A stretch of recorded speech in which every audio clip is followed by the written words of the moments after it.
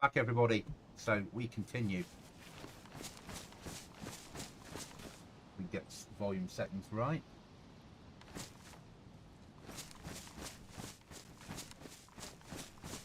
Good, right, so make sure I've got nothing on me from when I did the update earlier. No, I threw that away, good.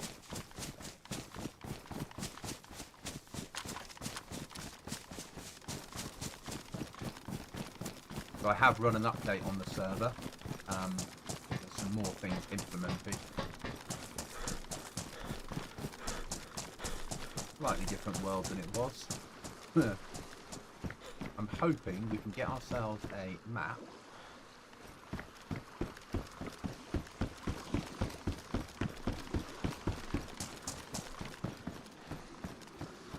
Sort out some inventory. Sell some weapons.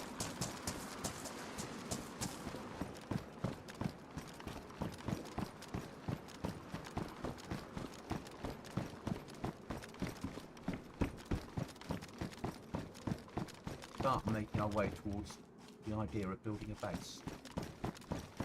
That's the aim. Whether it pans out on my map is a different story completely.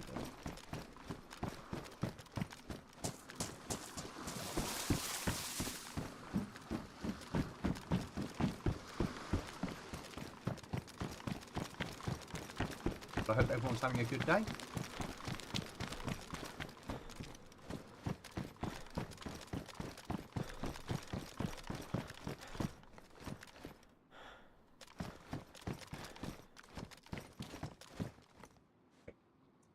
So let's get some sales done.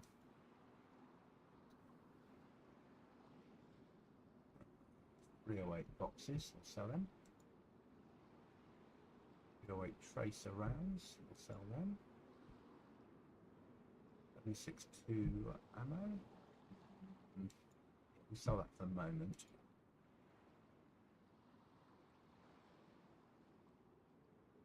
Can't sell any guns here. Can't do that, can't do that. Can't afford a code lock. Don't need any food items, we've got nothing to sell there. Special offers, we shall buy ourselves a map.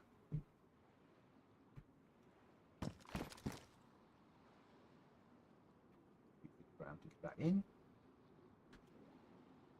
That's sorted.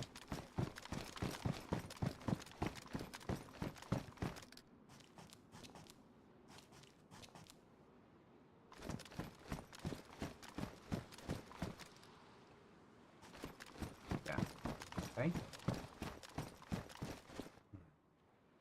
At last, let's get rid of our old HQ marking that we can't use. Thank you. We'll probably end up living up here somewhere. It's probably safer. But first of all, we need to see if we can get rid of some of these weapons. So, I'm going to make my way through the map. Head for initially probably about here. Be our first objective. We'll go from there.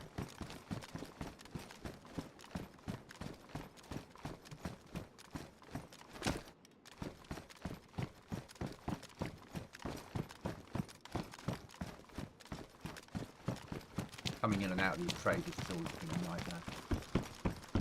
God, the sun's up today, isn't it? Times it in game. Clear. It is. Oh, it's 6 AM. Okay, that's. Oh, the sun's rising and the mist is up. Okay, that says it is. Okay, we don't need. How do we put the money to do it? Not really. We need to sell some 5.45. Okay, we'll sell the 5.45 to buy a bit of food because we've got an apple or something. So we've got a bit of food with us.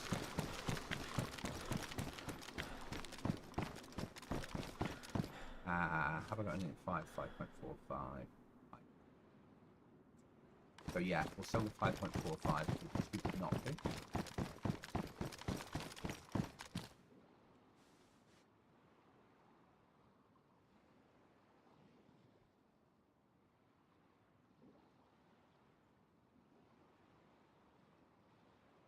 9 times 39 boxes. 61. That's good. Might have to take these. Otherwise players will get geared too quickly.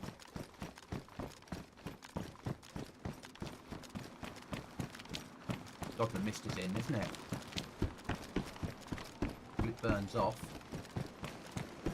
reduce visibility massively. But hey, that's life.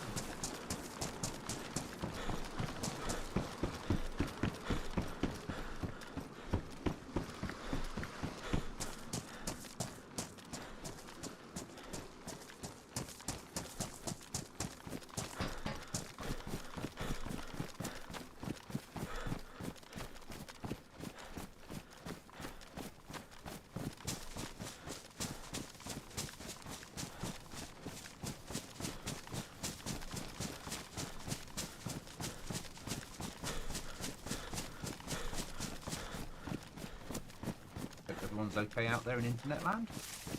Having a good day. I'm on leave now for a week and a half. Really nice. Said we did run an update today on the server.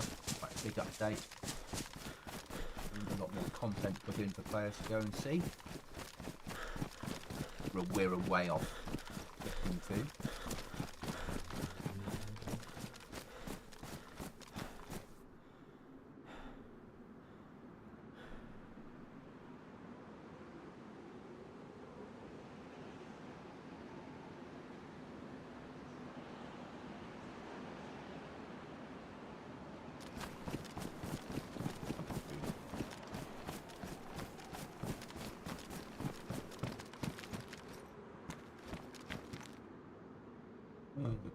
Now comes the first issue. Get rid of that. We don't need 45 ACP, I don't think. What's the pistol we've got? What is it? It's a 380. Okay, so we don't need the 45. We don't need the 9mm.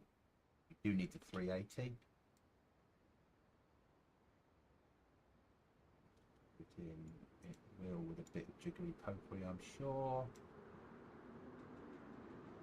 Nothing fires that at the moment. That we need. That we need.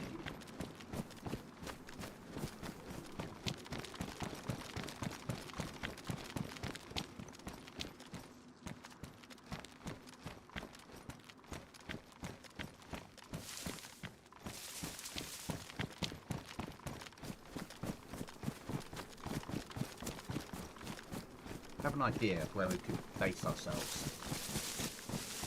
Only an idea at the moment. And have a look before we can decide. Or build our first base, because we're allowed 2 bases on this server. So base number 1.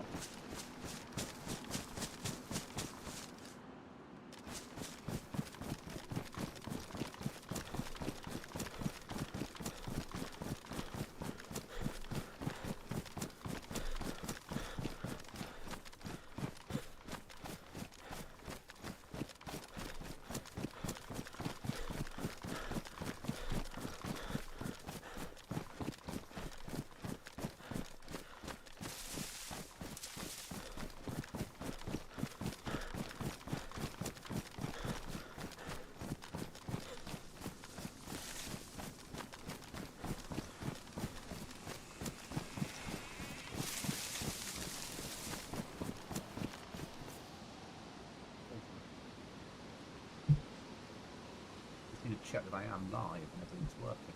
Give me a second, guys.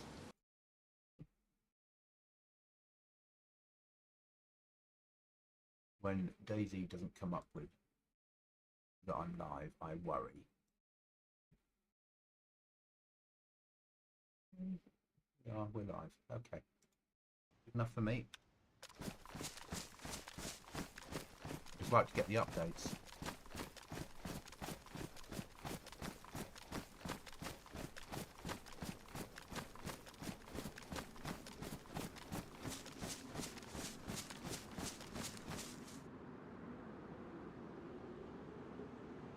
Bit more.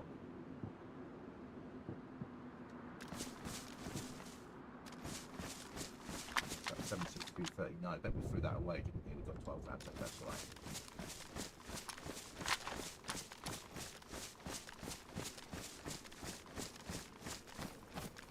So you know me, I like living close to the edge of maps, near a water source, somewhere we can fish, cook, work from.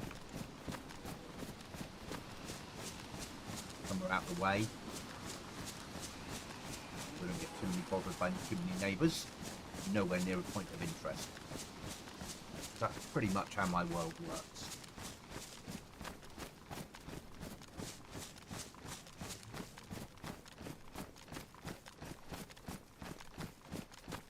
So the first problem with turning the rain off is now we've got the mist. Is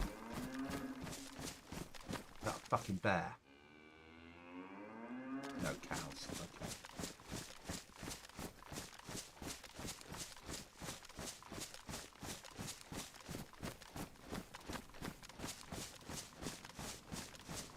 Alright, we can deal with cows.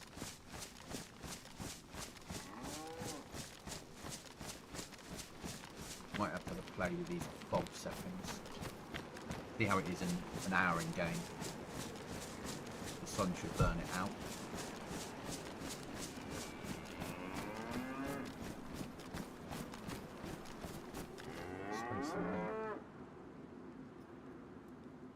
Probably if we sacrifice something else.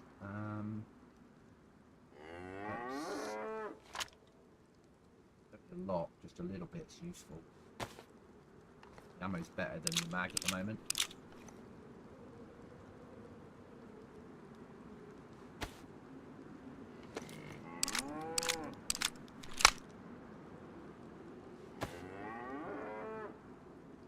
So we could carry one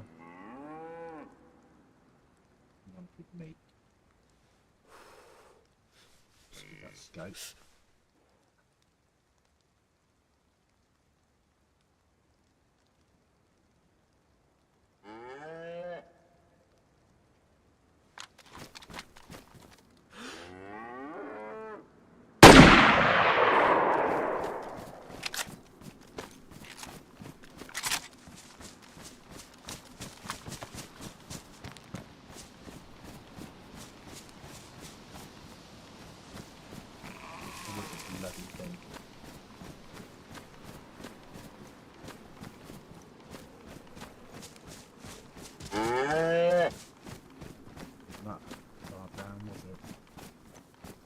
It was just here, wasn't it?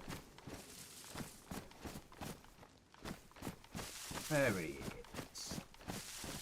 He? No, there she is.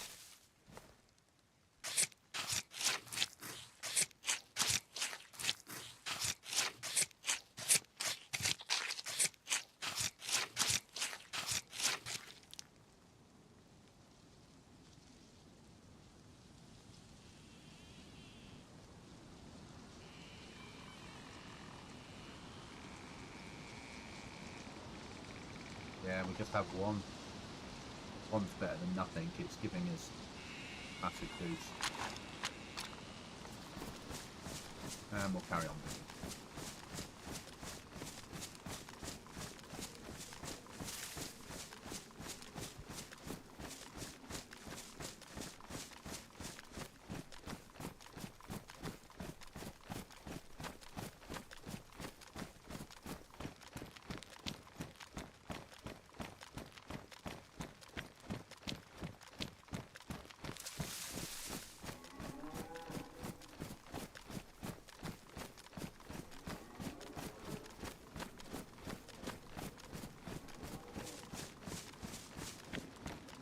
I thought you lost it for good. Oh, so did I. So did I. Bloody DayZ. I blame the server owner making grass taller. So the first problem we have with turning the rain off is you've got this bloody mist now.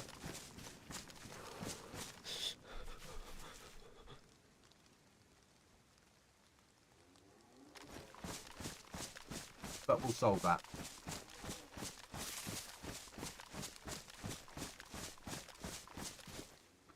I should have my trusty pliers with me somewhere. No, I don't. You see? I'm going to need pliers now all the time.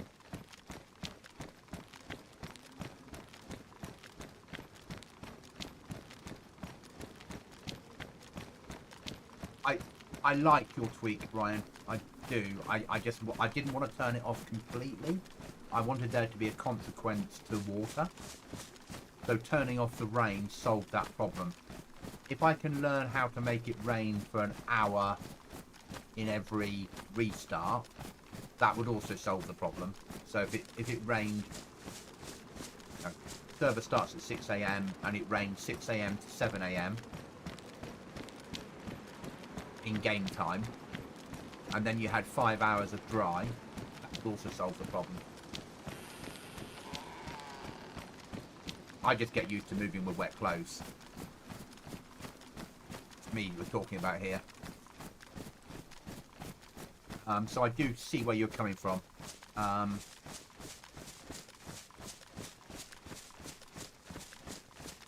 top of that, the map is based in West Germany. It rains a lot there. But at the moment we're in July, August, so we can say it's a hot summer.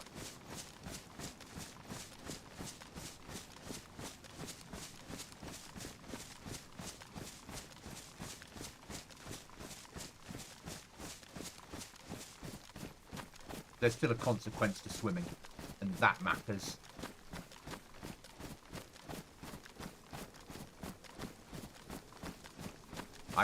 The servers you go on where they've turned off water ever affecting you, and you can swim across the sea. You can swim out from already at sea and get out, and you're perfectly dry, and all your kit's dry. I hate them. It's awful. And when clothes are wet, they should get heavier. But I agree that there's a difference between that and when it rains all the time, it causes a problem. So I can live with that. I can live with the change.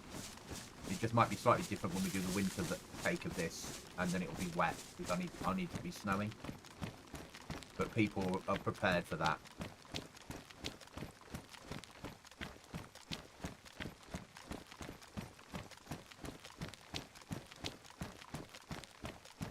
No, I'm happy with that. I like the difference. I like the...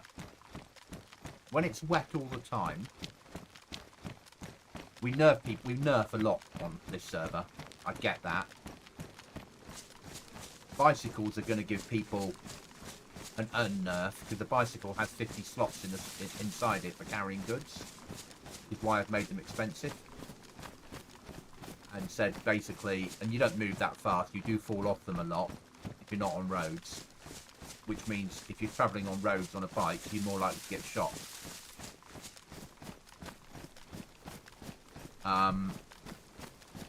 So that will give players more storage if they want to buy a bike or kill someone else who's got one. But I'll have a play with it for a few days and see if I can come up with a... You know, if this turns off the rain completely, brilliant. No, it hasn't. It's raining. There we are. I had no choice. I either had 50 slots or the other bike had 75. So the only bike I could choose was 50 slots. Yeah, that was the smallest bike with the smallest storage. Which is why I'm monitoring how many bikes are actually bought or used in the next couple of weeks. Because if after all this nobody takes up a bike, we're not having bikes. Well, we'll make a choice about them. I'll be saying, look guys, I put the bikes in. No one's bought one. So me turning off the rain hasn't made any difference. Still raining.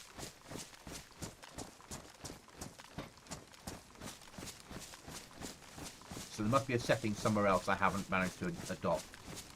So I'm still on it. I'll still look into it. Oh, I need to enable CFG gameplay file. Okay. Yeah, I know what I haven't done, I think.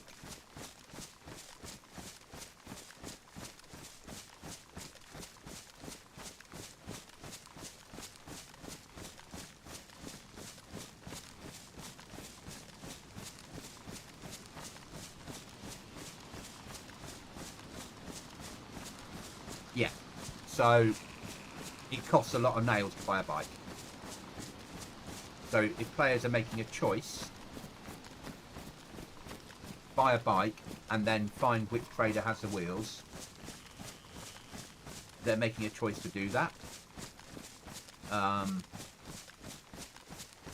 But if no one's using them after all of this, you know, the players that asked for the bike, the team that asked for bikes, or the two people that play together that asked for bikes, play a lot through the night, US players, and they generate the money.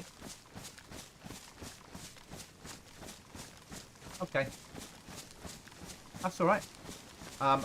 What I don't want to do is turn it off completely. There has to be a consequence to water weight.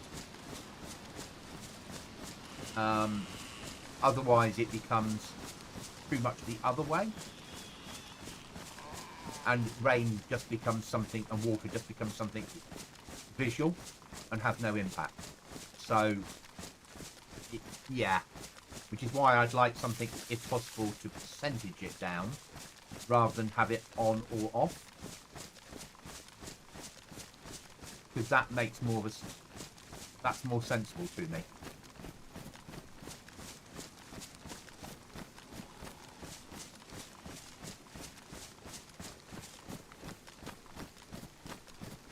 But they're tweaks. We're only a week into the server being live, so,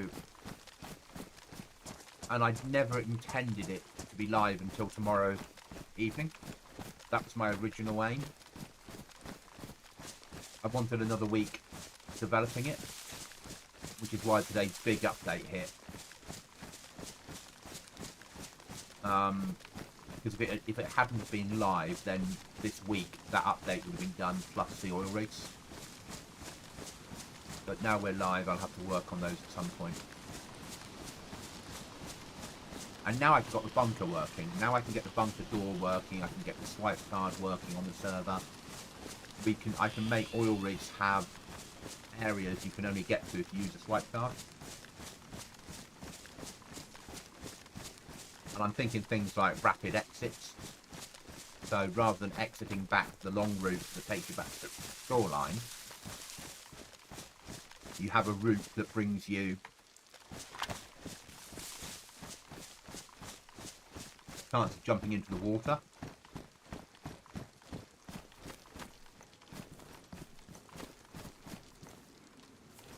I don't know why I'm searching shit. I don't have any storage. What I need is a saw, and a military camp probably isn't the best place to get a saw, but I know where I am. We've never come to it from this side before. Okay, that makes sense.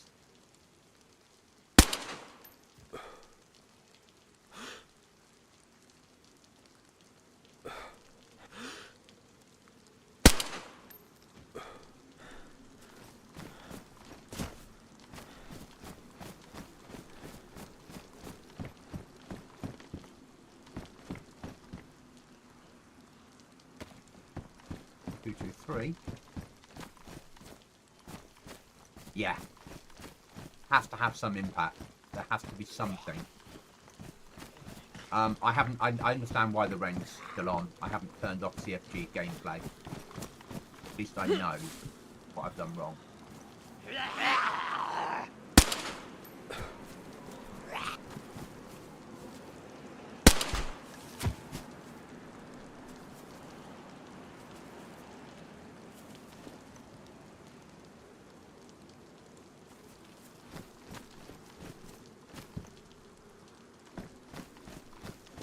Turned on CFG gameplay.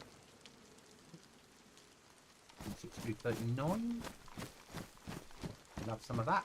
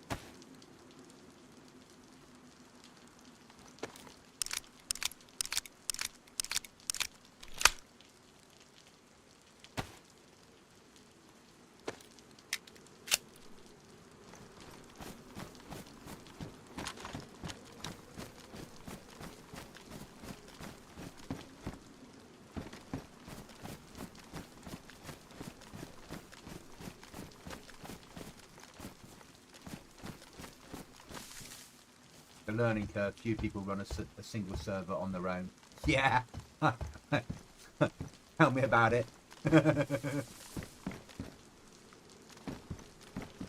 Which is why I'm glad to have people's input.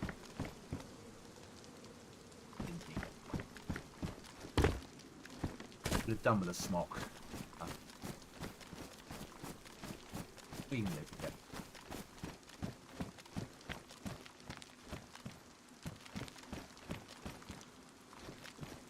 Don't need them, but we'll take one now.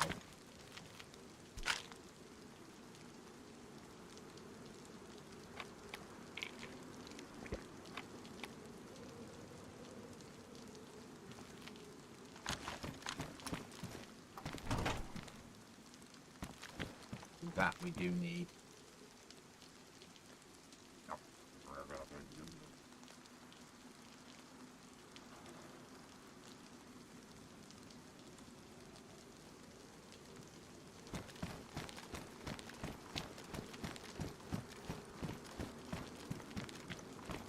I like the challenge. It's fine on something like this, which is not massively busy. We might pick up players in time.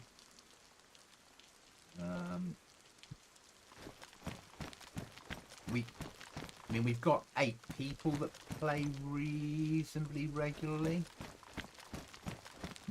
and we've had a total of 24 people try the server and go, whoa, don't want to play this. That I don't mind. That I quite like that sort of, whoa, I don't want to play this server. It proves I'm doing something right if the players come in going, oh, this will be easy. It's not.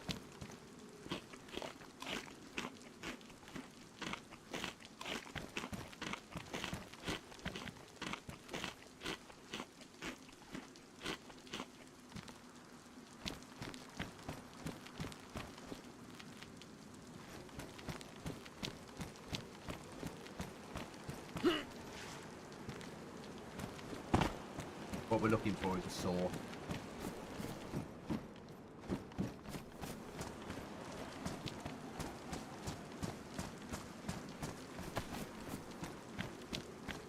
A saw is what we need.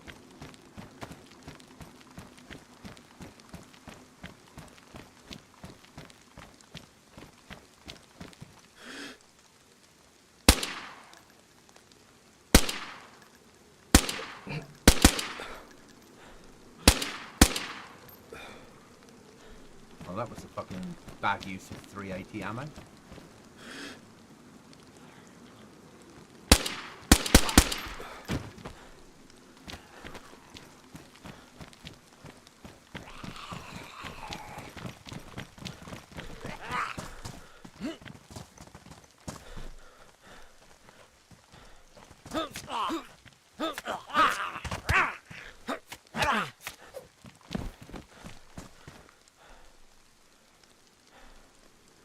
Hunting or combat?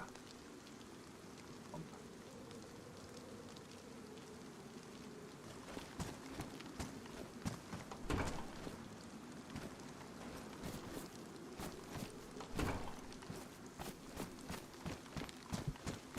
That's good enough. One of those 24 are telling their friend about how hard the server is, and the friend will be calling them a pussy. Yeah, exactly. Also, what's quite nice about it being harder and not having easy starting loot is the nightmare players come in and straight away go, like 10 minutes later, fuck this, I'm not playing this server anymore. Where's my one tappers and my... Why haven't I spawned in with maximum health, and where's the helicopters? And then leave. Yeah. Or... Every house I've run into doesn't have food. I'm not staying here. And they go. And I didn't want those players anyway. I want players that go, oh, so he's given me a fishing hook and there's no food around. Let's go and cut some clothes up. Oh, I can rip them up with my hands. Okay, I can make rope. I can now make a fishing rod. I can now fish. I want players to think a little bit more. Oh, I can't build in a house. Well, that's not a bad thing. I can go and build somewhere covert. Oh, it's going to cost nails. Well, let's not build something too big. See, that one's better than that one because that one is green.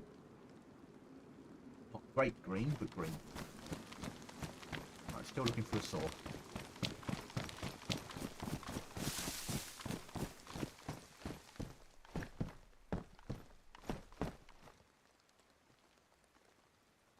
They're Mac.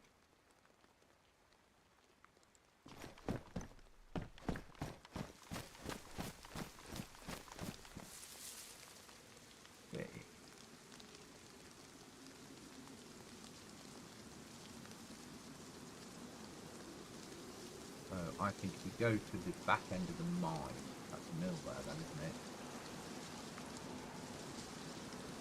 Try that place in the woods. Farm that farm. Go up there and start.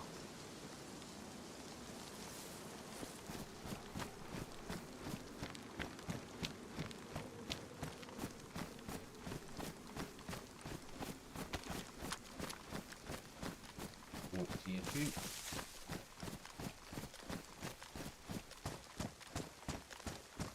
But I enjoy the server, and it was my original concept for all of it started with me thinking I need to make a server that I can make content on,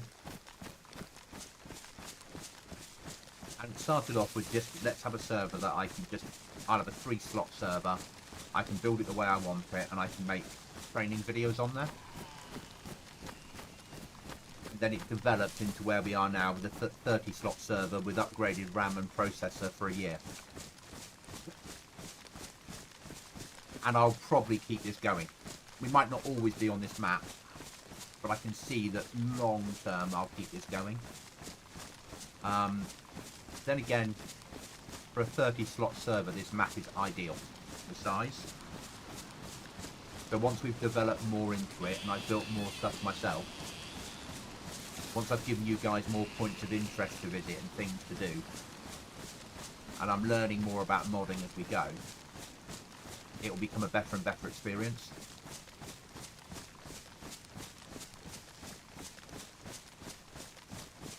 And I've been killed twice on here so far. Shot both times. Last weekend I was murdered twice.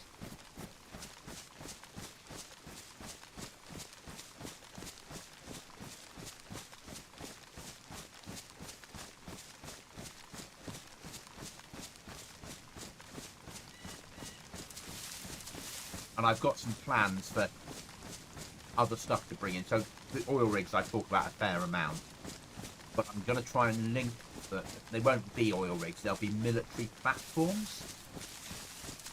Yes, so I don't have the internet connection here to do it, Brian, basically. When my mum passes away and I inherit, she's late stage dementia, so she's in a home.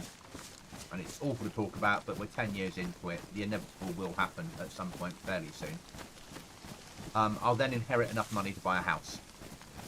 At that point, I will make sure that I've got fast enough internet to run the server myself. Or servers. I'd like to run a couple of DayZ servers. I'd like to have my main, and I'd like to have a development server, so I can just copy the files over. I'd like to have some of the other games I enjoy playing, servers for them. And I've got the PC sort of here ready to go. I've got a power supply, I've got the case. When I upgrade this one, this PC will become the server PC, but that won't be for another 12 months. This update was all about 4K monitor. Can't really afford to upgrade any further than that. Don't need.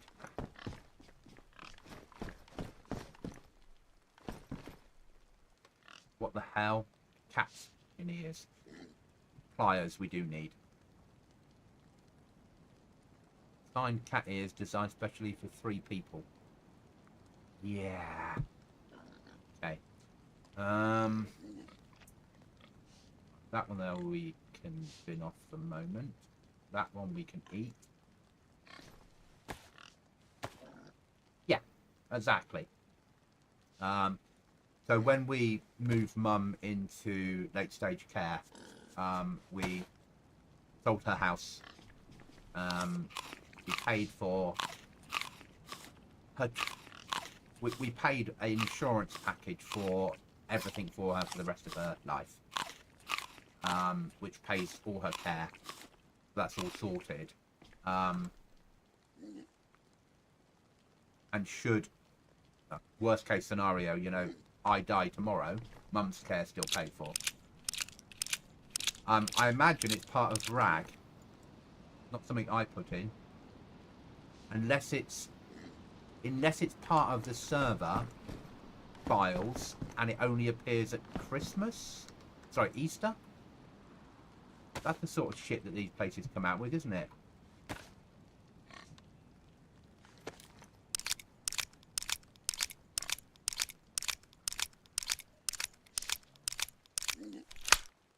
Or I didn't catch it in the DayZ files when I was editing them, just as likely.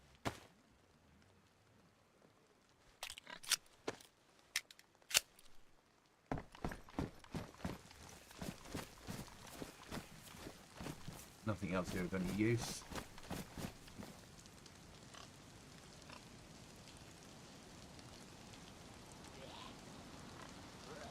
Fucking zombies.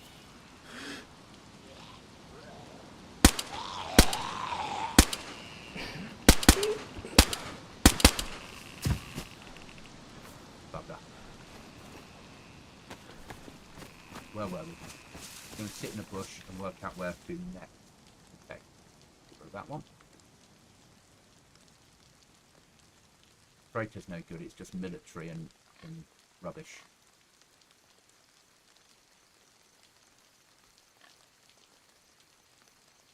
Go over and search this place.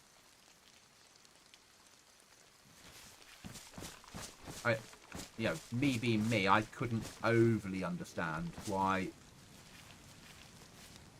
players wanted a bicycle. I don't think the map's big enough. The development stop on Taurus. Yeah, oh yeah, no, the development stop and turn into product. No, it's not been finished yet. We had an update in November. Certainly not being finished.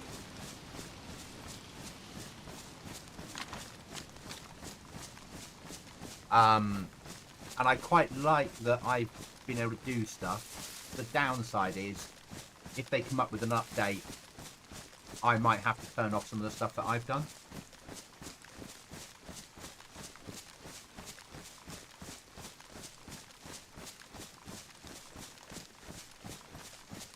Ultimately, I'd like to make a Southwest England map. But that's a more long-term project. I have the raw map data ready to go. I have the area picked. I have an area that involves airfields and military and all the other nice stuff we all want. I have some interesting history, so I can fit in some of that sort of stuff. I have someone that's willing to help me to do remodels of kit, so we can change police stations to look like UK police stations and that sort of stuff. But again, it's not an overnight project, and I don't have the time for it at the moment with work and everything else. Yes, yeah. And this is a small map. This map's the size of Chimsey.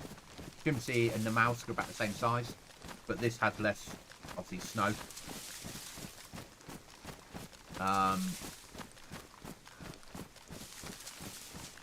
My favourite map is probably this one or Livonia, though I really like this map. It's got so much different stuff on it. You've got the snow biome here, you've got where we are now in European woods, you've got the marshes.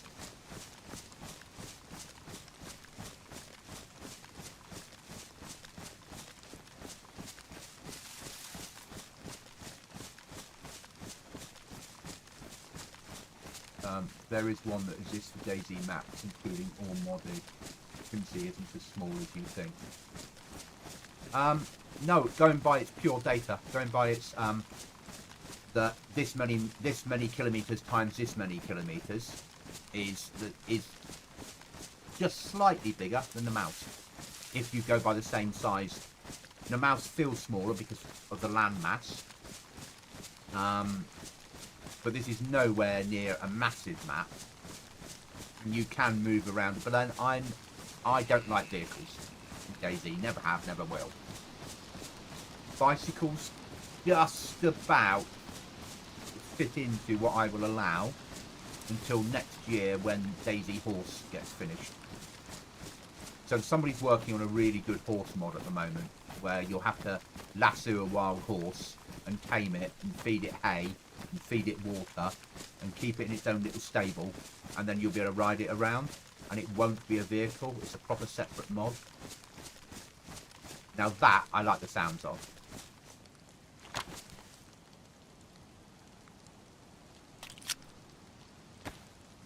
Because that fits in. End of the world. There's just some wild horses running around. Equally, you can always shoot the wild horse and eat it.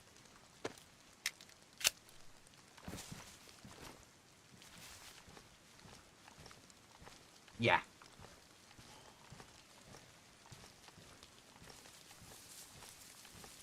And it's the end of the world. As soon as a zombie outbreak happened, everyone would have driven off.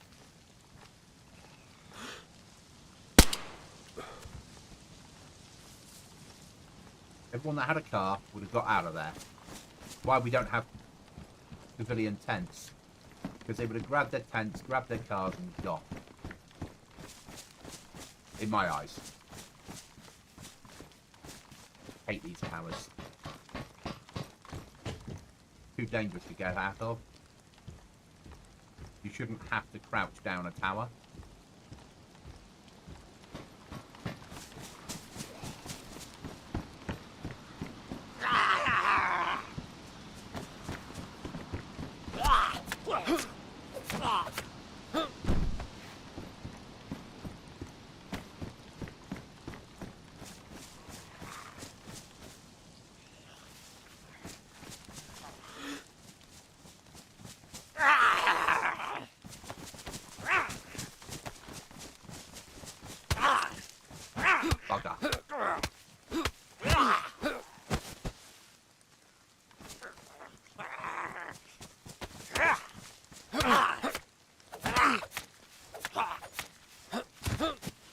And double bugger. Here we go.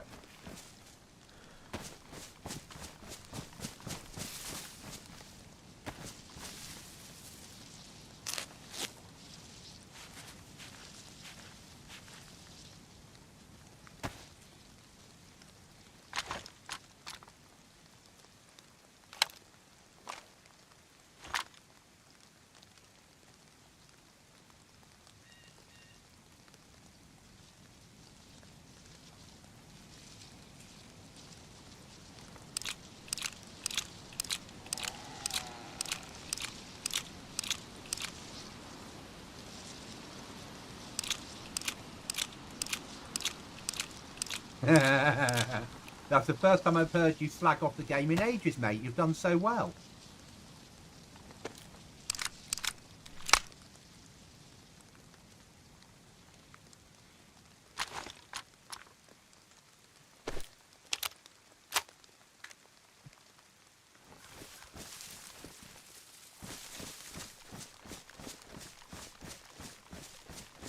It's a love-hate relationship, isn't it, with DayZ?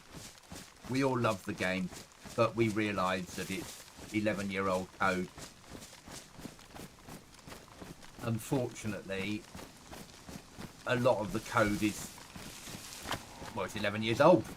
Yeah, and that code is built on code that's 10 years old. You know, there's bits of this left over from Operation Flashpoint. Whoa, now that is a massive find.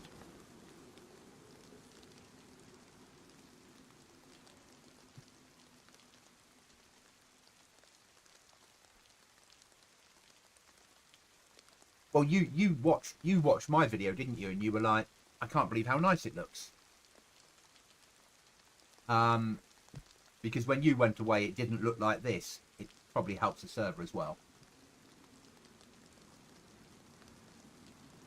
Yeah, that's a fair way of putting it. What are we getting rid of? 12 gauge. Unfortunately, that is far more important. A nice 12 gauge there for someone.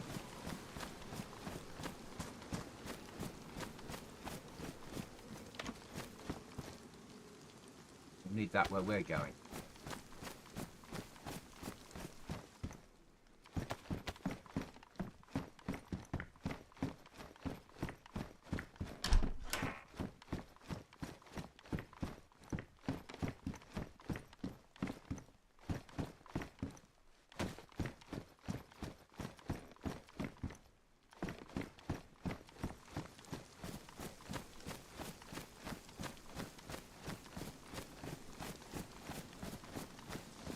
So I think I know why it's still raining, so I can solve that problem.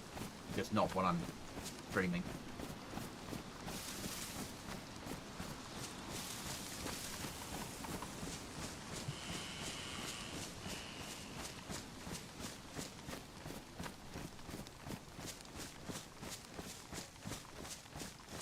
It's to do with turning on CFG gameplay file because it's turned off at the moment, so it's working on vanilla.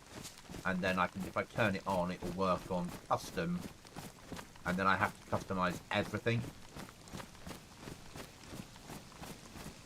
Not overly difficult, but it's time consuming. It's me sat down looking at the VI files going, that means this and this means this. I'm hating the fact that this at the moment we got a massive fog problem.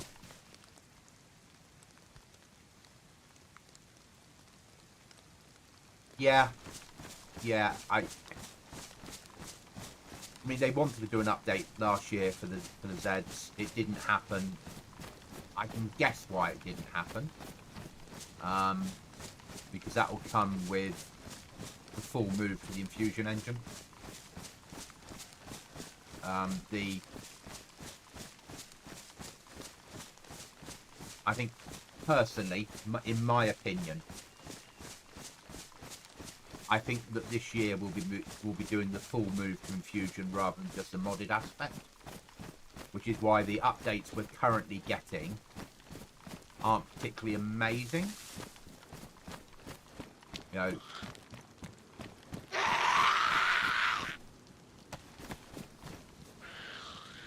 he's stuck. No.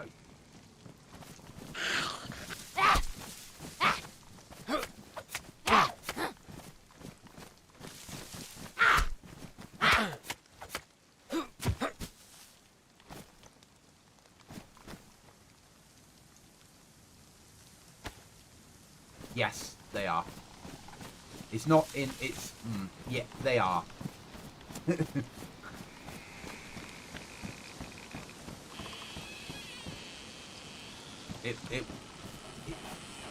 That's always been the aim, is to move it across fully to infusion. But at the moment, let's be honest, the majority of the team that are working in VI are working on Reforger ready for Armour 4. So I don't imagine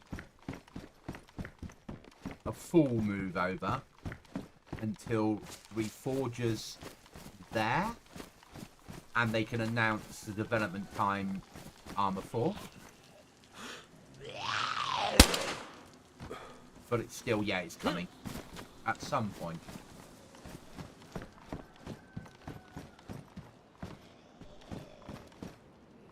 It's not a... I couldn't say it'll be with us next month, yeah? Honey jars are massive.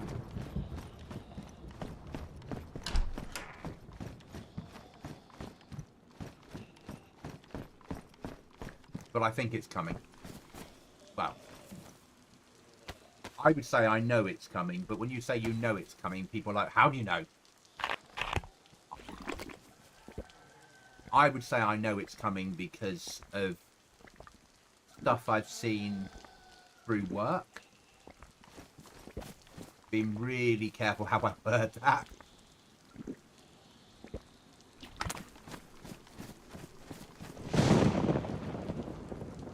I don't want to fucking drink, I want to fill. There we go.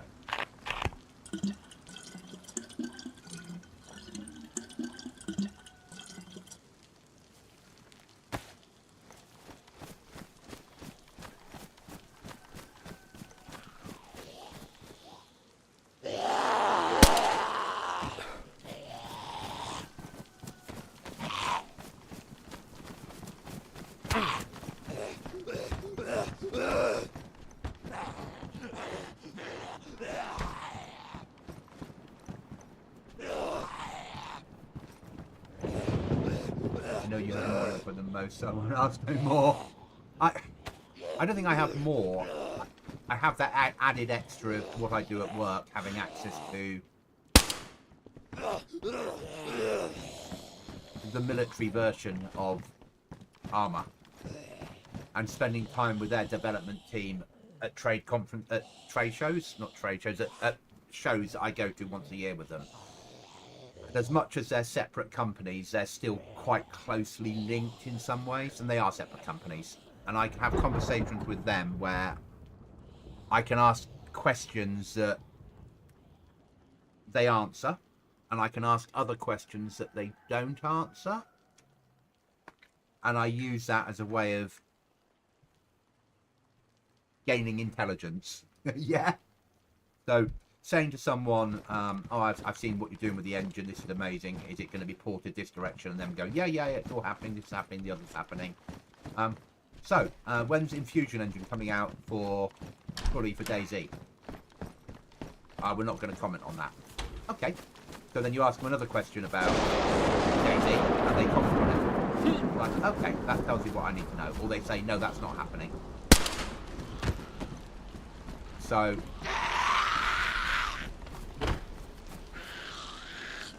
the fact that they, yeah, and that's how I do it, basically. Where are we? We are there. Ultimately, we want to get to up here. What I mean, see if it's worth living up there.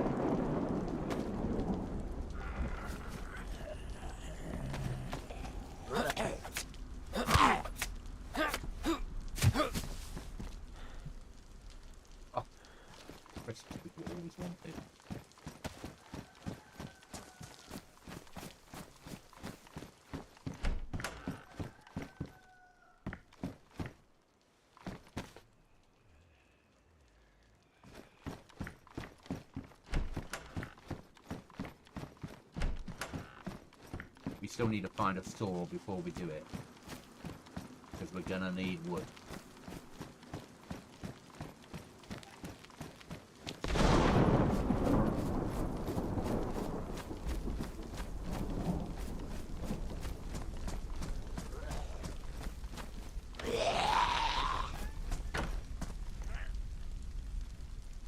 Yes, massively. Yeah.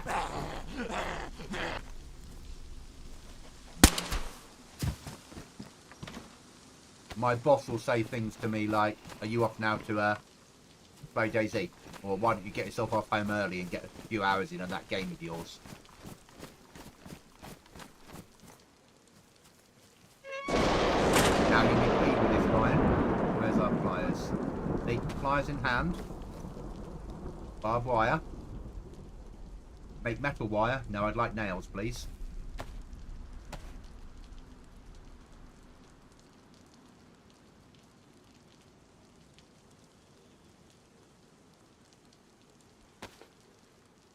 And then that becomes 40 nails.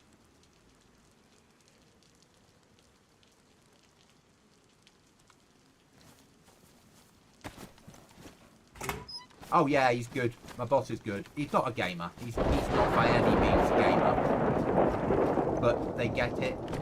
They understand.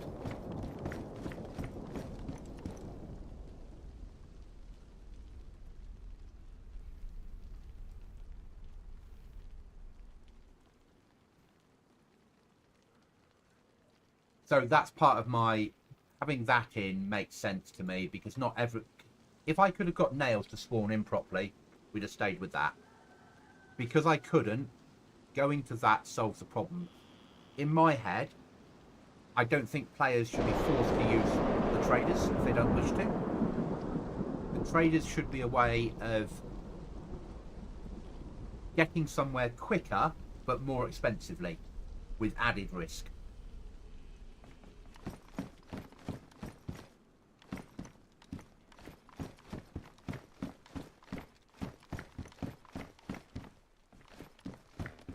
There is a chance in the future that on a future, not this wipe, but on a future wipe, we might end up with a basic trader that everyone can access, and then the good traders will be behind a swipe card.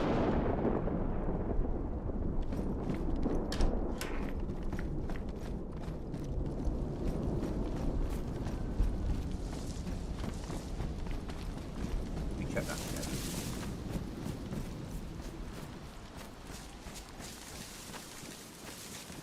Yeah, spawning isn't working for them. It's really annoying.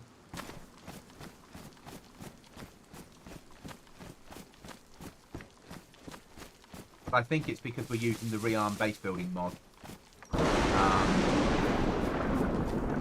They expect you... They don't expect you, that's not a fair word, but they expect you to be selling nails in a trader, or having them in on loot crates. So at the moment, my cards have about 5 uses. I can't change the use matrix. Oh, I can make them spawn in more damage, but we're not doing that currently. But what I would do is, so at the moment, card on the way in, you use it. On the way out, in case people get in there by different means, I've used a lever, so you can use a card 4, maybe 5 times. But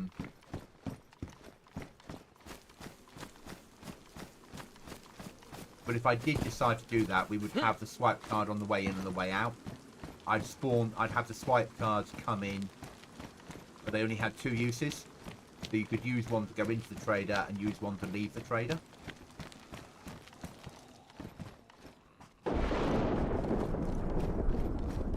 But because I can't choose where the swipe cards are used, people would have to have a means of getting swipe cards in the world as well as buying them. Then I could have something that felt a bit more like a secure trader. Or it could be within one trader. We could have one trader. Each trader could have... Each trader, apart from the one that sells the cards, could arguably have a bunker at the back of it for the good loot with a second trader inside. I don't know. It's a lot of what happens in my head is me playing with it. Yeah, it's just a lot of me thinking, would this work? Could this work? You know, you could go to the middle trader and buy a card, or find one. Then when you went to the north or south trader, you could do all your normal trades. Fine. Anyone could at any time without having to have a card. If they wanted to access the gun seller, that would be behind white card.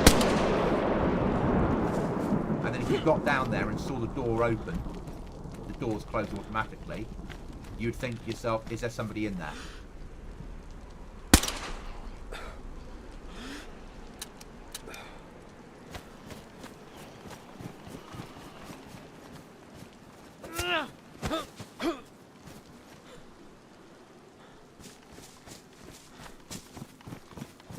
The problem with being a goblin is I like to free up the slot thinking I need to fit a saw in, and then we run around the map.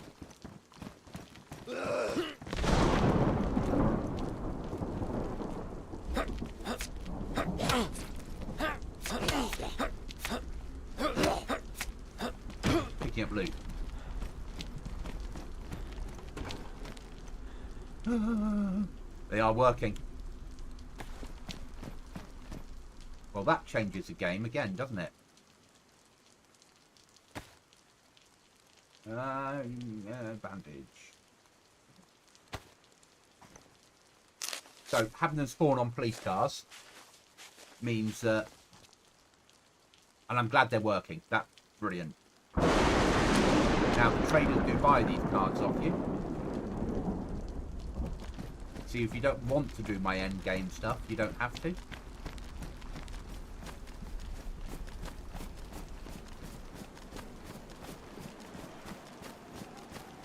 You can sell the card to the trader. So my thoughts on the oil rig is we're gonna have some sort of platform that everyone can get to with some loot on it. And then there'll be a bridge across to another platform which you'll have a door which you need a swipe card to get through to get into that platform. And that'll have better loot on it.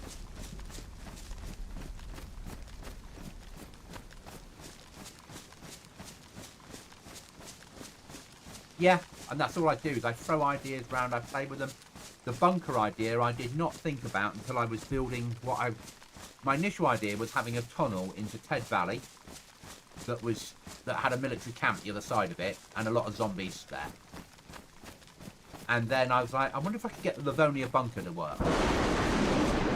So I found what the files were called, put them in, stuck a box on it, went into test mode, and it opened. Like, okay, that works. So then I started playing with the bunker.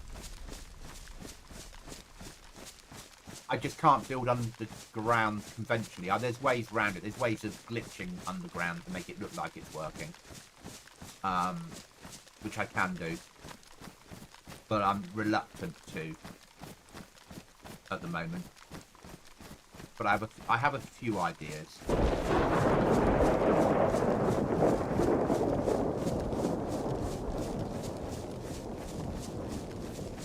We might end up with an underground bit inside Ted Valley where what I do is I put a big slab of something above people's heads, remodel the ground over with rocks and build that like a cave system. So, and then turn it dark and have in there some sort of tier 4 thing.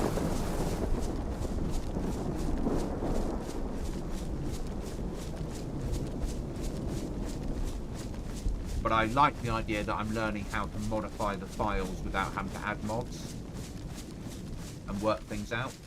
I see what you mean about raining all the time. Bloody server owner.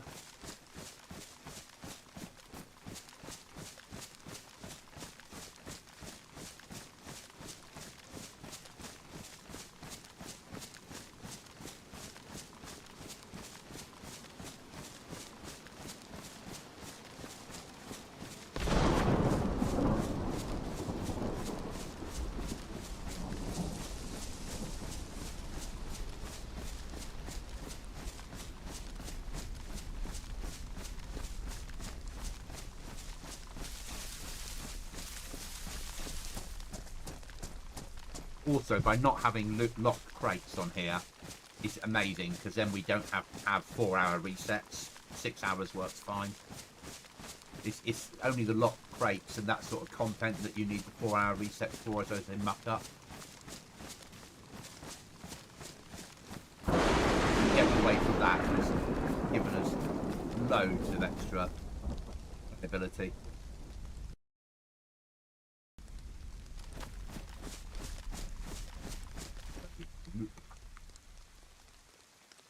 Hi Zerg, how are you? Did I pronounce that right? And hello, welcome to the stream. We're looking for a potential place to build a base. What we're doing.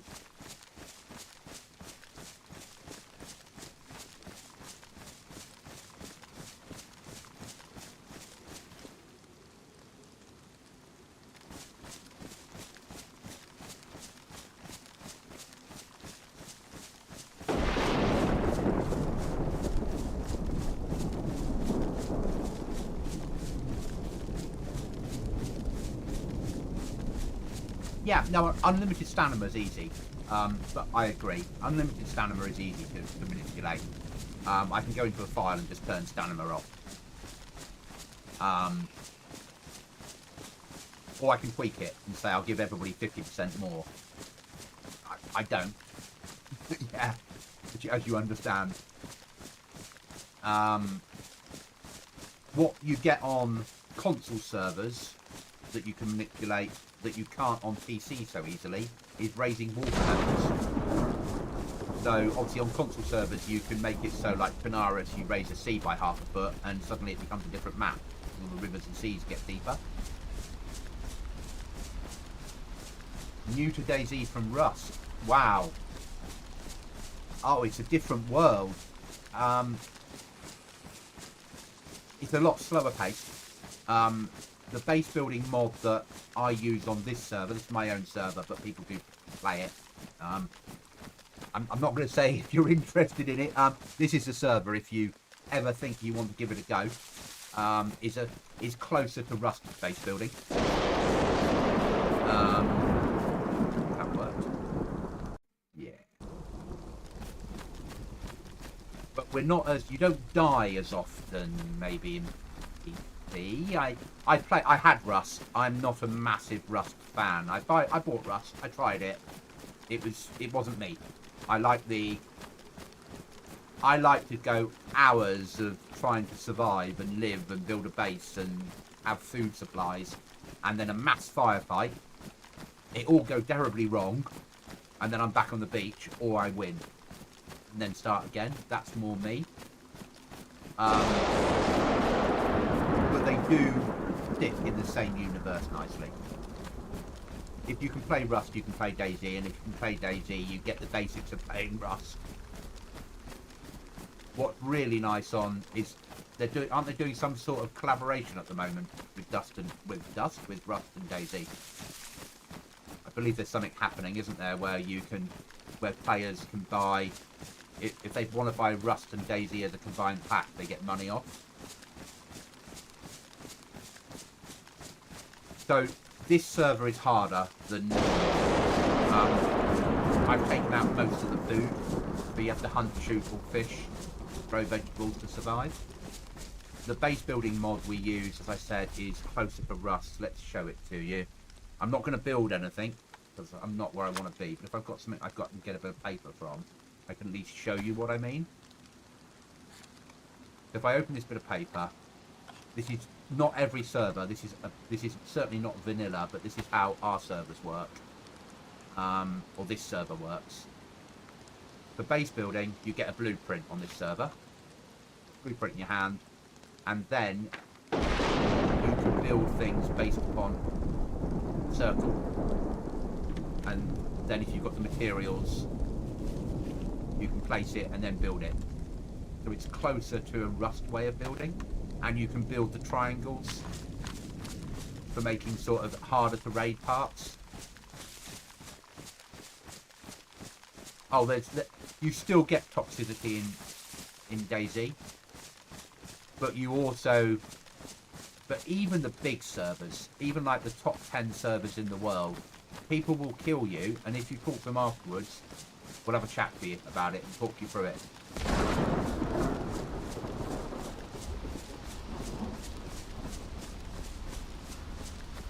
Yeah, Ryan, I'm sure there's some sort of collaboration at the moment where it's a joint pack. 100%. BI were talking about it last month.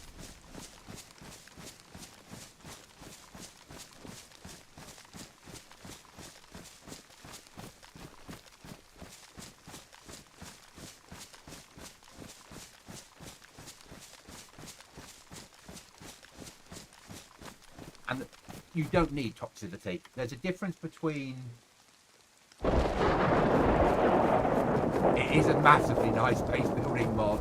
It came originally from one of the biggest servers in the world, Rearmed, on DayZ. And it was their in-house mod that they built just for themselves. And then last month, they released it to the community and said if anybody else wants to download this as the mod and use it, they can do. But it is in development. So...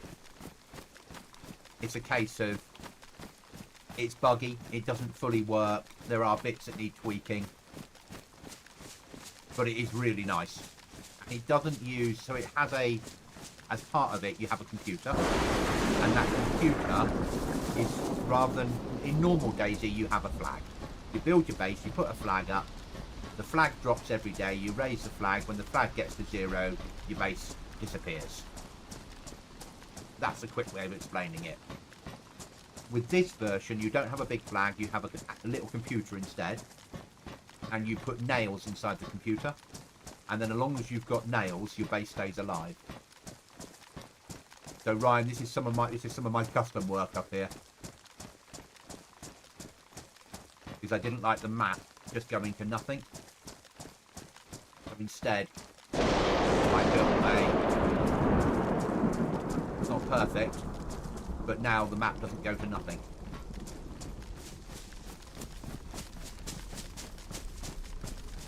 I need to put some pipes in there so it looks right. So we need to make our way down to the other trader. Because I need nails. I need a saw, basically. We need to sell the punch card, buy a saw, then come back up because we're going to live up here and build a base. Perfect world, buy a saw and... No, it's wrong. Damn it. And a code lock. Perfect world.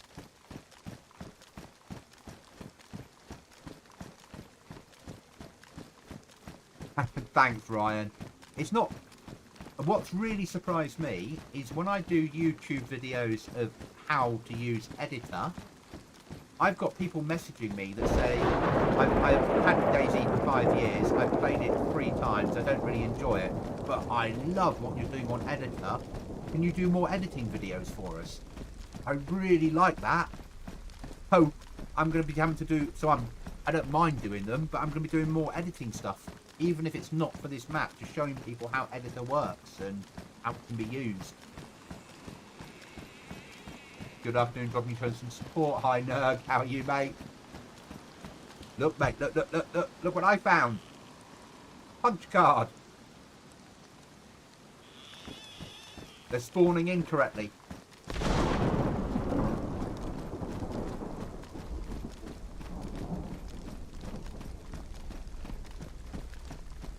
So yeah, so I'm going to be doing some videos probably as a series rather than streamed on how to use DayZ Editor, how to set it up, how to use it, how to use the files on Xbox and PlayStation as well as PC. Hats off to the almighty Goblin. Thank you, mate. Because you can use DayZ Editor if you use the right files as a JSON and make it run in PlayStation or Xbox as well. You can do map edits.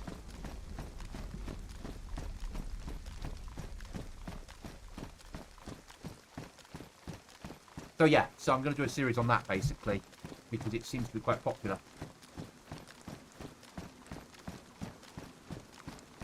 I love that, Nerg. I love the fact that you come on and play. And you're enjoying it.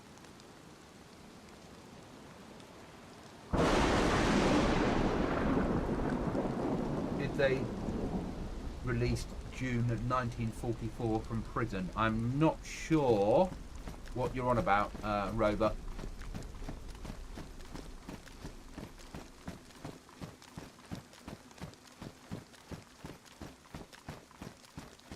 So I'm not sure the answer to that one.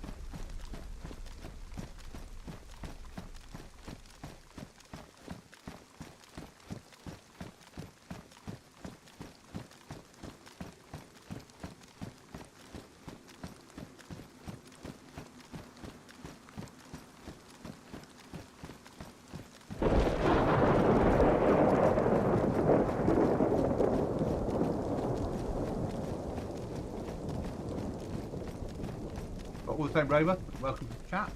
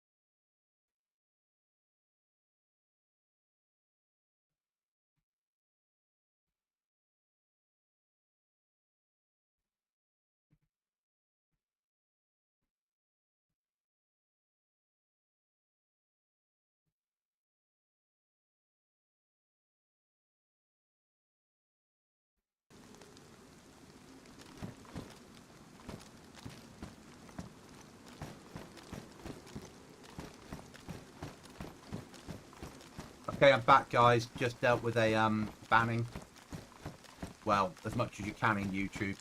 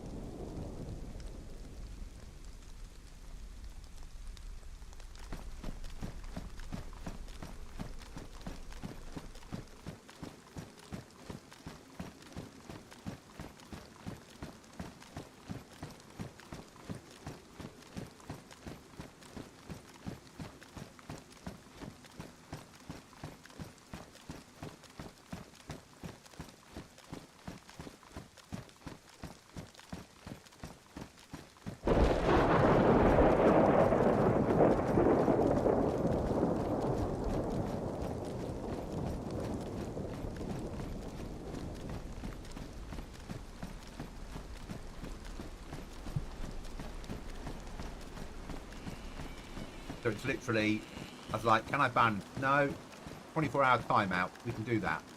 Because by that point, most people have forgotten about me and they've moved on to someone else to annoy.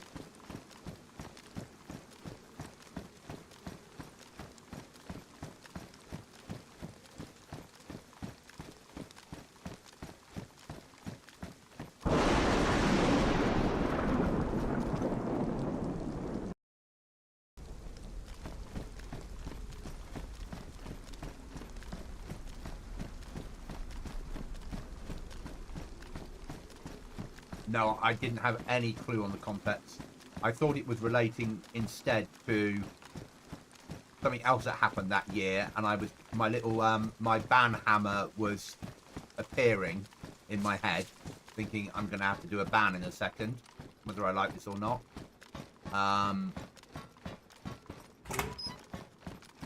But I wasn't sure.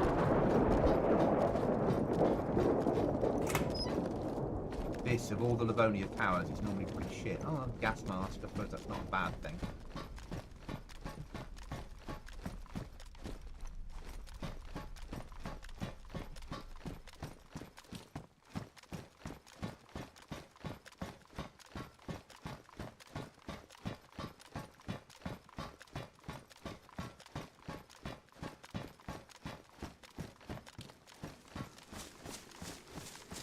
Ryan, would you, and you don't have to answer, you don't have to say yes, don't take this as a yes, but would you be interested in being a moderator on my YouTube channel, just so the times that you are there, if you need to deal with something, I can trust you to deal with it.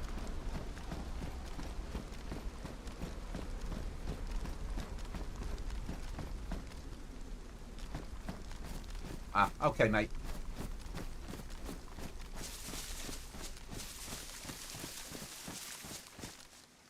Oh, crash. Yeah, crash.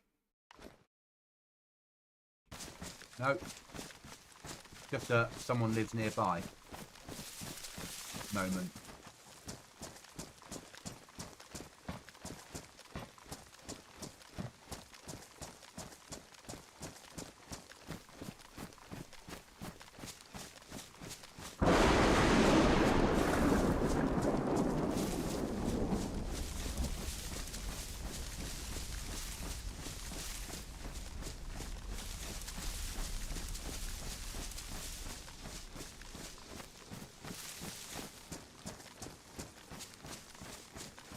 Thank you. I'll set you up now. Give me a second.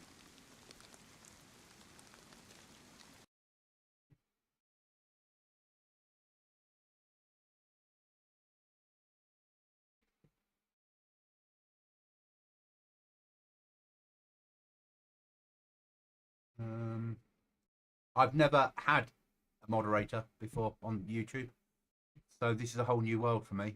Content, live, what? Me, go to my live channel, click on Ryan, add as moderator. Can manage blocked words, change chat modes in live, has also standard. I've never had a moderator before on YouTube, so this is a whole new world for me. Content, live, what? Me, go to my live channel, click on Ryan. Right, you have some modding rights, Mr. Ryan. So, Dog, not as standard. There is a mod that you can put in that if you get hit by lightning, you can decide on the level of damage it will cause to you. What it does do is it makes your clothes wet, the icon here, when the rain does anyway, and the effect is on what you can carry and how much you can carry and whether you catch diseases.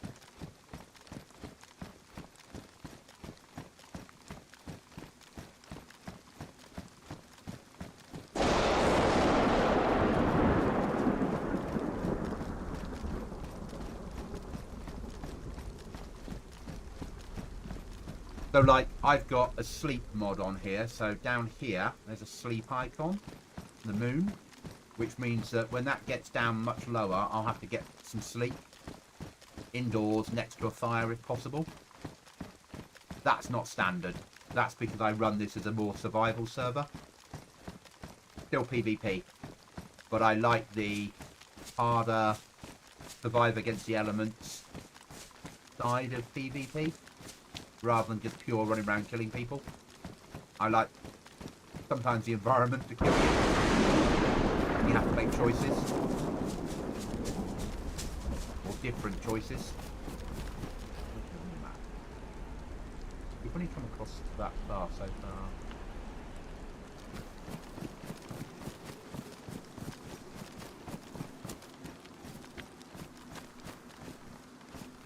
far. Hey mate, whole new world for you. No body armor at the moment.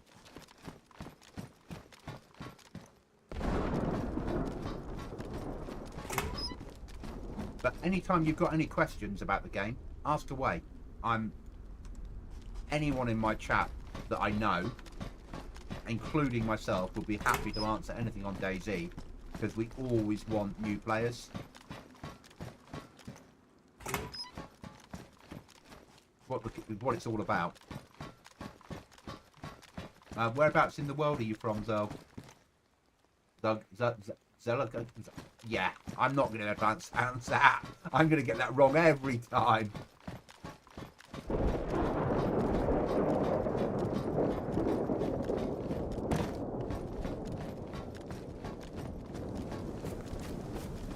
So the server's based in the UK, but I've increased the ping to a level where US and Canada players can get on and play. And I have US and Canadian players that play it. And I have a US player from California. So about as far as away as I can get in the States to the UK. It is still playable for them.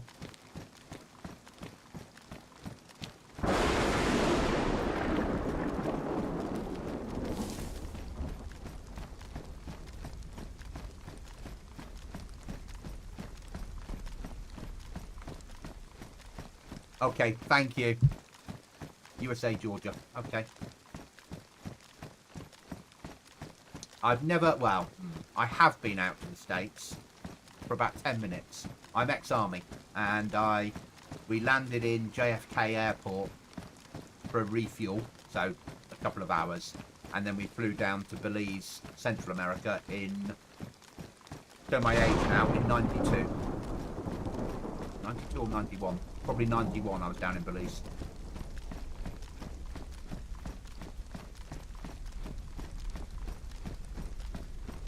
So another part of me with DayZ is I like DayZ because it fits into that, not zombies I know, but it fits into that military way of thinking. It's not too hardcore military like, say, Armour is, but it's a nice balance between the two.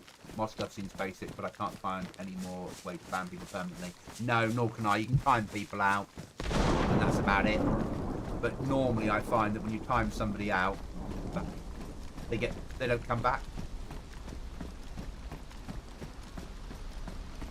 But having, when you are here, Ryan, the ability that you might spot something and go, boom, block that word, give that person a timeout if they continue is useful.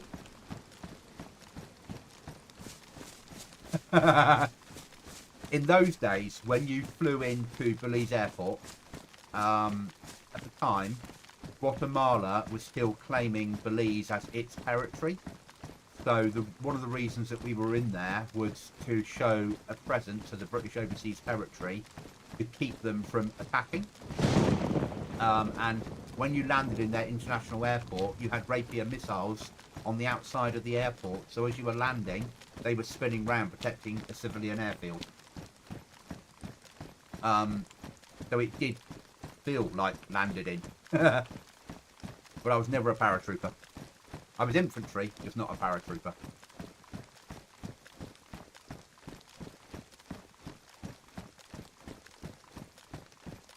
So one of the things we do on this server is I nerf storage.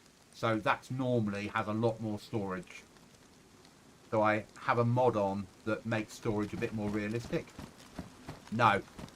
So I was born in 72, Falklands happened in 82.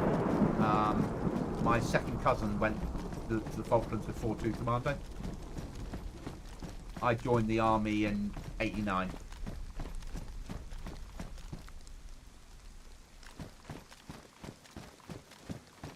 So my tours I did, so I started off in Berlin. I was there just after the war came down. I then back to the UK, out to Canada, back from Canada, out to Belize, back from Belize, out to Belfast, back from Belfast, out to Germany, and then I left the army from Germany to back home.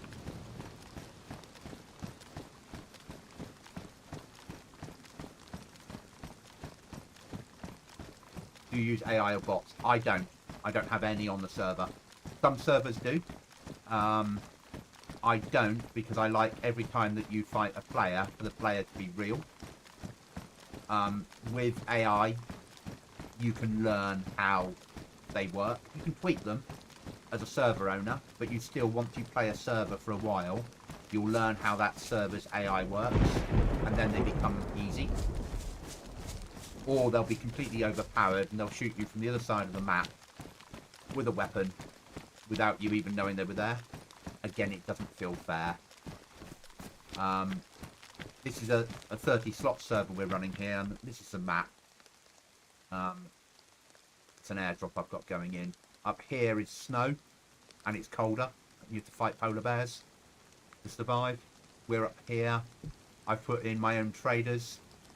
I've also just blocked that area off and put an end of game area there. We've got marshland down here.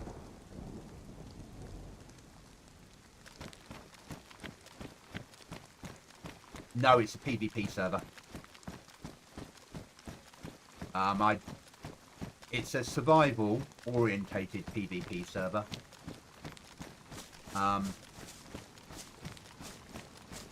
I think because we're realistic, and we've got 8 players, and the server's only been out for a week, and so we've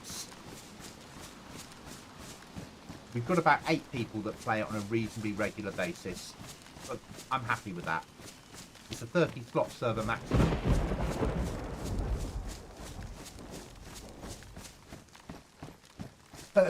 Ryan, that's a really good way of putting it. Yeah. It's not as hardcore as some of them. That Siberian project ones, God, for me that's too much.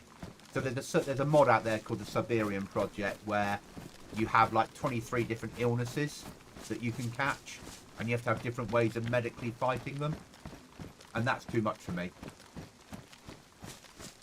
Yeah, so there's stuff to do in the snow that's completely different than here. There's marshland. Over here, this is all like marshland. Normal farms. This is all obviously wooded.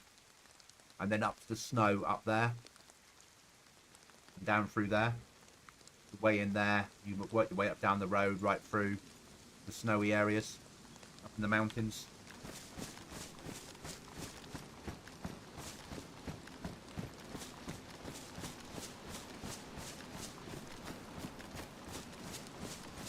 The reason we're going to this trader, though, is because I need to buy some bits and pieces and hopefully sell some bits and pieces. And then we're going to go and look at trying to build a 1-block base somewhere.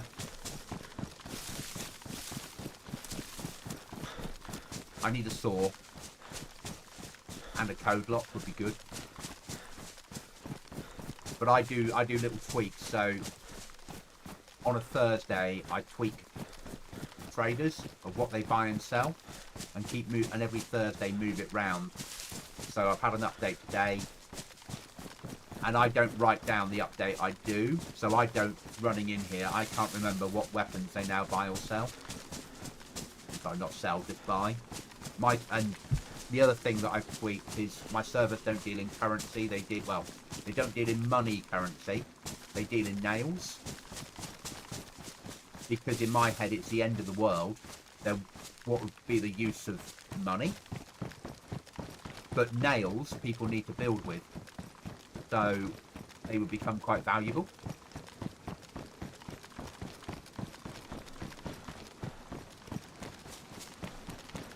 So I have a nail-based economy.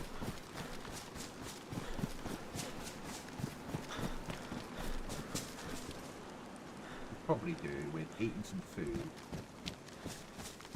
Next time we find a property that's got a fireplace, where are we? Here.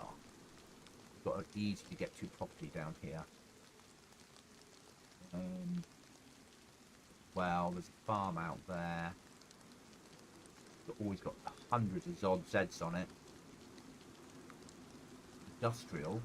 Actually, it might be worth a visit just because. Do I have, take that map marker out, and then I do things like you can't have a map until you find a map.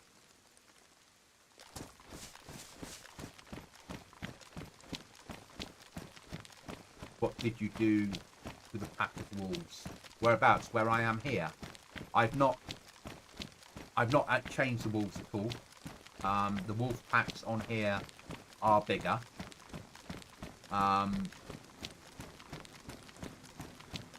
I've added in only 1 extra wolf pack.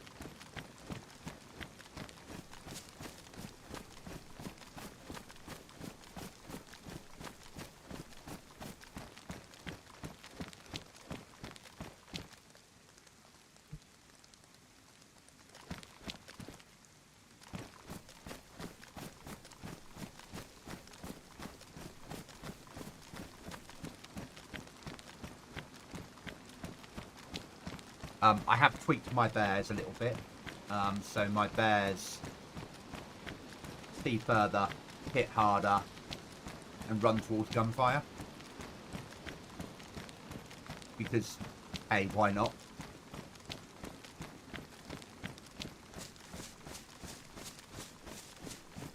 And today we put bicycles onto the map because players wanted a way of getting around the map easily.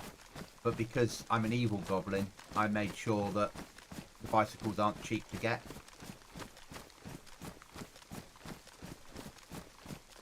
And they don't spawn in with the wheels, so you need to go and buy the wheels from one trader and the bicycle frame from another. So you'll need to work out which trader has the wheels, buy 2 wheels, and then carry them to the other trader and buy the bicycle frame and build yourself a bike. And then you can cycle around the map. And you're not moving very fast, you don't have any protection against being shot.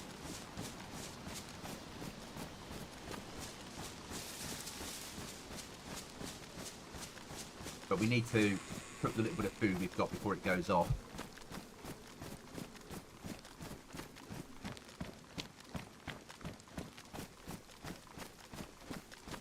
Yeah, that's part of the map. That's nothing to do with what I've done, which is brilliant. As you say, it's free food. What I'm probably going to do is, sometime over this week that I've got off, very low on wolf, because originally we had wolf pelts at 50 nails each. Or wolf meat at 50 nails each, and Cookie was playing a test run for me and came away with 1,000 nails. And we were like, no, we need to change that.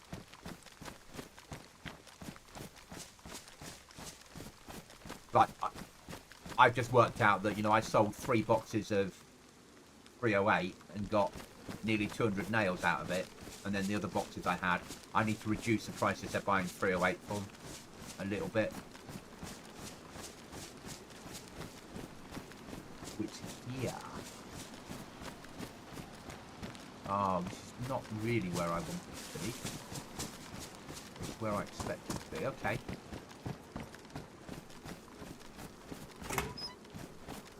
Well, that will solve my problem. We now no longer need to go to Trader.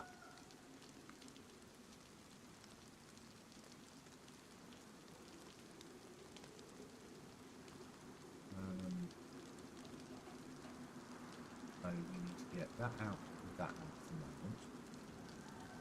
That in there, that in there. Do I need the blueprint? Have I got another piece of paper? Yes, I've got a packet of seeds that will give me a bit of paper, so I don't need that. We do need that. Okay. That's changed dramatically what we need to do. Now we can base build. But if we still run to Trader, we can buy a code lock.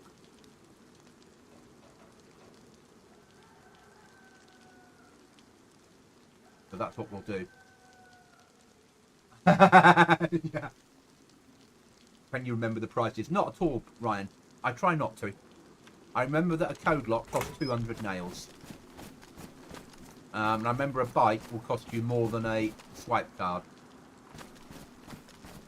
The barbed wire, finding that mod was single-handedly the best thing I've ever found. I hated that DayZ had barbed wire that wasn't dangerous. Detested it. Yes. So, again, depends upon the server. Depends upon the server rules. So, our bases can be raided from any direction. But explosives only. And I've put the explosives only into airdrops or endgame. So to get the explosives is hard going. And we have 3 tiers on our server of bases. You have wood, you have metal, and you have concrete or cinder blocks. But raiding is not easy. and nor should it be. You should be, but equally, players should be choosing to live somewhere that's covert, hidden away maybe, or not having a base. Some players will choose to do it all via hidden stashes where you can bury things.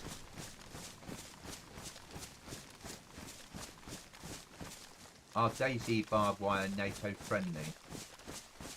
Yes. DayZ barbed wire is NATO, it's razor wire.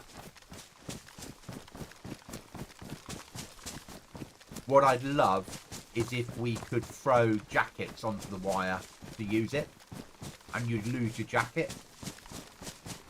Because the drills I was taught as a soldier was you either threw your jacket onto it, or one of you laid on it and everyone else walked over their back.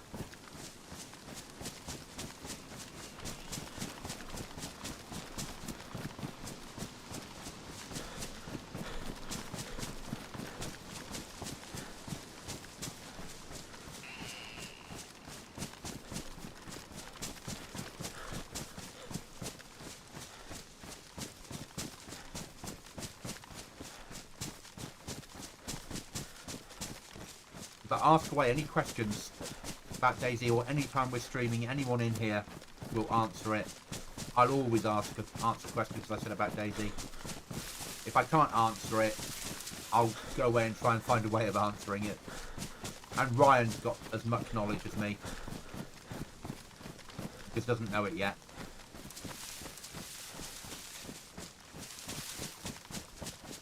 I don't always know the answers, you know, I don't know everything. But I do have 4,600 hours in DayZ. About that. Probably one of the only games I now play.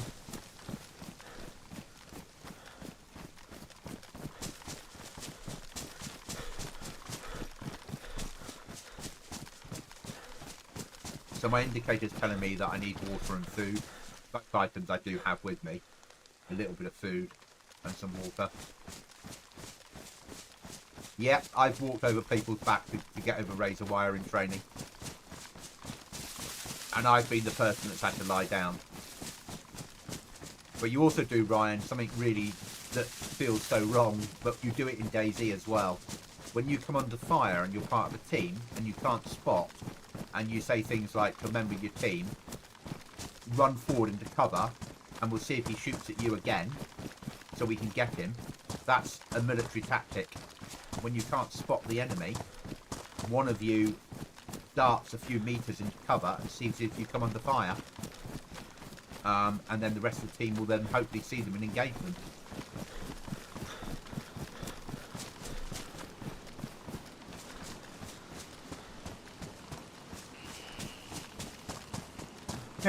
Yeah, that's a fair way of putting it.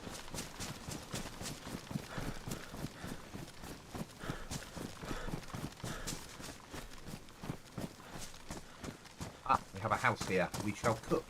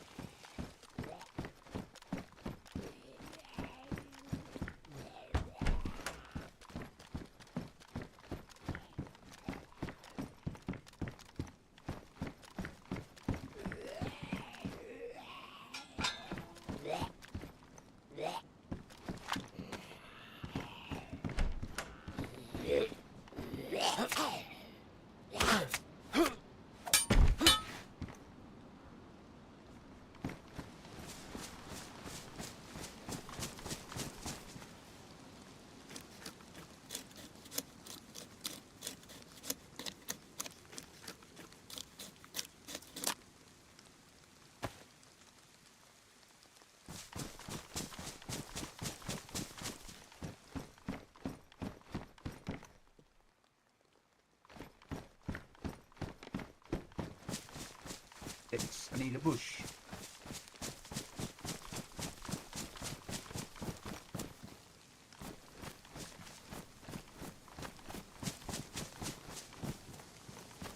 That'll do.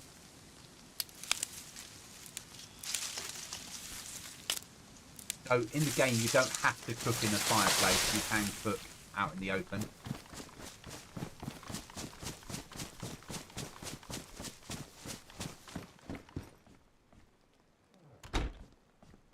Oh, massively hard.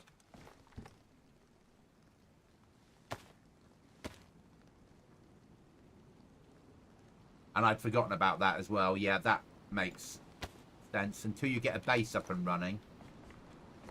Yeah, I can see the issues.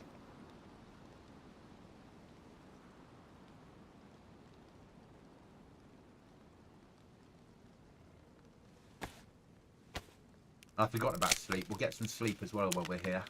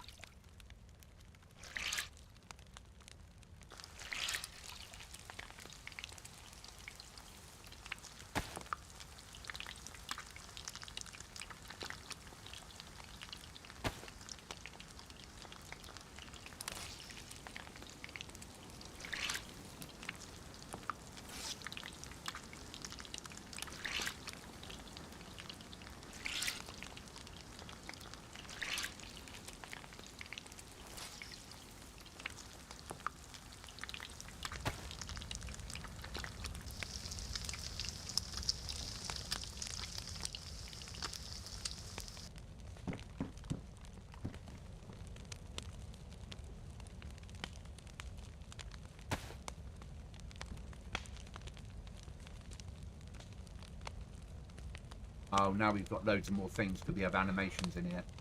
Lie down. There we go.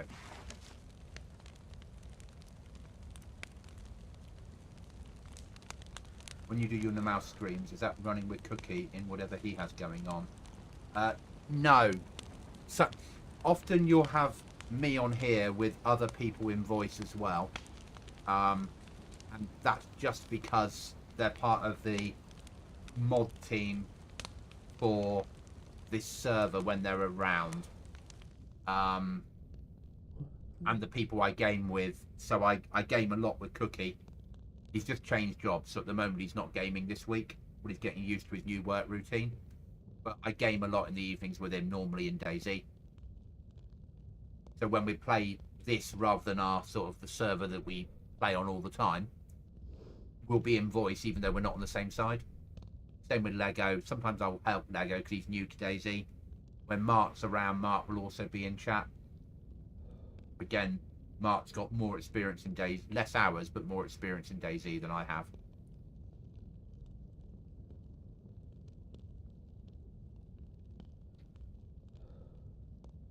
I've never been someone to play solo until now, really. I've always been part of a team. So another reason for doing this server was to get my head round playing solo.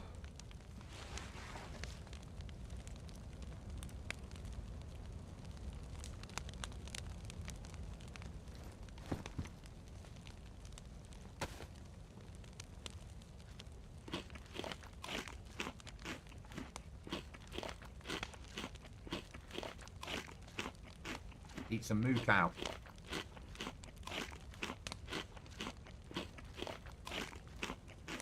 But Mouse was a server I ran before this one. So we ran Mouse to start with over Christmas.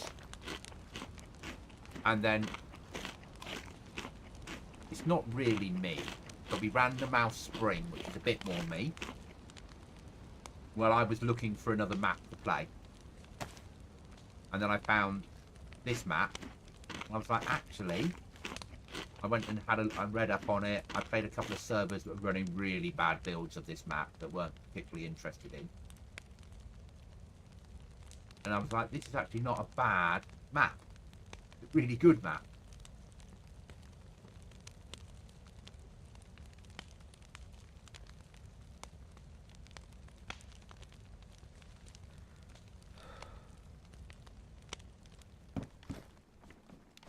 Go, right then. Move out.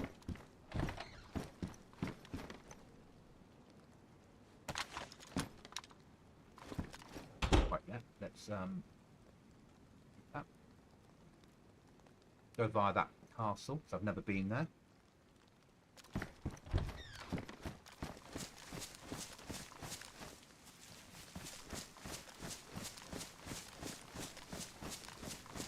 So yeah, so then I found this map and I was like, right guys, I want to switch over.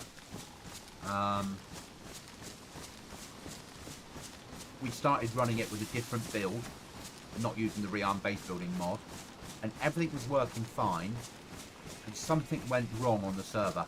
Something to do with one of the mods. And I couldn't work out which one. I was deleting mods, and it was basically the server was becoming unavailable to players to play randomly. You would just go unavailable, and it would still show running, but it wouldn't be available. Anyone that was in was kicked, and no one else could join. Oh, 100%, Ryan. 100%. So then I went through everything to try and solve it, and ended up wiping, which is why we ended up now with this build with the rearm base building mod on instead. And at the moment, touch wood, fingers crossed, everything's working fine. Time the wheel, you put together a pretty decent map. I'm sure I could.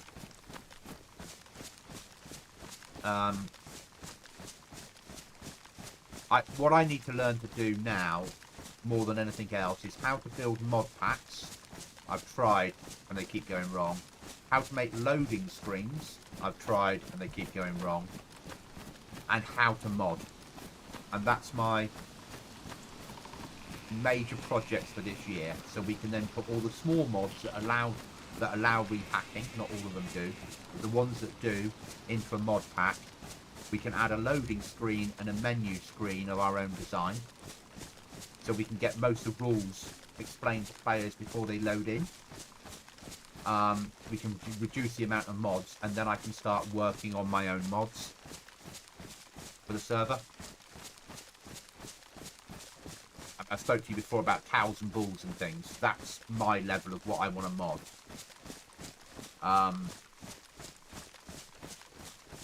Potentially, I'd like my own version of a storage mod.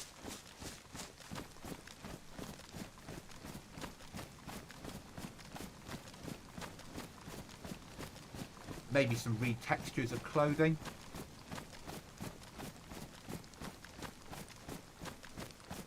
Yeah. The waterproof jackets in this are all like old school waterproof jackets, whereas some of the weapons are quite up to date.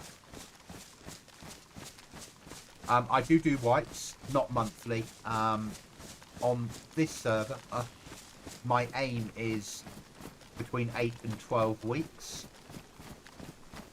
The main servers hardly ever wipe, so the vanilla servers hardly ever wipe. Modded servers, they're normally between 8 and 12 weeks, depending on how it's going. So my aim is, at the moment, wipe end of May-ish, because there's some mods I'd like to put on instead of what we've got now.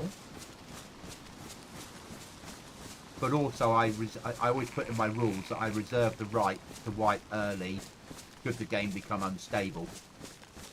Because at the moment everything's fine, but should suddenly we get to a position where people have massive bases and lots of loot, I can't afford to stick more RAM on the server all the time, or a faster processor. At some point the game becomes unstable. Or should a mod break. Should one of the mods that we've got on here end up breaking, and we have to wipe, then we have to. but I'd like to end up with sort of the 12, eventually the 12, sort of a 12-week, about a 3-month cycle. If you make the game hard enough that people don't have massive bases, it works fine. But it's not as easy to build on here as it is to, say, build on Rust. Building it in DayZ on 90% of the servers, you have to gather resources, you need all these tools, you need to think about it. So base building can be sort of mid-game, and you might only have a 1 or 2 room base. Base raiding is endgame, as in most servers. Though on here there's also contaminated zones, so areas that you need full gas mask and suits to go into, and some of them are underground, so you need to have MVGs on as well. And we also get dynamic gas zones, so gas zones that you'll be in a town and you'll hear a loud explosion and see a flare above your head, and you've got about 3 minutes to get out before the whole place is gassed.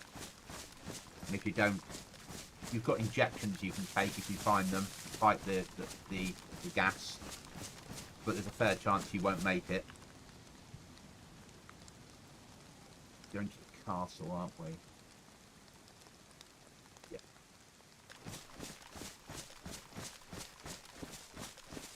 Still haven't decided where we're living yet. We've got all the stuff to build apart from a code lock.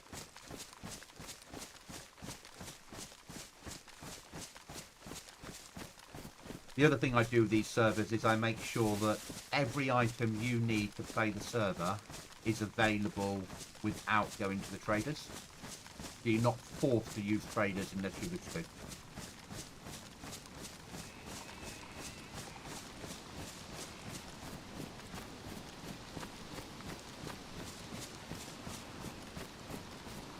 I understand not all of my players want to use traders, so there has to be other ways of doing it. And some of my players would rather use traders. I also make sure my traders aren't safe zones, so if you go in there, you're taking a risk. A lot of servers you play on, the trader will be a safe zone.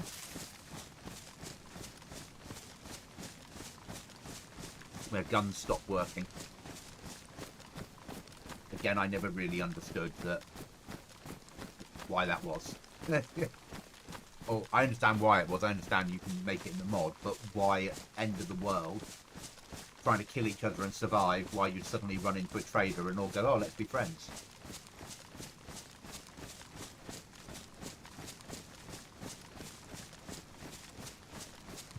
I also don't have any mods on here that allow you to see teammates, so I describe it as a solo server, on the understanding that some people will team up with others, but you'll have to do it by a line of sight, seeing where your friends are and communication, rather than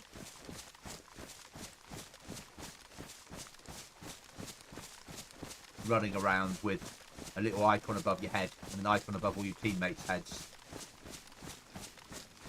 And the reason I do that is to stop getting, you know, the last thing we want on a server like this is a team of 10 people to join, all have server markers above their head, all run around together and take over the server. It's not fair on the solos that are playing it.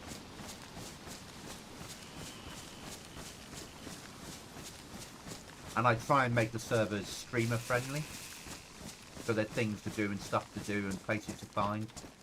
And I use something called DayZ Editor, which is a program that lets me edit the map, and I do weekly updates to points of interest. But that's a river. That's it. Okay. Looks like we're going to get wet, guys. I have to relearn how to trap my buddy. Yeah.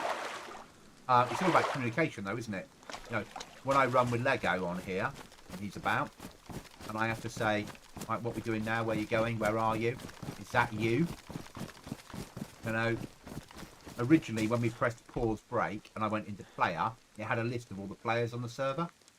I got rid of that because it was nice not knowing.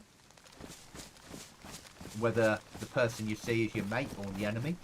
And I know there's other ways of seeing quite quickly if there's any players on the server. But it's also nice having that ability of not knowing.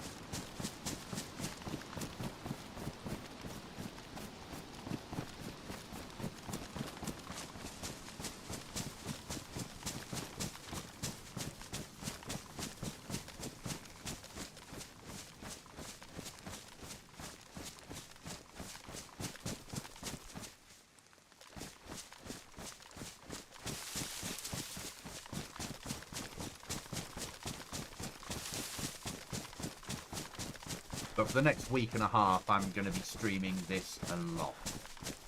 Because I'm off for a week and a half on leave now.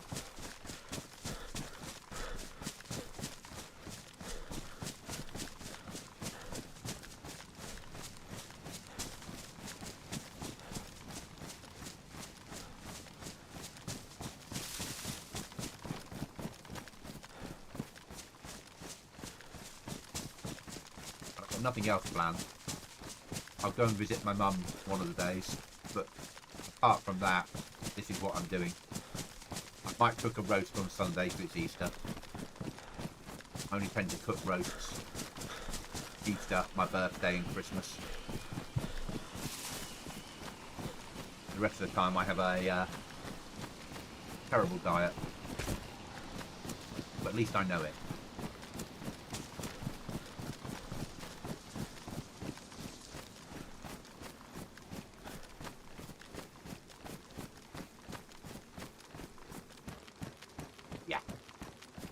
Not knowing is better. I agree. There's time and a place, you know. As I said, I do play heavily modded servers where the teams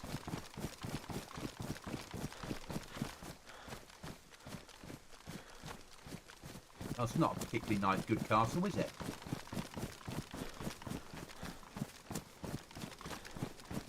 Looks like castles that we're used to.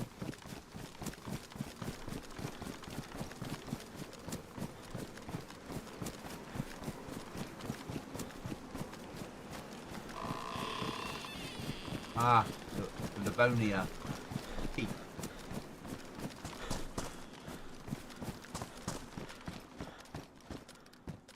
Hunter backpack and a tin opener. You very rarely get tins of food on here, but when you do, it's nice to have tins of food you can open.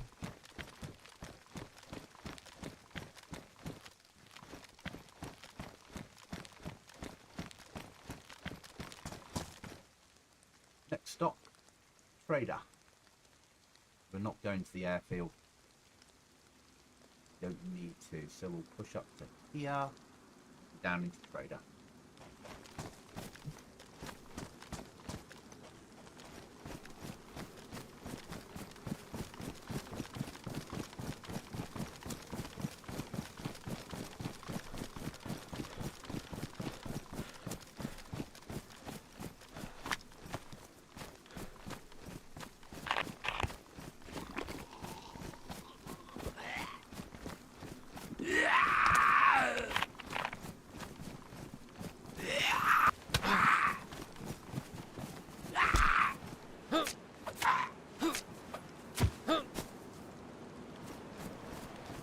Dare you interrupt me when I'm drinking?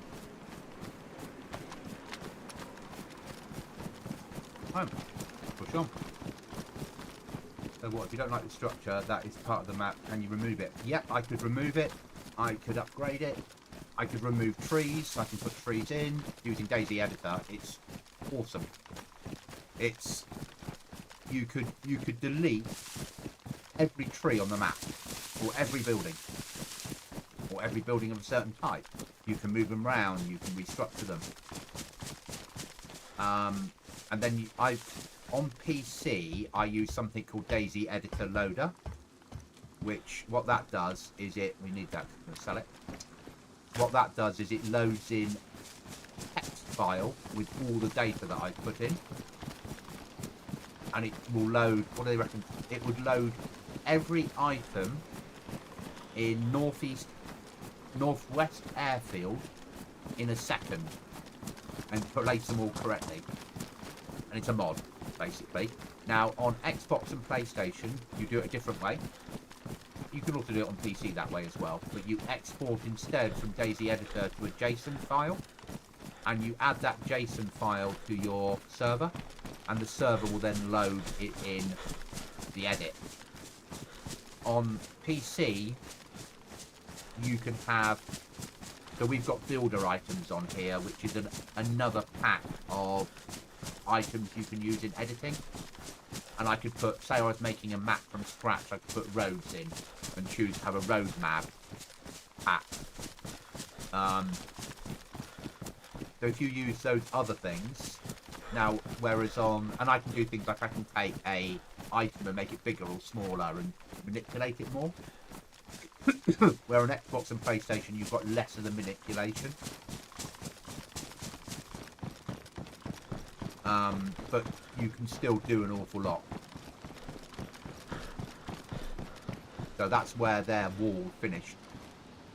And my monstrosity of a wall started. I did build initially their wall all the way along, but it bored me. I don't like how much fog we've got today in the game.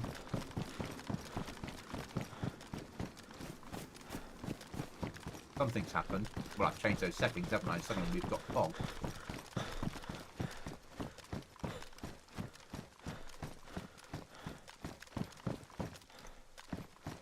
What determines how full the white bar in the bottom left of the screen, bottom left? Stamina. So, the more stuff I'm carrying, the smaller that bar will be because of the weight. So, this here is 4 kilograms. That there is 1 kilogram. Items of clothing will be a certain amount. My hand storage is a kilogram. Nails are always heavy. That's 99 pieces. Is about 4 kilograms worth. Yeah. Yeah, you can take the blame for the fog.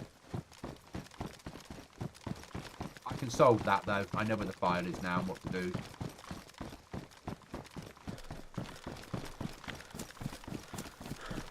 So, and then that's my, now obviously a lot of servers you'll play, they'll turn stamina off. I keep it in because it's realistic. And I like that realism level.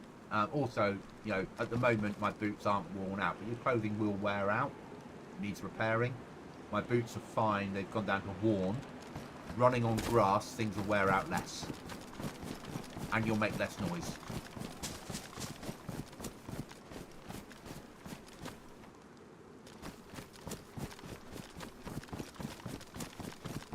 Far away from Lethal Trader. Not that far.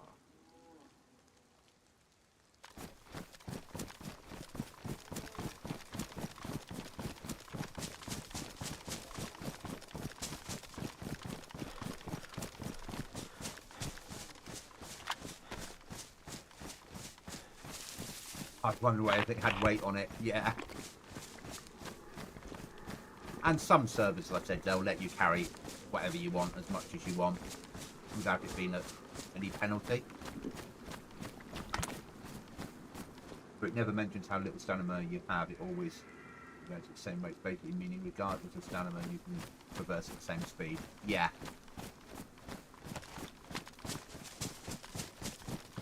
So I can still sprint now, even. But I just get less sprintability. So the airfield's down there somewhere, but we don't want to go to the airfield. Yeah, very much you'll want more.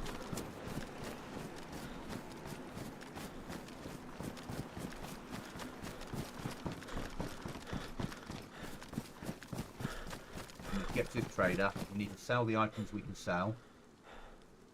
We need to buy a code lock. We need to fill up our water bottle, and we need to get out of there and go and find somewhere to live.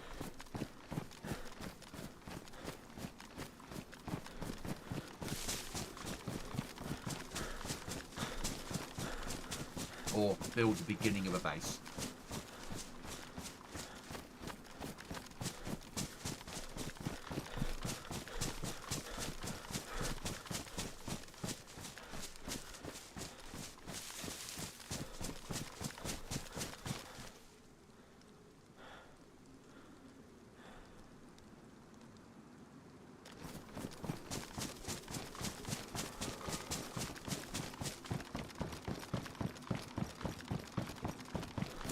close now.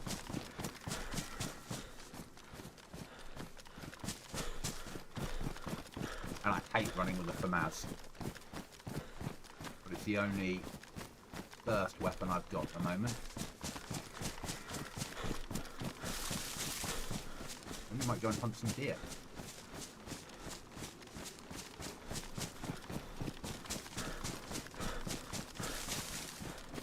So I'm thinking, Ryan, that we might have the leather goods so you can make it from the animal pelts as something the trader would buy. Way of generating nails. And also players can then will see a reason for making leather clothing, which they might use. You know, the leather backpack and the leather water bottle. The leather water bottle holds 1.5 times the water of a normal water bottle. People just don't use it. So we're now going into one of my own traders I put in. This is my own invention. Is that the right word?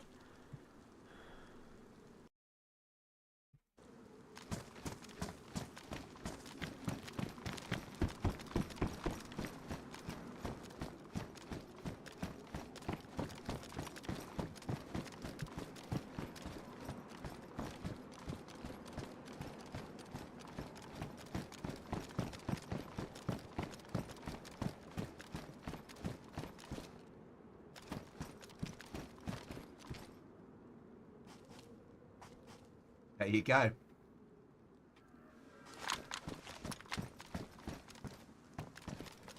Creations, yeah.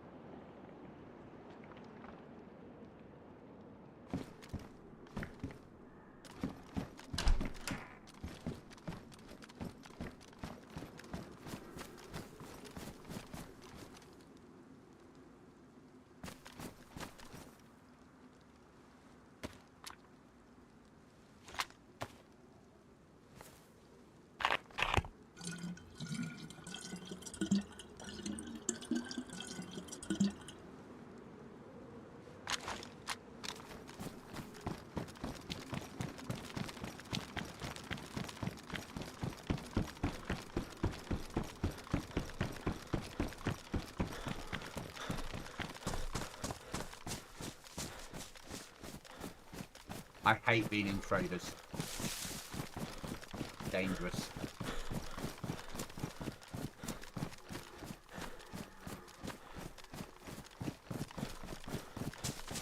So the only rule I have with base building on the server is you can't build within 400 meters of a trader. Otherwise, build where you like.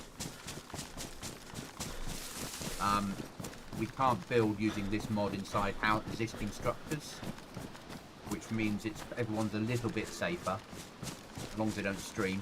I stream.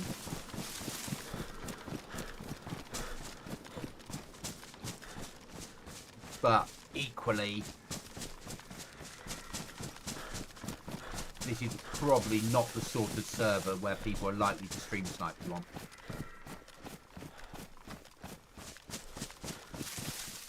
Let's hit Cuba, work out where we're going to think about living.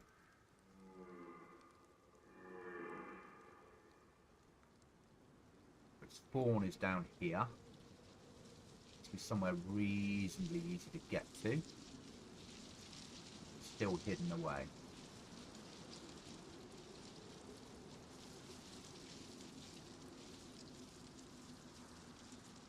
Somewhere up here, probably. Well, in that village there is. About there somewhere. Gives us the best of both worlds.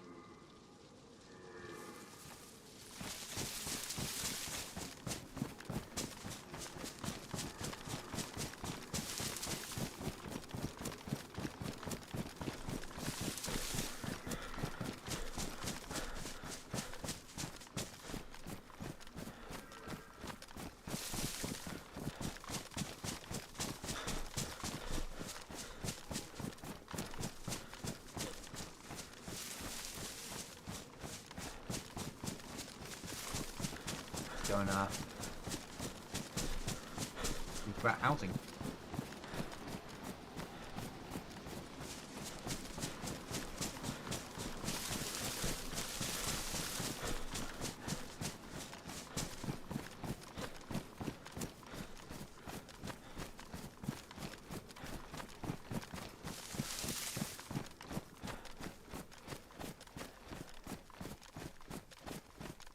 Good choice of screen, mate. 240 hertz would be a nice screen.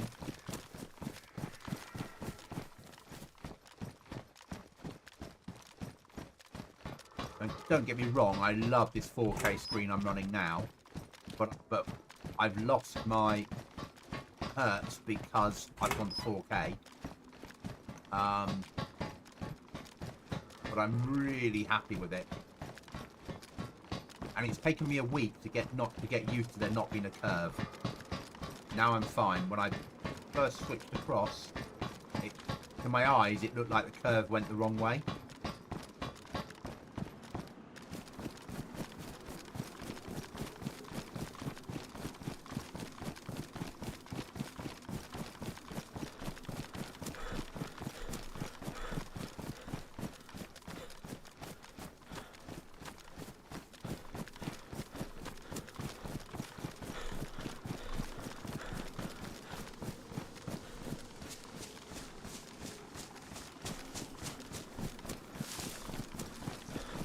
Nice size screen. It's nice. 27 is fine.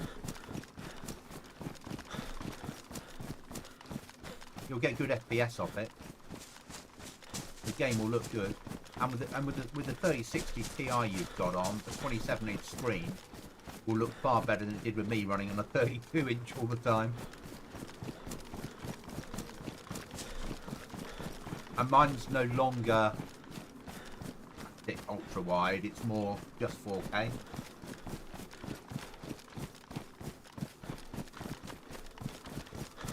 Yeah, curved is weird. Curved is... It feels amazing once you get your head around it because you're immersed. It pulls you into the middle of the screen more. So it feels a bit more like you're in there. But I'm fine with what I've got now. I'm actually going to stick my PlayStation and curved screen up for sale on Facebook Marketplace because I don't use my PlayStation and they're losing so much value that I might as well turn it into cash.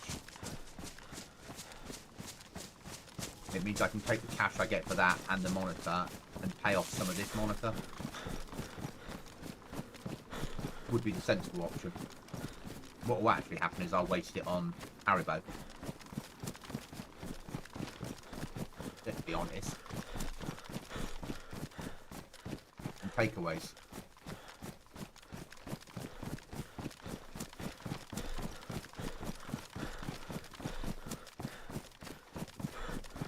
I know what I'm like.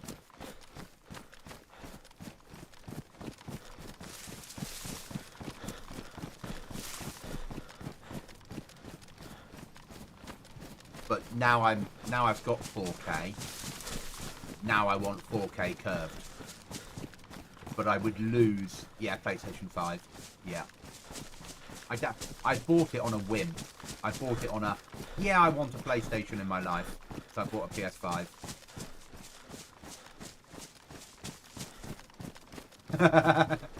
So yeah, I bought a PlayStation 5 because I'm just like, I want one.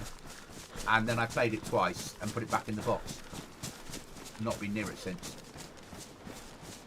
So I'm better off getting rid of it. And the curved screen I've got will work with PlayStation, so I can sell it as a bundle.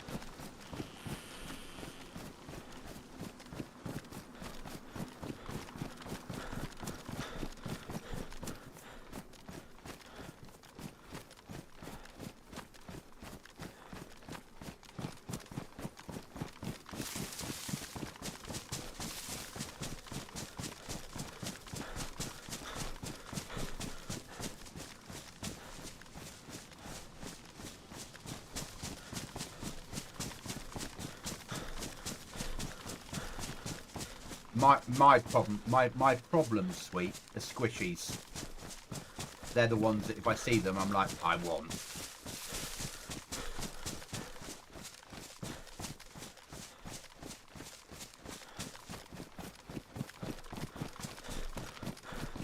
And I'm an Englishman that loves Iron Brew. But not this newfangled Iron Brew with none of the sugar in it rubbish.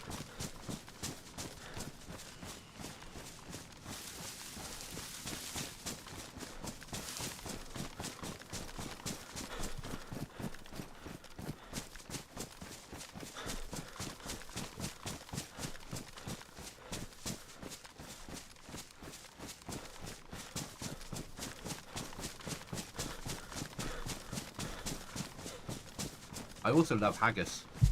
But again, it has to come from a few of the people I work with are from Scotland, and when they go and visit family, they bring me haggis back because Tesco haggis isn't the same.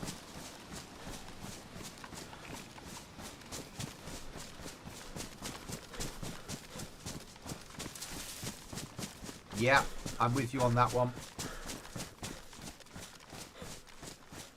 When I do my weekly shop, I allow myself £2 worth of sweets. For the Americans, that's not £2 in weight. That's 2 UK pound coins worth of sweets. And mysteriously, they all disappear the same day I buy them.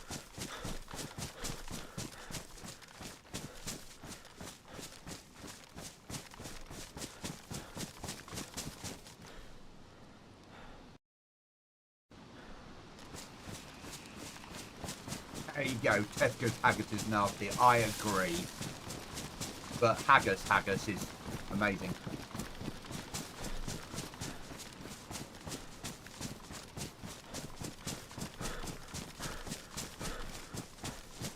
I once went to a Burns night and I was chosen to read out the speech. There we are, there's a strange fact for you.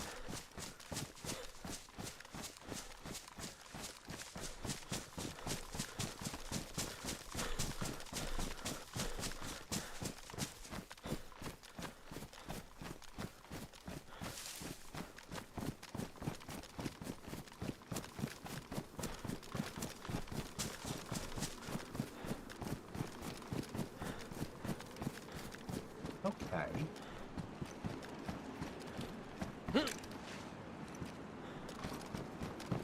That's nicely done. What are we drinking from it? That's not so nicely done. That needs filling in, doesn't it, correctly? Okay. That's something I need to patch.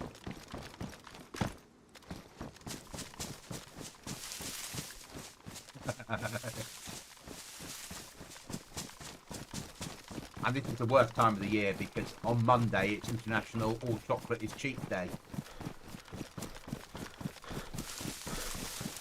So get past Easter Sunday and chocolate suddenly reduces dramatically in price.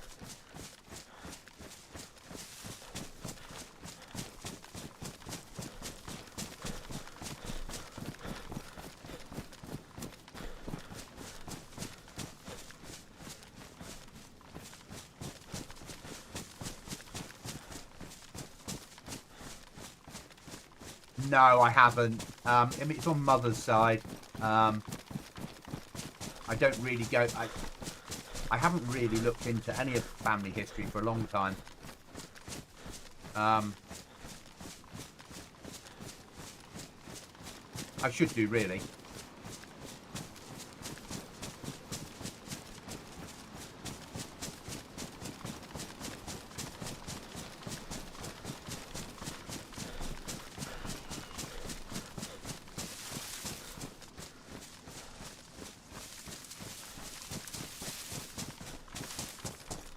I mean, on my dad's side, it was all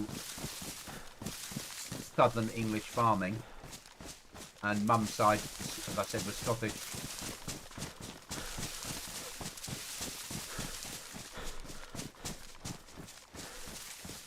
But I'm adopted as well, so I don't have as much of connection to my adopted family as... because I don't really know my own roots either. I know a little bit about my birth parents, but not a lot.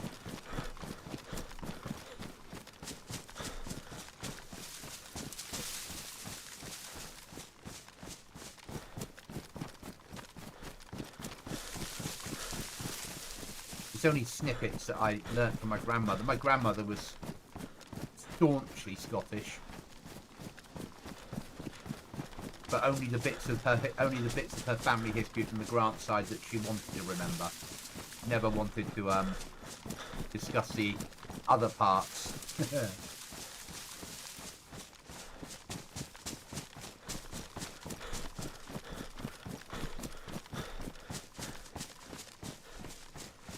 So, where we're going to end up building, either here or here somewhere, this will be our transit base, that one shed base that we allow, so when I die I have somewhere to run back to. Yeah, exactly. Yeah, I should feel that's only 10 manoeuvres in Scotland. Yeah, there is a reasonable chance that it's connected. We've all those parts we don't want to mention. Exactly. It's fallen. Then went boom.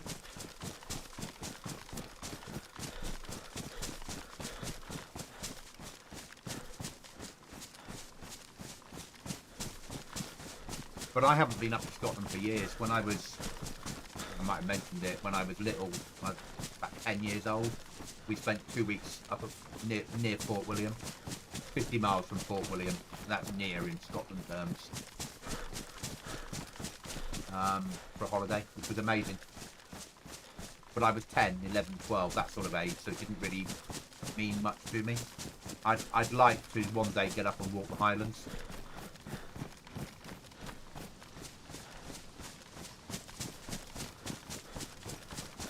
But I have 12 years to go till I retire, and then when I retire I will see some of the UK and some of the world, but certainly I'd like to get up to Scotland. I got to try a deep fried Mars bar.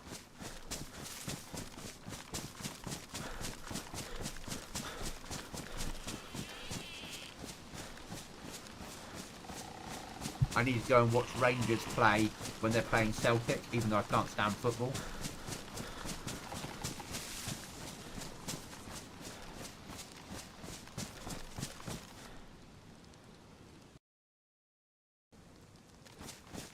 Yeah. So you live up in the Highlands, you're lucky. But then I live... Alright, I'm in Exeter now, but I'm half an hour from Dartmoor, half an hour from Exmoor. I'm on the outskirts of Exeter. I've got a big river next to me, and I've got hills rolling out to the moorland. I live on the outskirts. I'm 10 minutes from the city centre, but where I am is surrounded by green fields and animals. But I grew up in a farming village in the southwest, so I've always been drawn to the outside.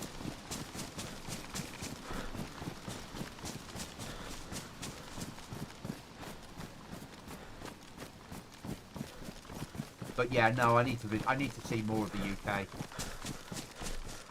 But when I retire, so I'm not constrained by that I must get back to work. Buy a Land Rover and do a bit of a tour of the UK.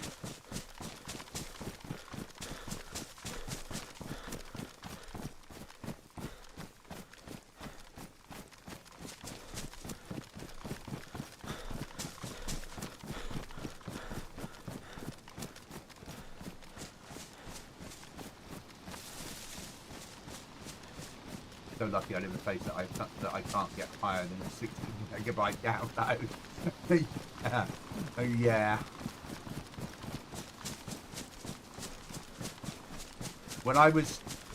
So I'm now in Exeter. A year ago I moved down here back from Barnstable, so North Devon. Where I was in North Devon, the maximum I could get was 32. Where I am now, I now live in a shared house, so the internet's shared between all the people that have the little flats within the building, the little rooms within the building. But we've got 300 down, and about 60 up, which is why I can stream at 4K. Pure and simply, I needed between 42 and 38 to 50 something, and my 4K stream sort of averages around 40k in DayZ, so 40,000 up.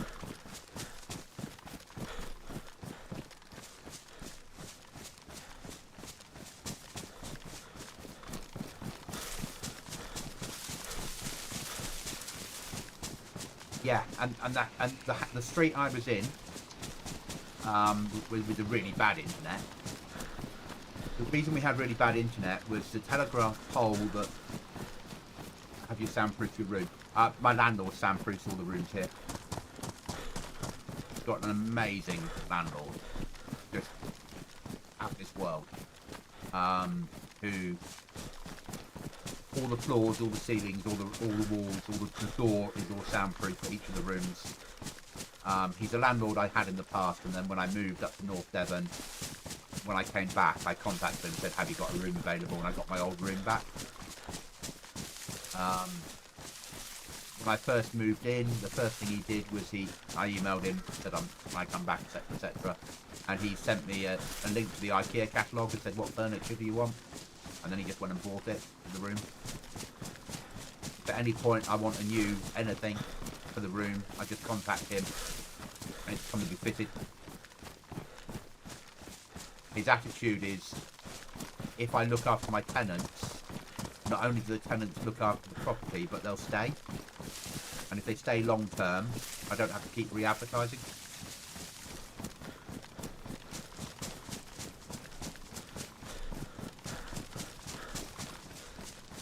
But yeah, he's a brilliant landlord.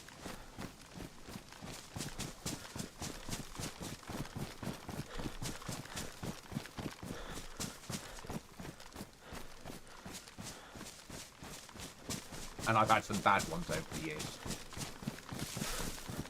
Where I was in North Devon, I had a hole in the roof, and it took me So I could look outside of my bedroom and see the night sky. And it took me 3 months of arguing with them and threatening to take them to court before they repaired the roof.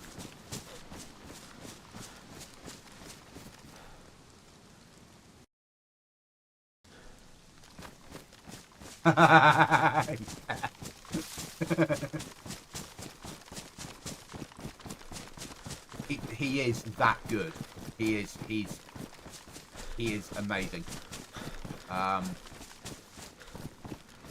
Don't worry, it's not. It's cheap for the town I'm in, but it's still, you know, I pay all in. So if I wanted to use it, we've got a sitting room with a big screen telly in there. I don't use it. Kitchen, my own there's 6 people living in the house, and there's 4 fridge freezers, so nearly 1 each. But a full kitchen, parking space, all my bills included, comes to $600 a month. And I've got a large double built-in wardrobe, double bed, enough space to have a telly on the wall. I brought my own telly. He does offer, when people move in, that he'll supply the TV. All the rooms have Ethernet wired into them. So you don't even have to rely on Wi-Fi.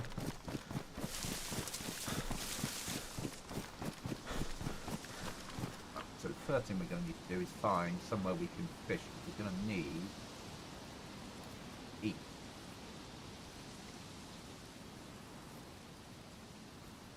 So before we think about there, ponds near us. That would be a no. We might push down. Ooh. We push over to like here. Actually, no. Why am I being so stupid? I just need to push up to here, don't I?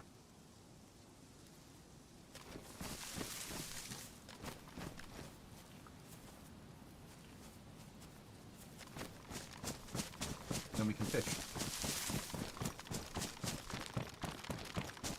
And I've got in here as well, I've got proper fixed aircon that does, like, fixed into the wall like a real aircon.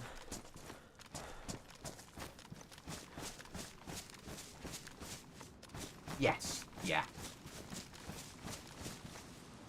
So I pay $300 a month for my whole flat, but then I'm obviously paying for everything else, and you're obviously in a more ideal place. Yeah, for me it worked really well. You know, I know exactly what my bills are going to be each month. No, I didn't want that. I wanted fish.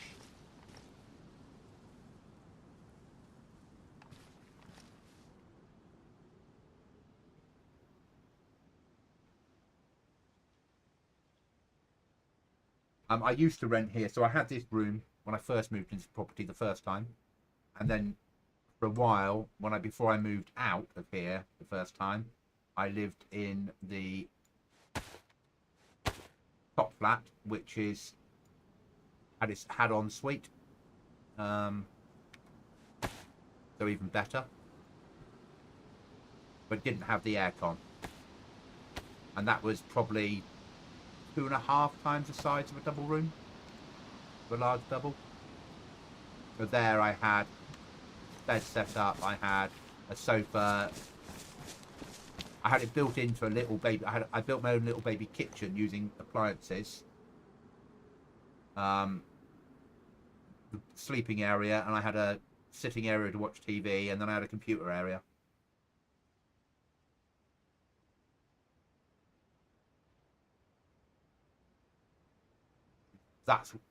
I like that, you see. Farms and nothingness. The internet would be annoying. But I don't think you always appreciate where you live, though. I never really appreciated the village I grew up in until I'd left it. I didn't appreciate this place until where I am now, until I'd moved to a really bad landlord.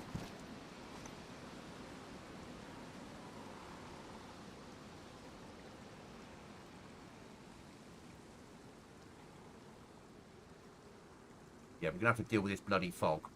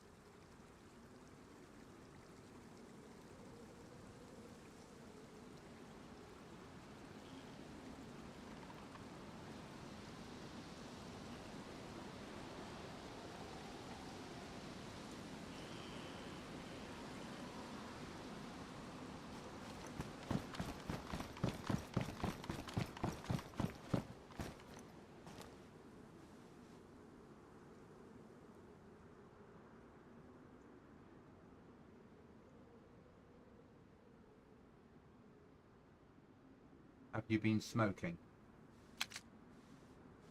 In the last 10 minutes? The amount of fog? Yeah. Not in the last 10 minutes, I haven't. I had one cigarette this week. Maybe that's what it is. Hi, Mando.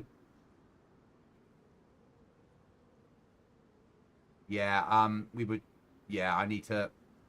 I was playing with the settings, trying to sort out the weather. And we now have an issue with the weather.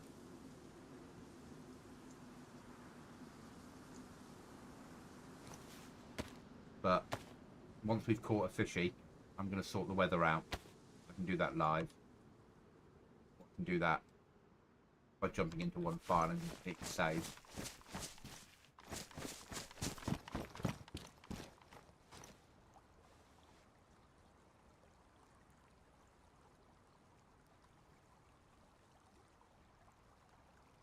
It's doing that DayZ thing that as soon as you're close to water, you have a problem with fog. But we can solve that quite quickly.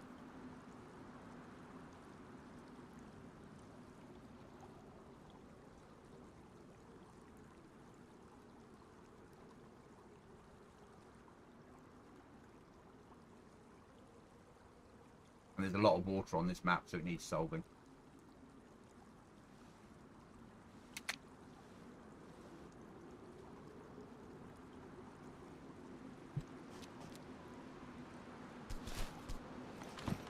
I'm going to go and solve it now because it's annoying me as well. Give me a second, guys. I'll be right back.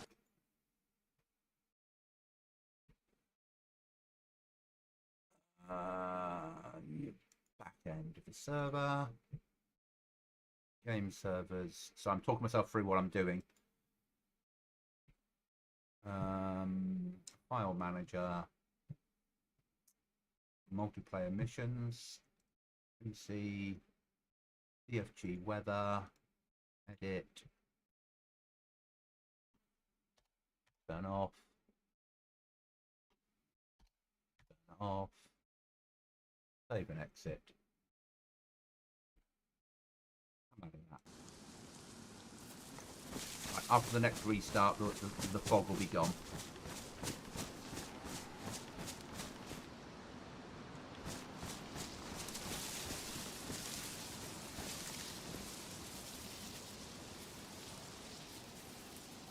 Yeah. We need, what we were going, we looked for somewhere to live, weren't we? Going to go for somewhere in here. Up there.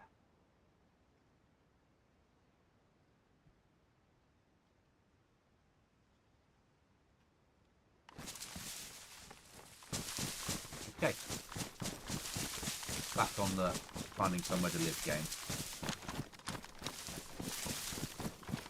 So yeah, the fog will clear after midnight. UK time.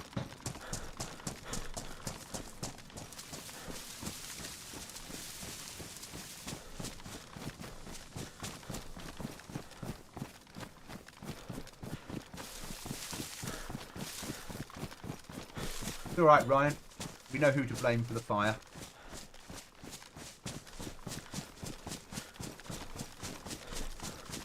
I can solve it better than what I've just done. I've just reverted all the settings I did for the other stuff that hasn't worked.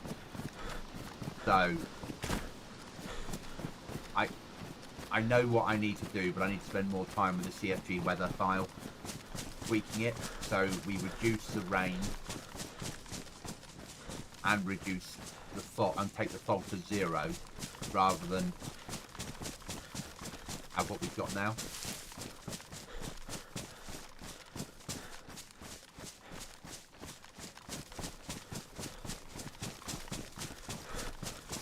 But there's always a way.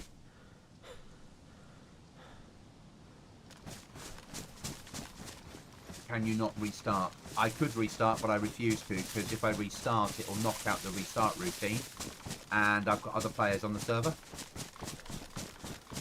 and I won't do that to the player base.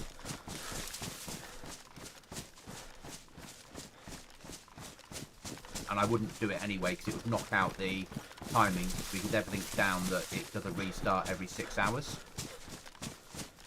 And if I force through a restart now, it's going to knock it out by 3 hours. So rather than the time, midnight and everything like that, it won't get back on track until 6 in the morning. And I've got my US players about to come on, start playing. So it's not fair. So even if it was just me, I wouldn't. Because I want it to work. I want everything to follow the right timings that I put down. I'm autistic like that.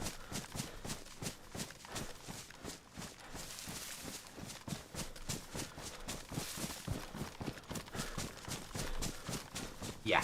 I mean, it's not a massive amount, but there are people on at the moment. There's 2 of us. But even that one other player could be a new player that's never played the server before. And if suddenly I have to put out a server message saying we've got a weather problem and I need to solve it, they might never come back.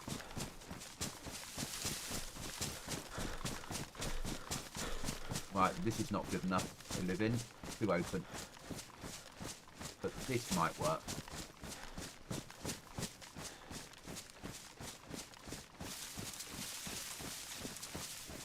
It's not too open at the moment, is it? Because of the fog, but you know what I mean.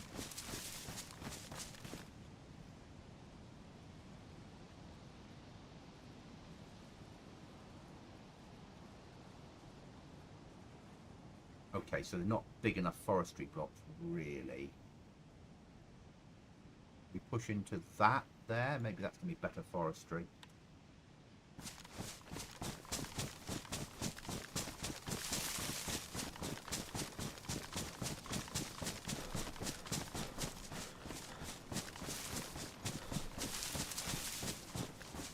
You're right, that's the reason many of us don't come back to any server. Yeah.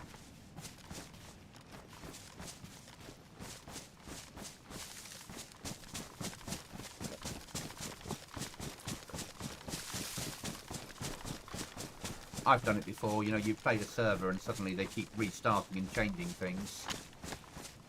And you never play it again.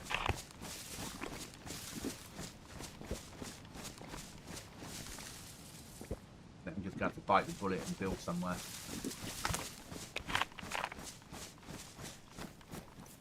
So if we're going to do that, we will...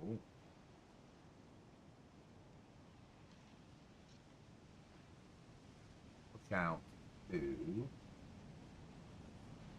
somewhere near that lake so we can get fishing in, and the huts there. The point of interest is there, so if we come from there, go there and move up, so if we're over this way we should be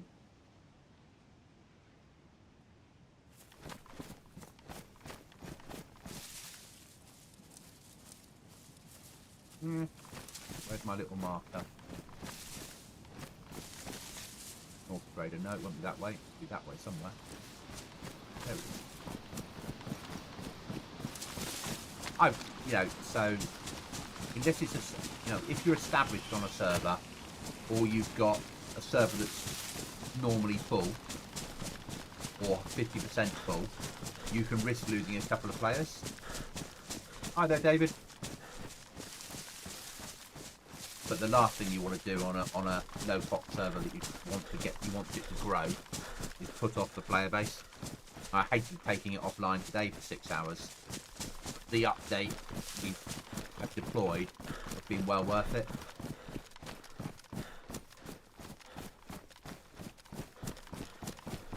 Now we've got the Livonia bunker on here with going through to a harder area, giving people something else to do.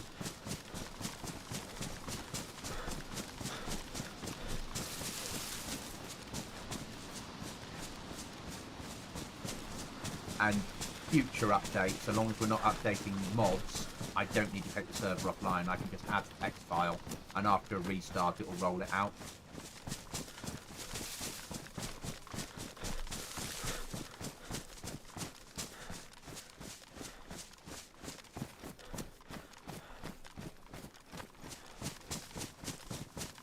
Much as I'm tempted to cook inside the fireplace, I think in this situation, I'm good, thank you. How are you? I think in this situation I'm going to go for a... Ryan, I'm not worried about you seeing it at all.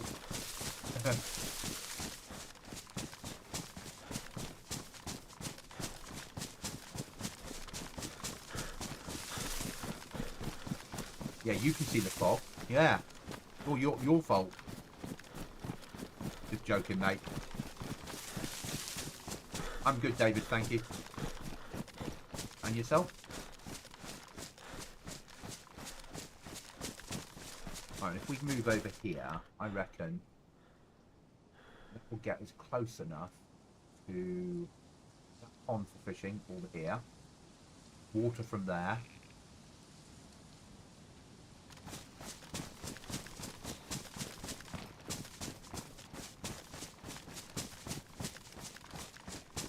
Sorry, I don't speak your language. I do apologise.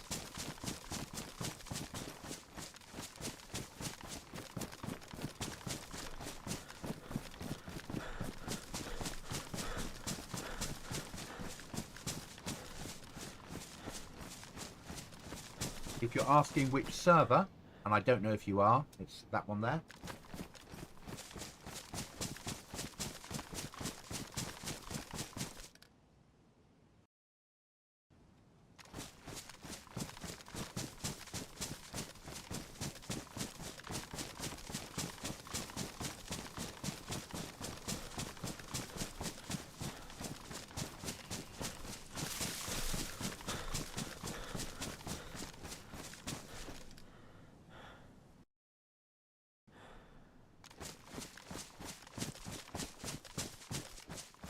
Check, they're asking for an interesting fact.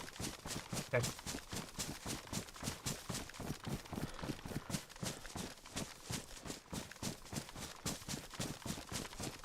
Thank you, Ryan. I would have to have sat there with Google.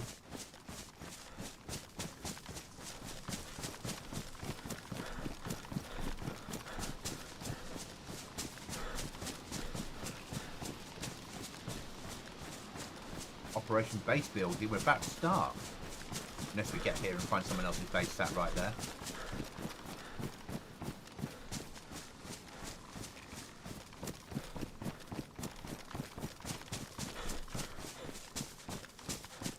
The looting is going well today. We're code locked. We have nails. We have a saw. We have an axe.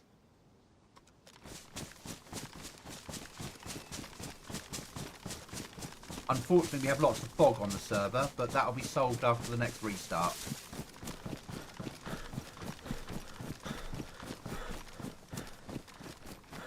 But the looting is going well.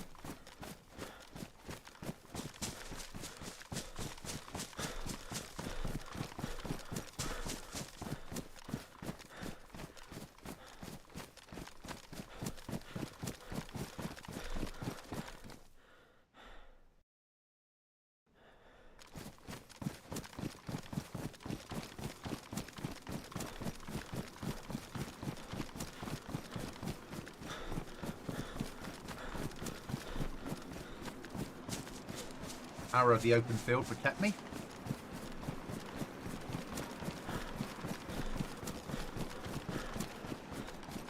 And I found a punch card inside a police car, so I'm happy that they're spawning correctly.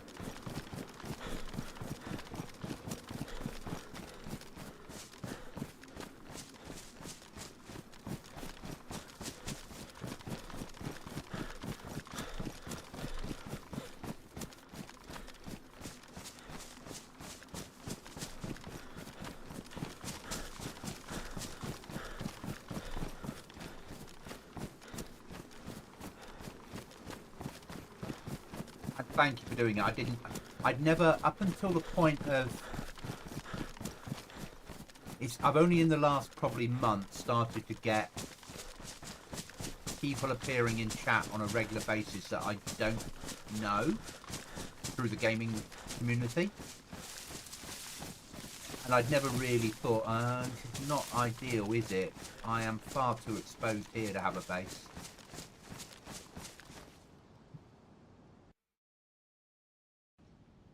Yeah, so I was on leave from duties last night. So when I finished work last night was when I started leave. There's going to be a better forestry block up there. I need more cover.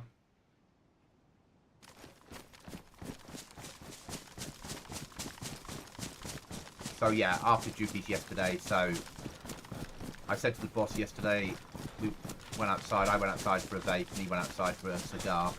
And I said, what time can I knock it on the head? And he went, words the effect of, as soon as you finish doing what you're doing, you can go. So I went. And then I went to bed early last night, when I catch up on sleep.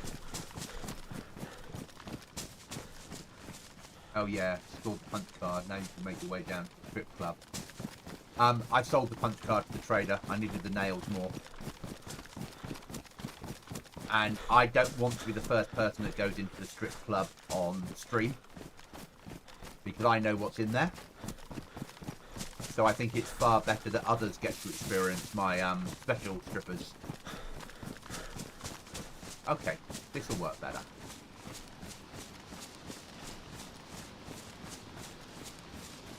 So we're going to need some logs and somewhere to put them. That's where the fun starts, doesn't it?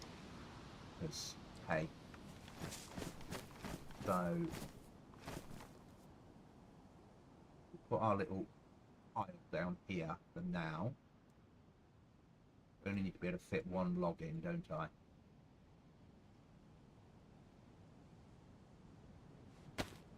It's there. Because I'll probably forget because it's DayZ.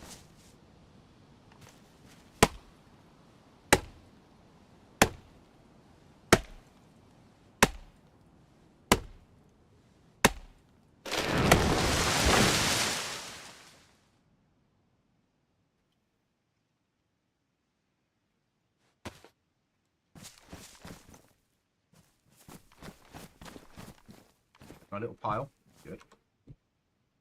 I now need that box of something. There we go.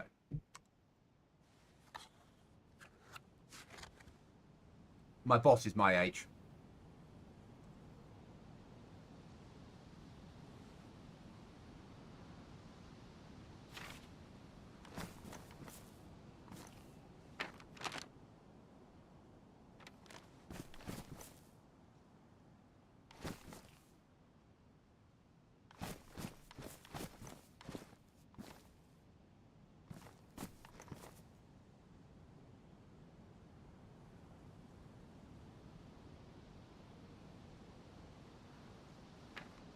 Oh, you bloody game.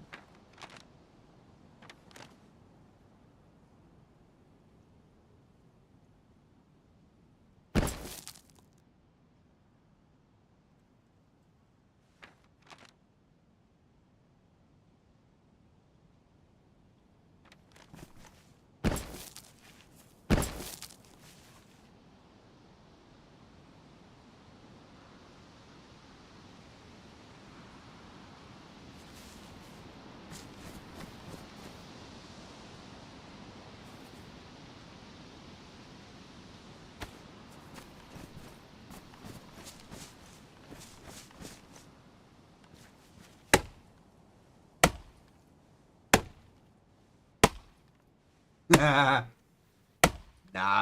He's done lots of years in his job. Understands the real world.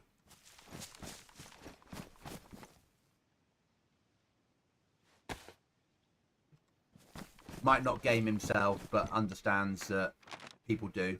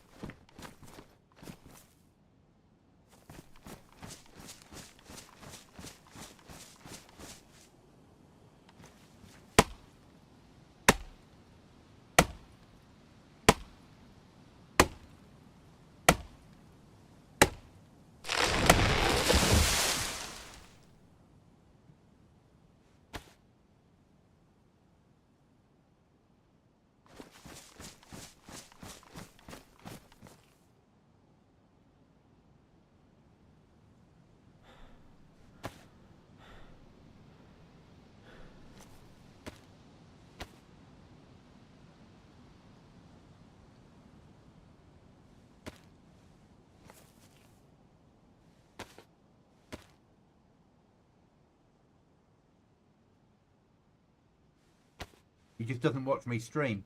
He does watch someone stream, DayZ. Just not me.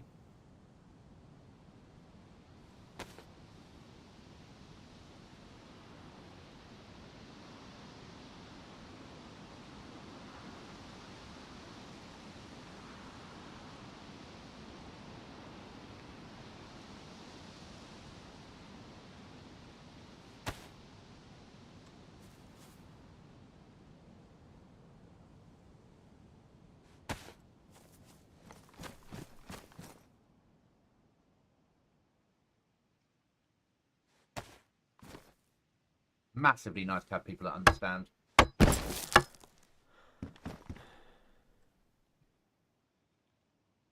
Makes a massive difference.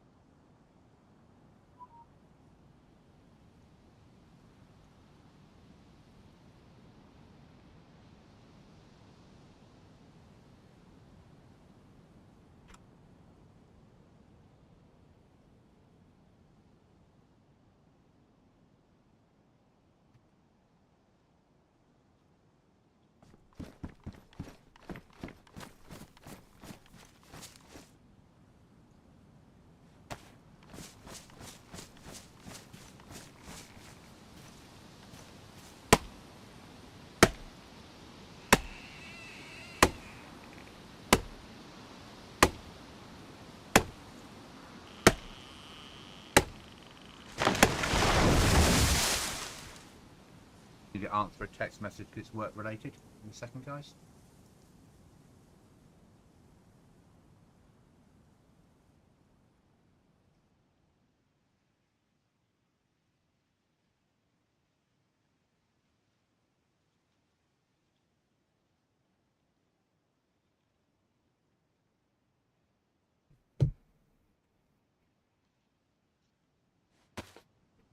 Now, I'm back.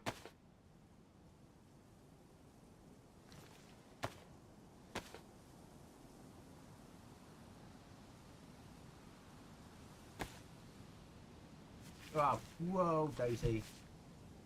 Yeah.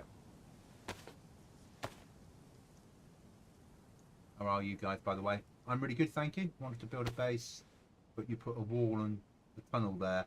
Now I'm going to have to find a better place because I just joined the server. Oh, sorry.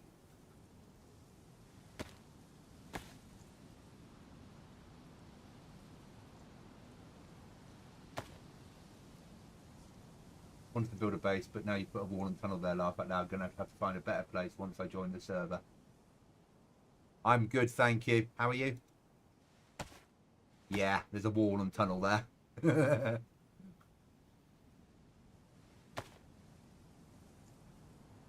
And a punch card to get in as well now. That tunnel. And some interesting things behind it.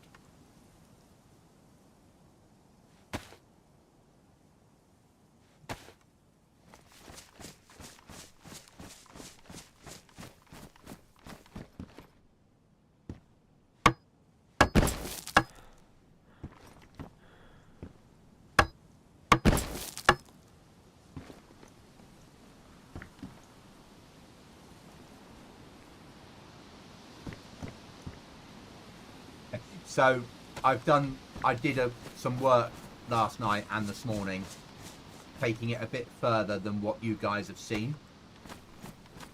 Because I wanted to make sure that when people go there for the first time, they find what I've done without giving it away on stream.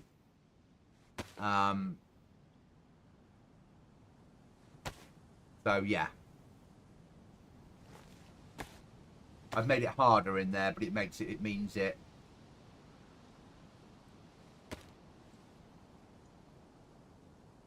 Ryan, it's the world I work in. Let's be honest. Did we have a sharpening stone? Did we sell the bloody thing like a foolish goblin? We sold it, didn't we, like a foolish goblin?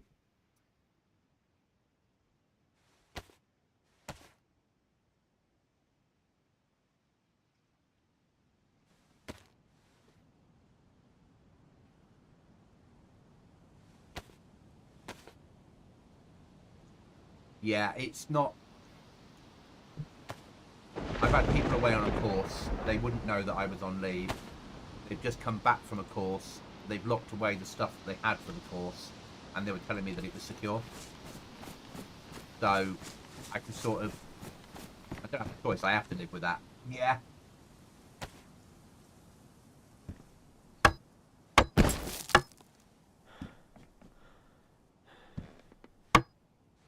Okay, Mr. Ryan. God, we're getting through a lot of resources here. We did. We sold our sharpening stone like a stupid goblin. Because it was down here. Yeah, silly goblin. Silly goblin.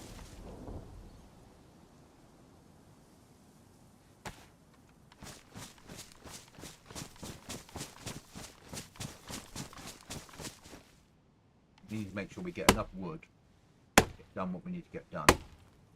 Because then we're going out storage hunting. That's certainly not enough, is it? Mighty big tree, nothing useful. No, didn't want that.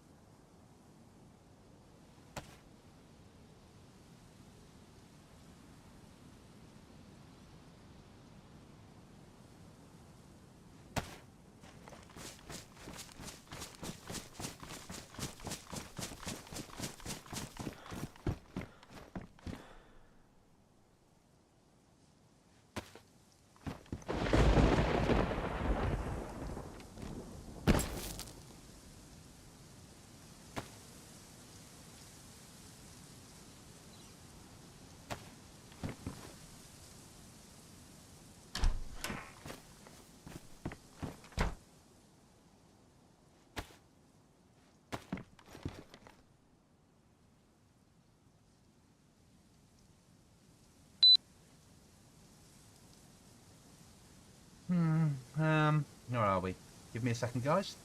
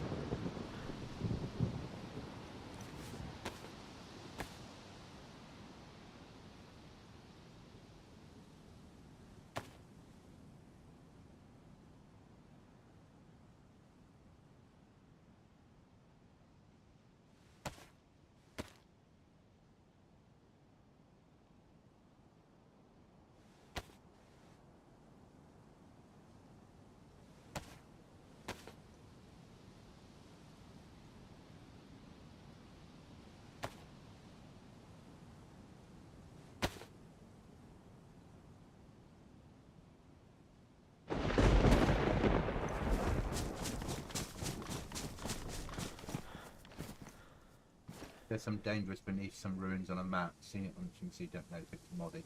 I think it was. Is there dungeons beneath some ruins on a map? Yes, there are. That's part of the game. I think. I don't know every location on the map. But if it's where I think that you're thinking of, yeah, they're part of the game.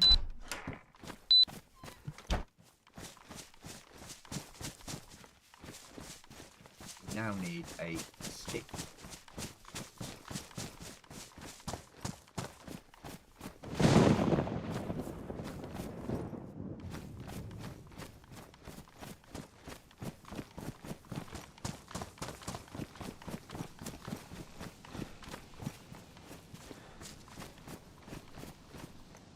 I would pick the only place in NATO that doesn't have any bushes growing.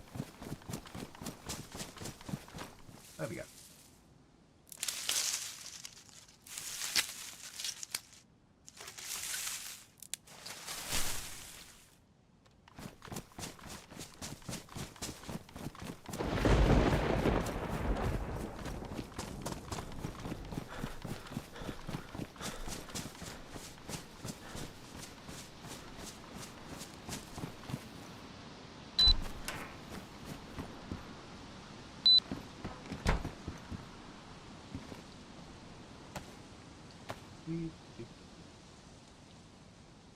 Time to build a computer.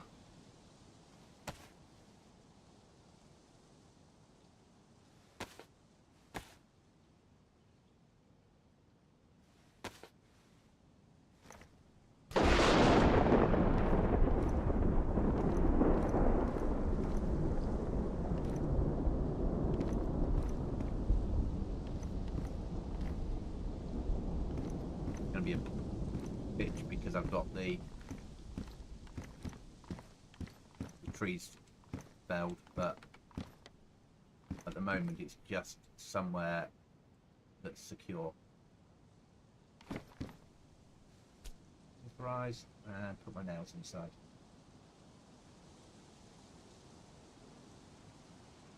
There we are secure.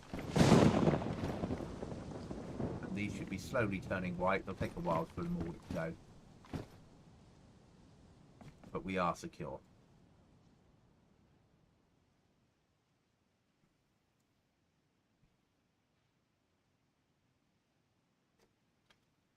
Go and do some fishing, some eating fish. I think it's an apple, unfortunately. Apple 2. There you go. Yeah. Very unfortunate. But when we get the patch, the next update will make it a bit more laptopy. But still, that's our flag. And you have to feed it with nails. Because each panel, you don't use nails in building, you use nails in keeping your base alive. So each panel around here uses up 1 nail per restart. So, yeah.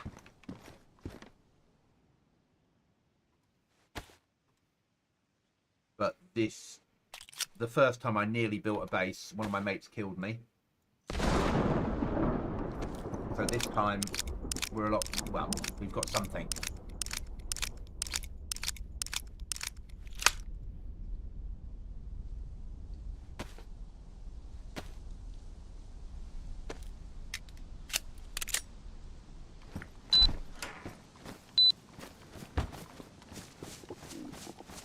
Now I need to eat.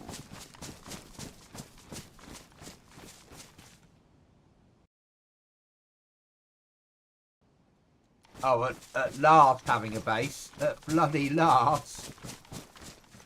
It's taken long enough.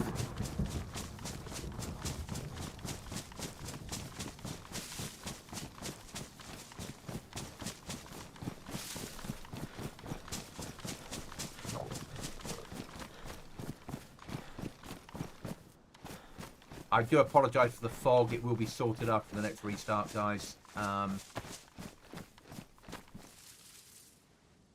have fixed the problem, but it's a problem. I do realise that.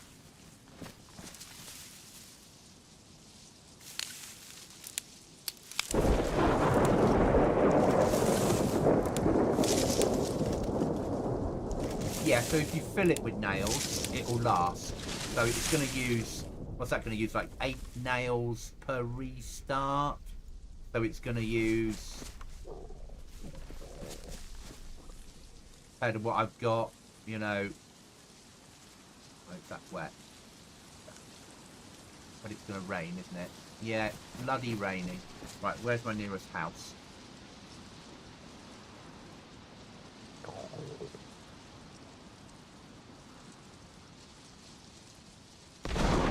Probably there.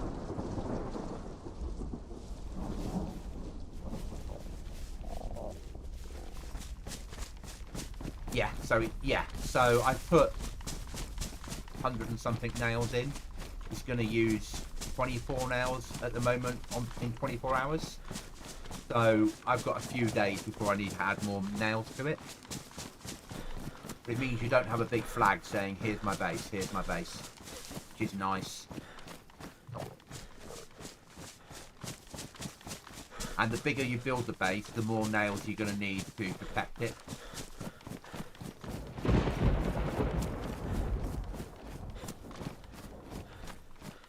And also a lot of the storage that we have on here, if you want to build, some of it spawns in, but if you want to build some of the night storage, that will cost you nails. So then do you want storage or do you want a bigger base? All those type of things to worry about. And then as you upgrade the base through metal and cinder, they cost more nails. And the storage you have in base costs nails.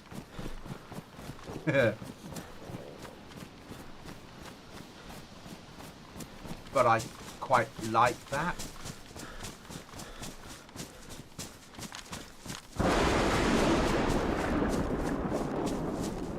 It forces people to make tactical choices more. What time is it in game at the moment? It is. It'll soon be night time.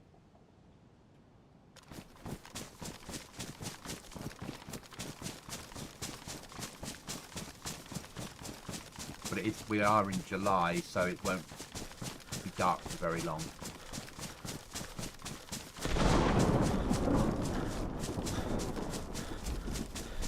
Oh, fucking hunting huts. Not what I wanted. Need a proper house.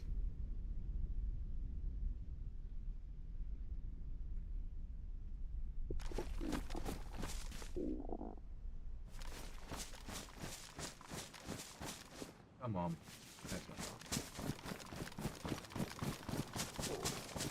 Yeah, into the computer instead of having a flag. Yeah. I never liked flags in DayZ. So when this base building mod came out that had the computer, I wanted it. I think it's the whole idea of end of the world and building a base, brilliant. You want somewhere to base yourself out of, literally. But then sticking up a big, massive flag that's waving at everyone and saying, "Here I am, this is where I live." I didn't get it. I did not understand it. Here I've built a secure base, or as much as I can be secure. And so everybody knows I've put a massive flagpole outside my house.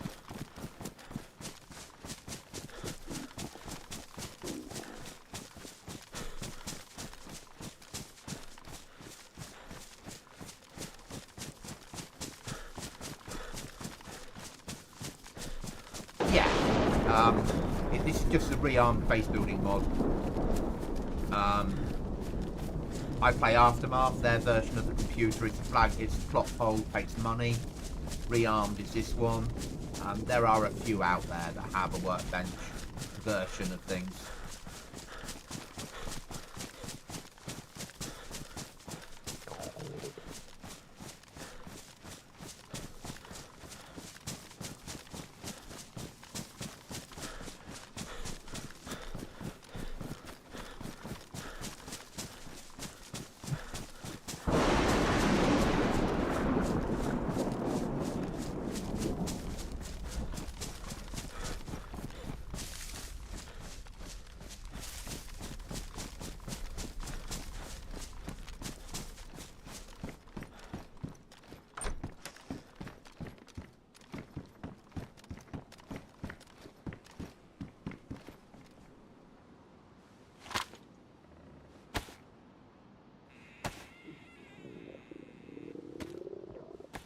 I know you're hungry, mate. I know.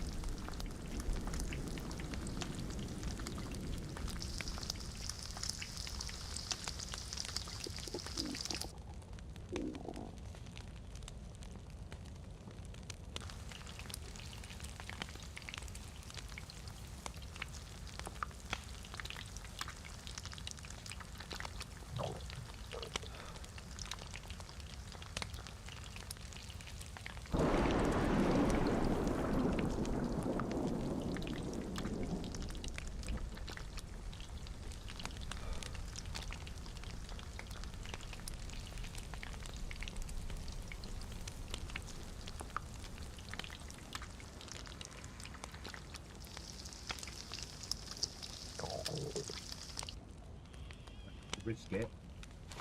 I need a little boost to the old sleepiness.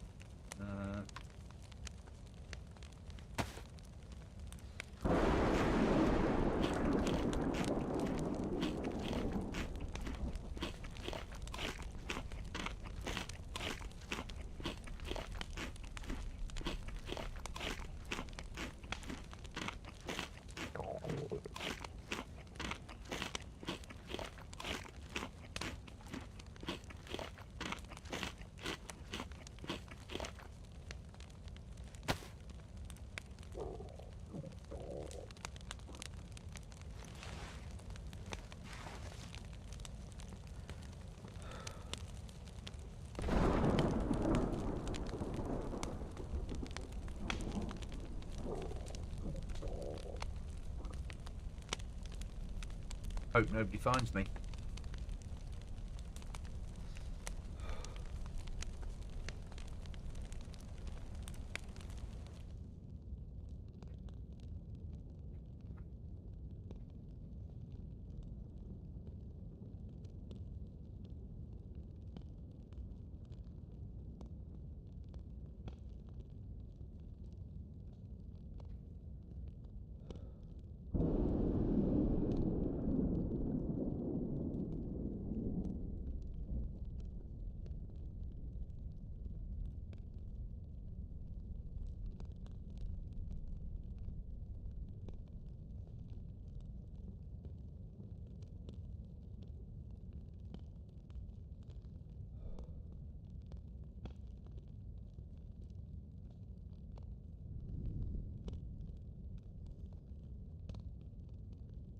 I hope so. Depends if Cookie's free tomorrow night. So, yeah, they're wiping tomorrow, and we enjoy playing Aftermath. I love playing this, but I like playing Aftermath as well. I do enjoy it. If Cookie's available tomorrow night, then I expect tomorrow night we'll be doing a run on that. But he might be away this weekend because it's Easter week. It's Easter weekend.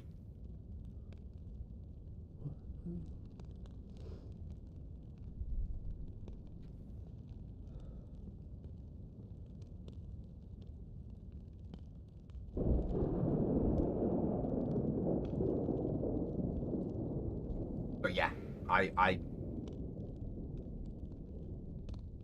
this was always going to be the place where I play solo when Cookie's not available. I'm not yet ready to play solo on something like Aftermath. Even if Cookie's the other side of the map, I need somebody on headset, so I just feel a little bit safer.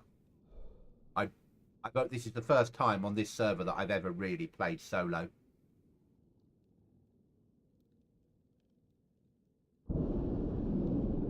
It's taken a lot of hours to get to the point where I'm ready to play solo.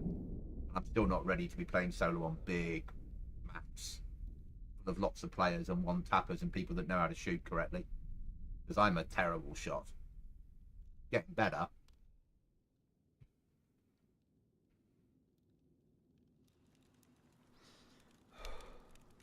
I'm happy with that. I've got a good little bit of sleep there.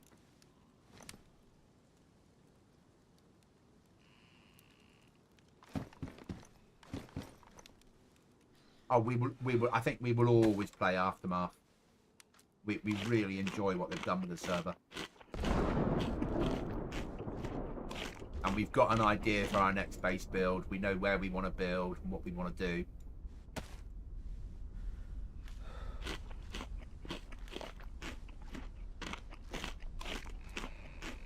Unfortunately, we don't have MVGs, but I can give you guys a little bit of night vision. Using the joy of filters. Well, filters, what is it? Gamma increase. Press a button on my stream deck. You get to see a far better view than I do.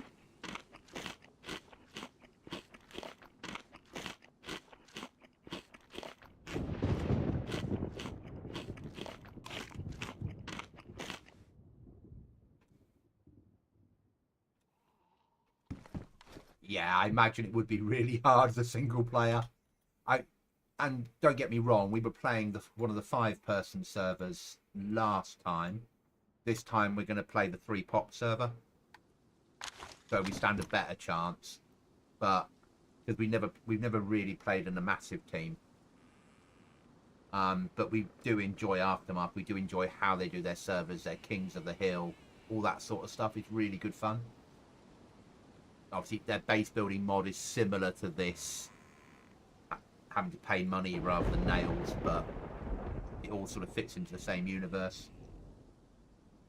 And it still doesn't feel... Yeah, as you're well aware, I don't play with NVIDIA filters on.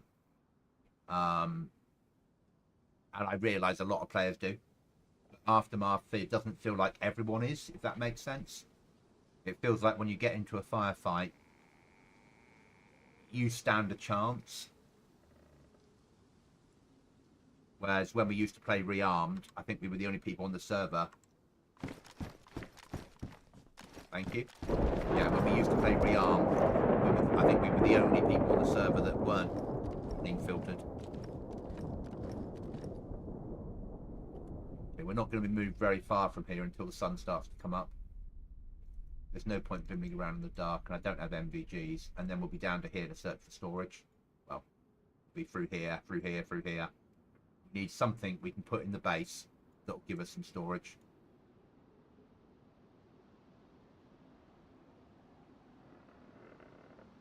Don't care what it is at the moment.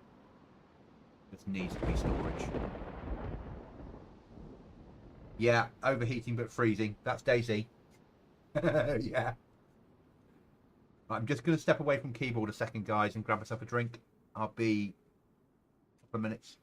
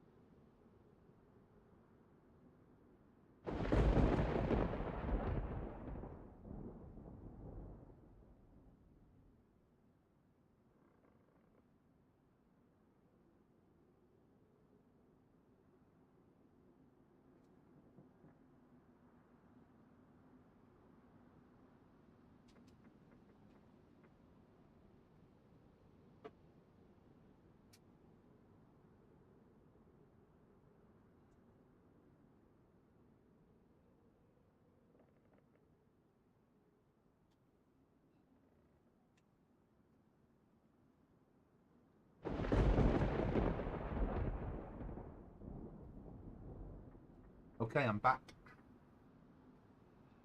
Thank you for waiting. Sun should come up reasonably quickly. Looking at 22, so quarter to midnight. About 2:30 in the morning because we're playing in the summer. Sun will be up. I do need to exchange this FAMAS for something that's not French. Sorry to any French people out there.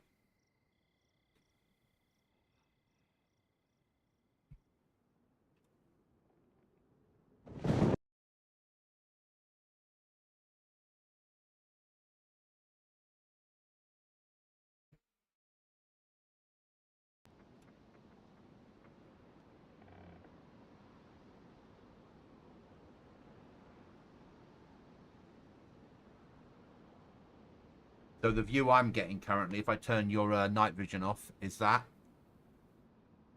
Which is why I have that little button for you guys.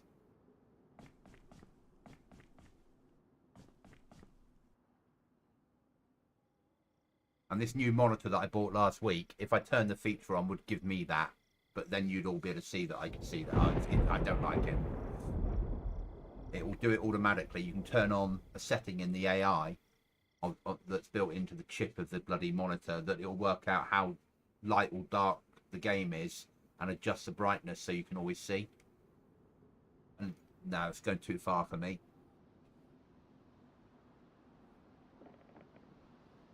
I like a little bit of danger. And the fact that people log out as soon as it gets dark until they get MVGs.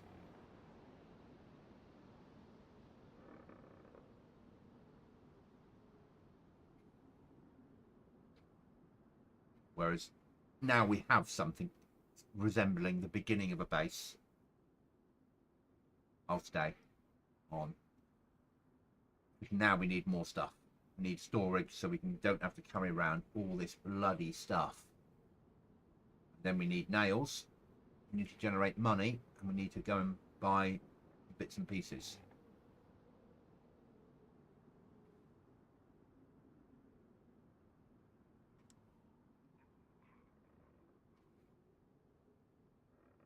I could really, and I like, don't get me wrong, I like the Parabergen, or Alice backpack as they call it here, but I like the Parabergen. But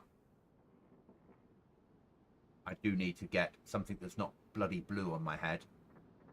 Something that's a bit better camouflage for a top that hasn't got a big red aim for me here patch. Could do with a mag on the rifle.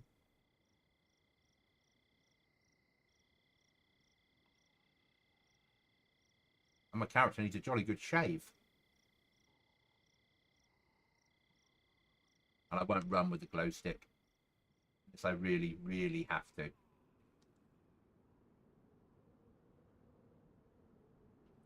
As I said, the sun will soon be coming up and you'll be able to move out.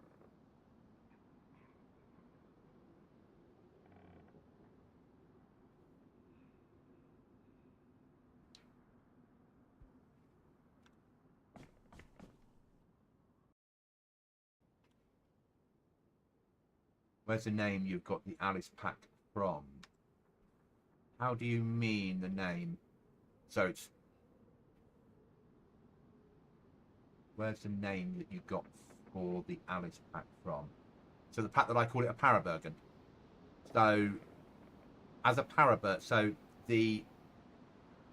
when I was a young soldier, that there in olive was basically the Parabergen, which was the issue Bergen for the airborne forces, or the airborne Bergen. Alice was a US version of it. But that is basically the Parabergen. They've named it Field Backpack in this naming mod we're using.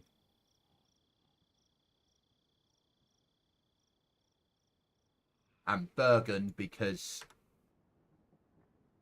I'm British forces and we don't call rucksacks. They're Bergens.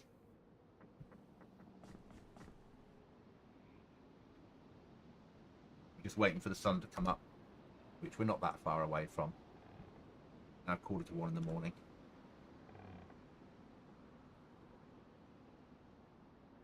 Yeah, so Parabergen is basically from the forces.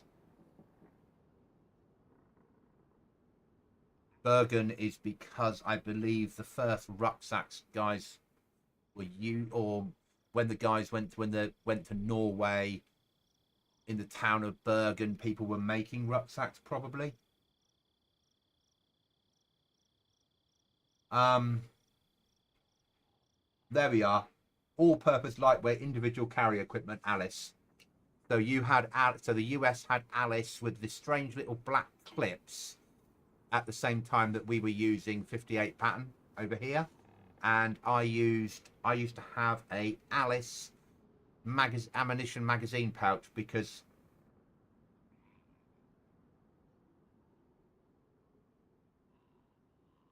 yeah, so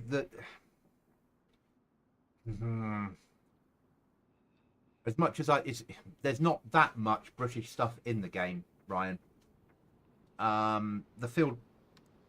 This is British. The field vest, the British bit of kit. But things like the tank that's in the game, the Humvees,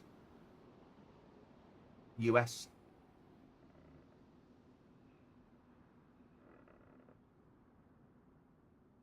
So if you imagine that, but then originally it came from armor stuff, and armor was USSR against US. So most of the kit came from those two directions.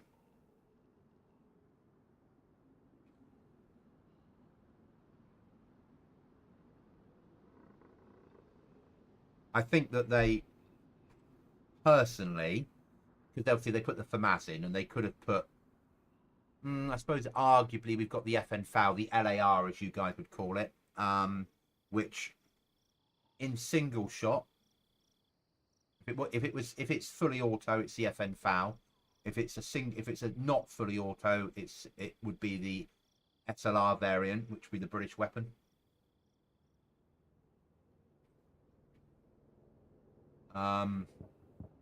But yeah, I'm always going to probably call some things a little bit different than other people would. I'd refer to the field vest here as a cop vest.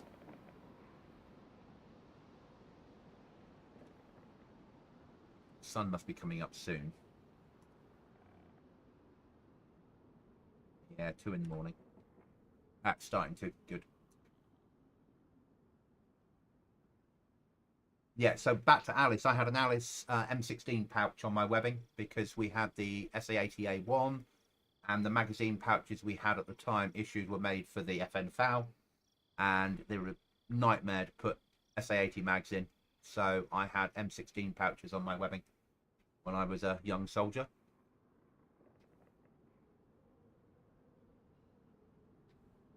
And a 44 pattern water bottle pouch because it was better than the 58 pattern that we were issued.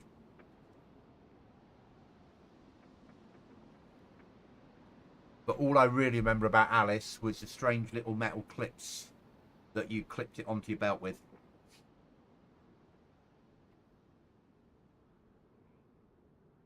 All-purpose lightweight individual carry equipment. Yeah, that's the military for you. I still work for the military in my civilian world, so I'm used to the military way of naming things.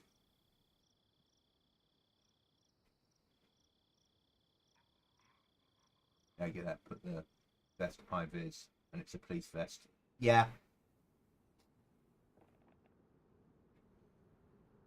I think we all probably refer to different things in the game our own way. But were you issued with armor? No, not in my day. Apart from when I did my tour of Belfast, then I had a basic vest that had a front plate and a back plate to protect your heart. That was it, and a helmet. Um, but it's not much different than now. It's not armor. Something I've worried about every soldier wearing body armor. It armor isn't quite. Armor isn't always what the films and games make it out to be. A lot of armor is about protecting the vitals long enough and keeping your body compressed well enough that the medics can then get to you and save you. It isn't always about stopping the high caliber ammunition that's going to be thrown at you.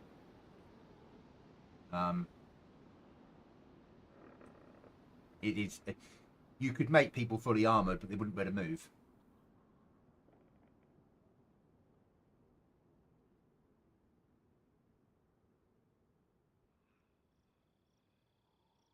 There's always going to be a cost implication, as Snowwalker said. It's always going to be because it has to come out of taxpayers' money. And yeah, I agree with you. It's as heavy as hell.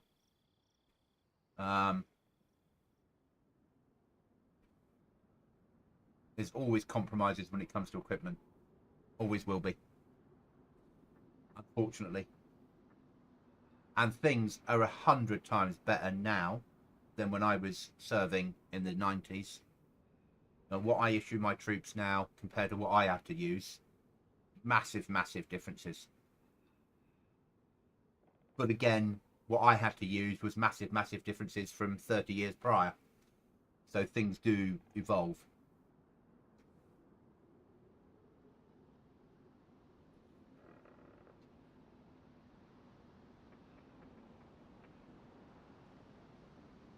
God, I was in the days of boots that had cardboard insoles.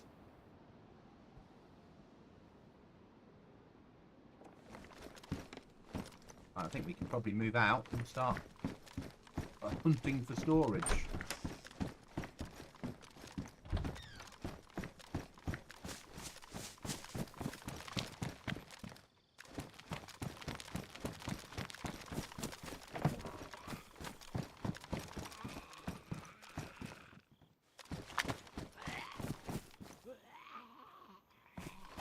Hear you, where are you?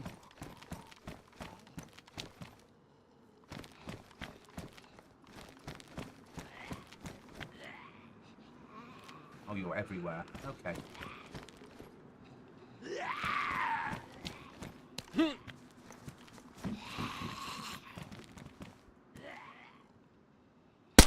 Yes, yeah. They have a variant of armour they wear now. Oh, we're here next to where the bus spawns. Okay.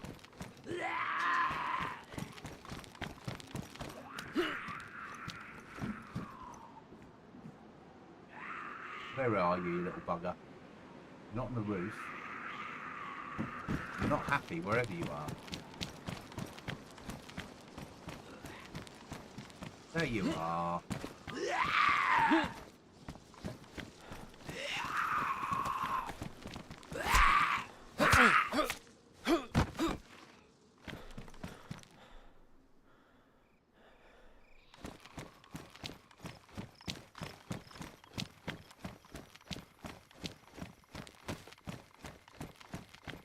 But that's no different than us in the 90s, you know. A choice. Did I wear my plates in Ireland? No.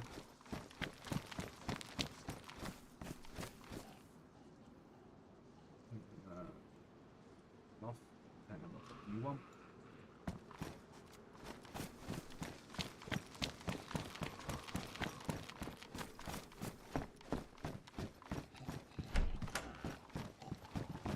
Oh, hello, you. Oh, and a present of an apple. I feel privileged.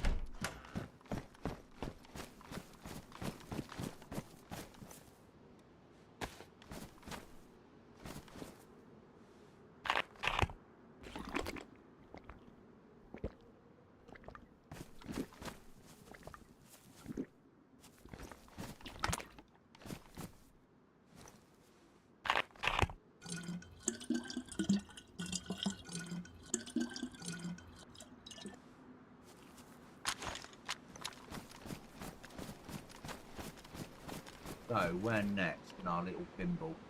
So, is it common? Yeah, pretty common. It just what it is, I suppose. You get used to it.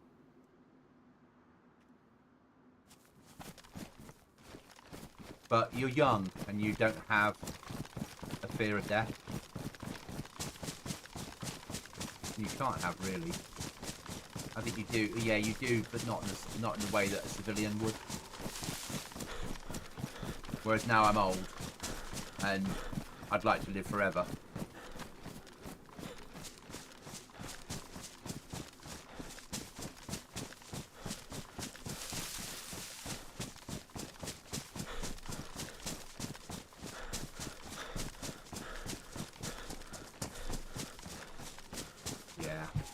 And I was light infantry that didn't have vehicles, so apart from like Land Rovers, but the average bod on the ground we were rucksack or Bergen with all our gear, type infantry, and I loved it. but it's a young man's game.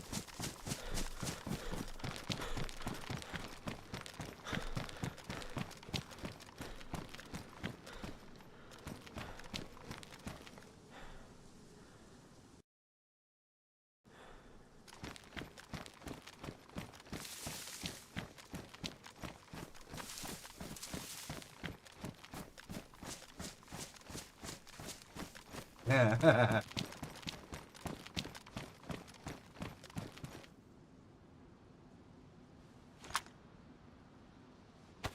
Time and a place, Ryan. If you've got to move forward great distances, carrying lots of weight, or you've got to have a massive supply chain bringing the weight with it, they all have issues. As many as I could bloody get my hands on. And that's as much as I will say on a stream. But Ryan, I'm more than happy to talk to you about it off stream.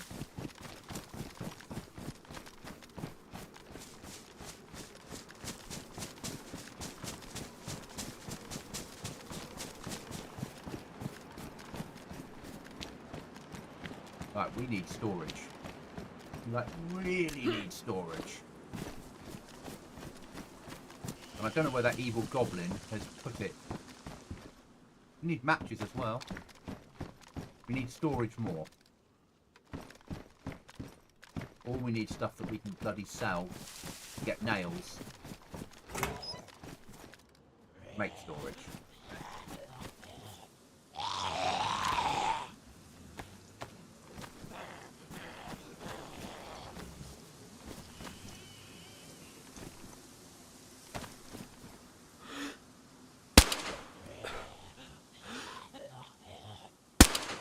Fucking thing.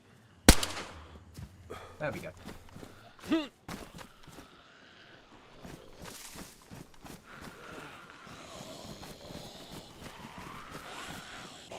Oh, here we go. Game on.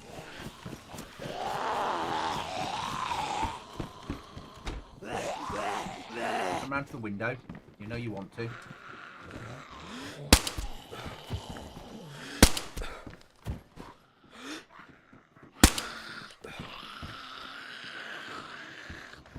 Come on. Is that all of them finished complaining?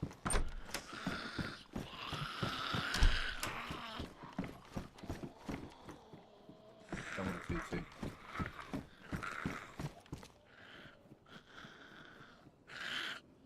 That's alright, mate. I'll talk to you about it off stream. Not a problem. Just any time, just drop me a message. I'm more than happy to talk about some things I won't, because you and you understand why.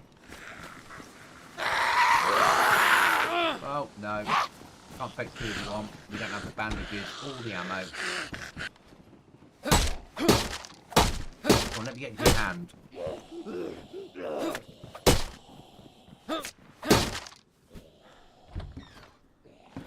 Yeah.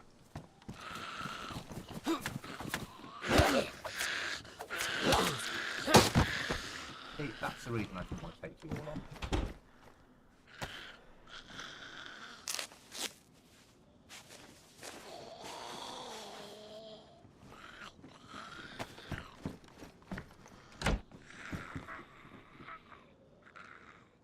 More 9 milli, or we used it all up. I think we probably used it all up right now. 380.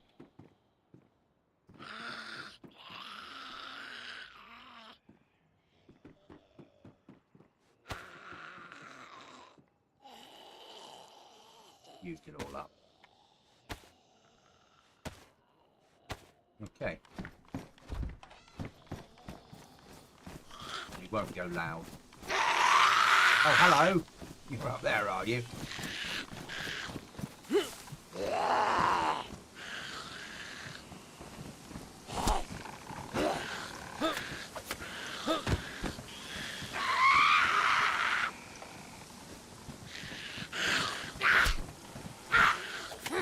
You're an angry one, aren't you?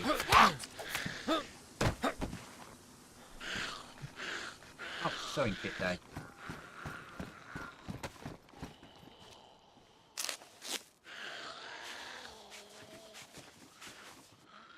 My actual job when I was infantry was the grenadier.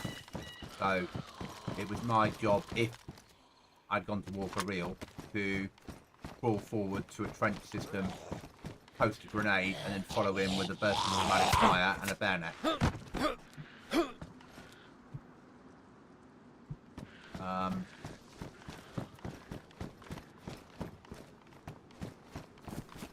The idea of crawling forward to that position in full body armour under fire would not have been an interesting use of my time. Inside that, ooh, we'll have a bloody battery.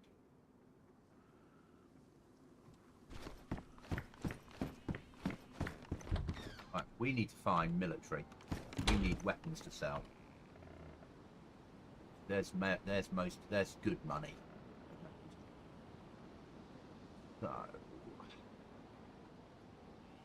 also, we all realise that where there's military, there's bears, thanks to that evil goblin. So I reckon if we run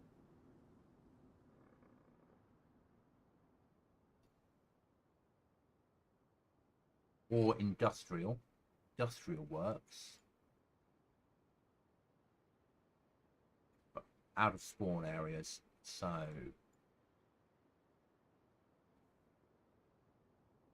that's where we were before. Let's go over there and do a search of that place. That has a good chance around there of getting some reasonable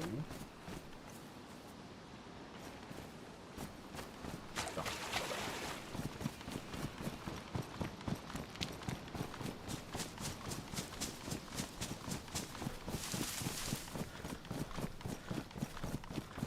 Yeah, in a roundabout way.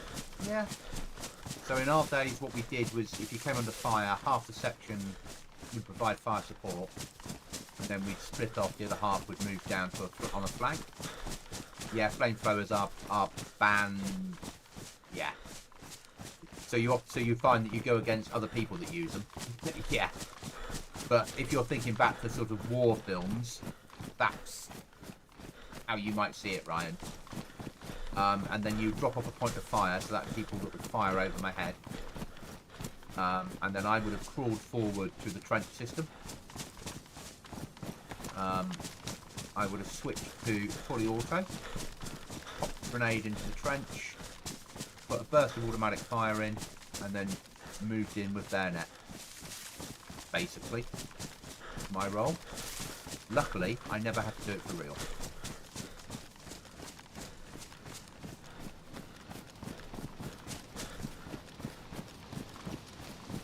Yeah.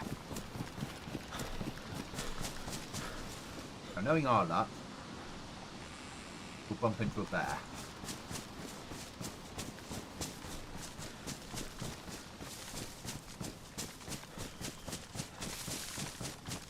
Whereas now, I'm a civilian that's involved with supply. It's safer to be sat in a warm office or out on the road delivering and picking up stores. I'm the looting. I'm a looting goblin in real life. Just less of the looting.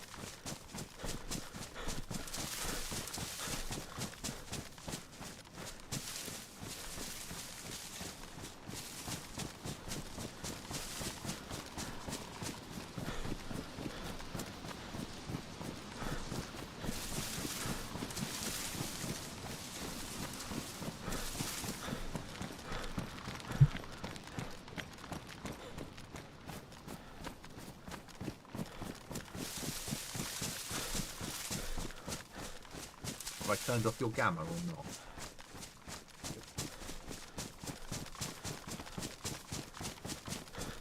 Look at that, 4 hours streaming. Who'd have thought?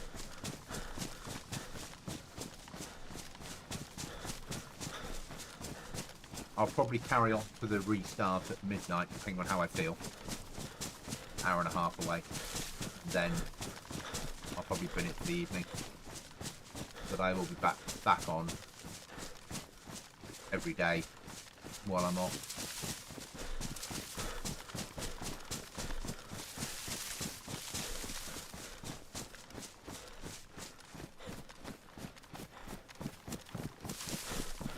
I need to start building tomorrow the oil rigs. More points of interest for you guys to loot and fight over.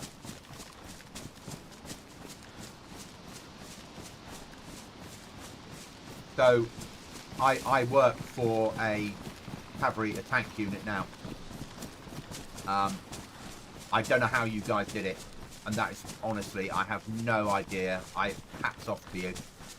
I sat in a tank, they closed the lid, the hatch, and I was like, get me out of here. Hated it. So I don't know how you do it. But you probably look at the average infantry and go, what the hell are you guys doing running around out there in the wet and the cold?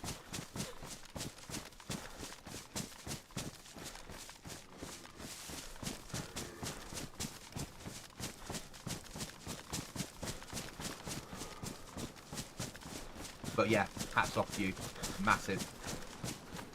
Yeah.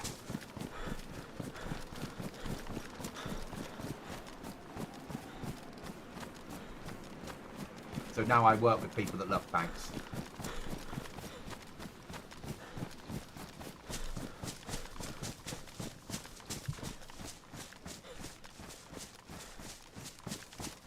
And understand them, whereas I don't really. I don't need to.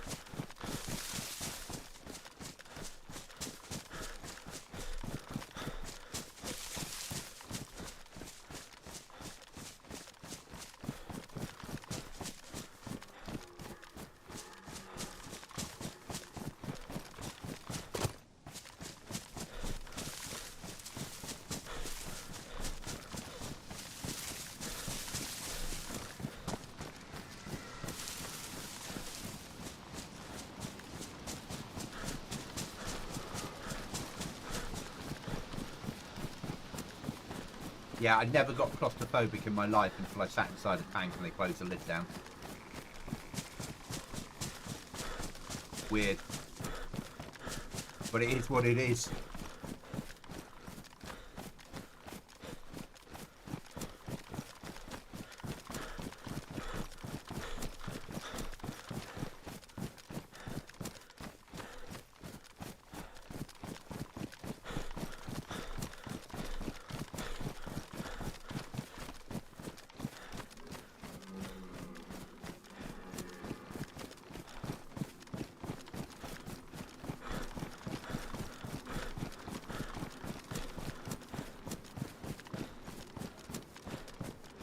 When I joined up, my friend at college joined a tank unit, and I went infantry, and he could never understand why I was going infantry, and to be honest, I could never understand why he was going tanks. Each to their own, though.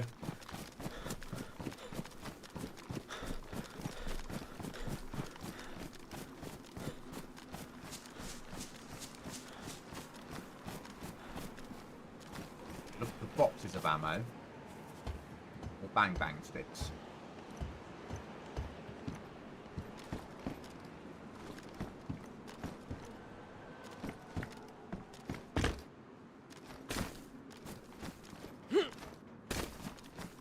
Oh yeah, there's that nasty barbed wire, Ryan. That Goblin put in.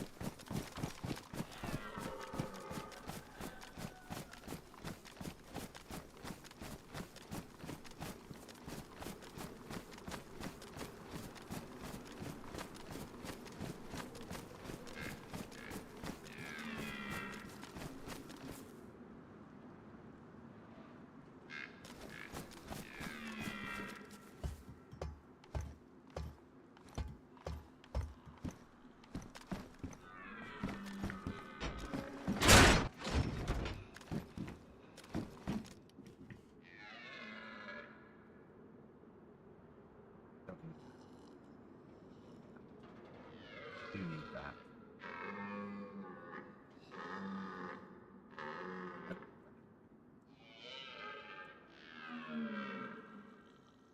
Don't need two of them.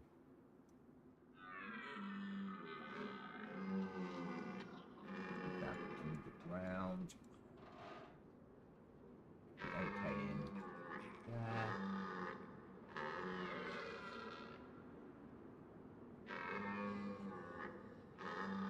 Job's a good one.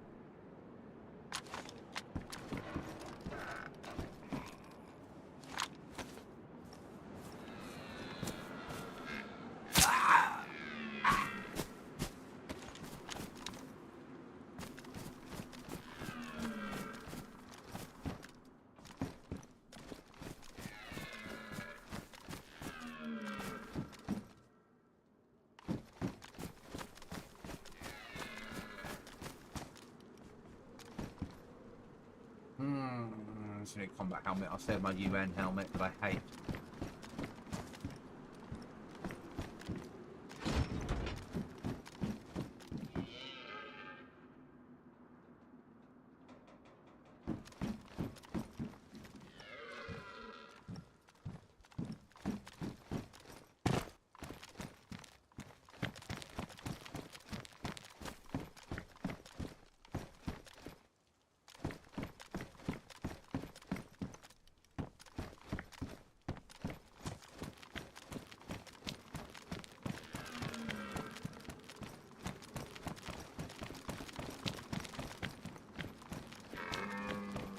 Ryan, who put this dangerous barbed wire in? They need talking to.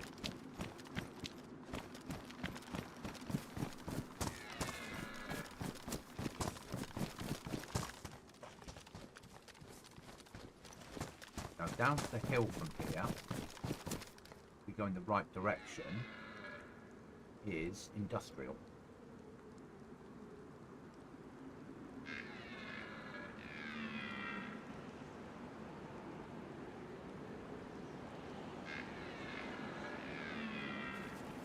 That must be... It counts as being industrial, but it's down here, isn't it? There. Good night, Snowwalker. Thanks for coming in. Massively appreciated. And thank you. So if we push down to the industrial, hopefully...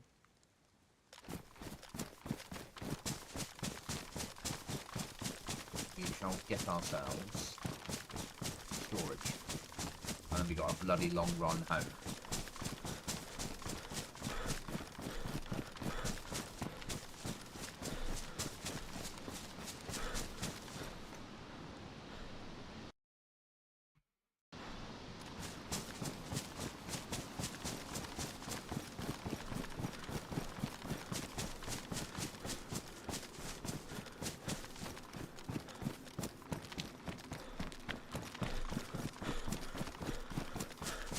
Yes. Oh no, police station. Okay.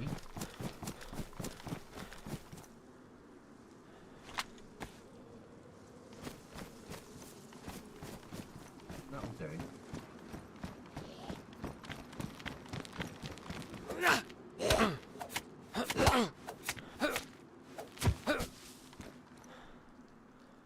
Like what 4-5 is not to be laughed at.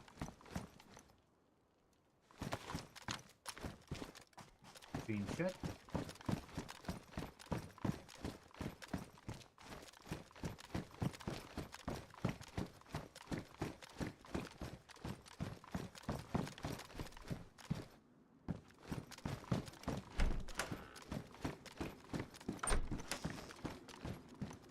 Always thought one of these buildings, if you're building on a conventional server, would make a hell of a building for a base. If you could turn that all into airlocks and just block off the back, and actually have your secure room up here.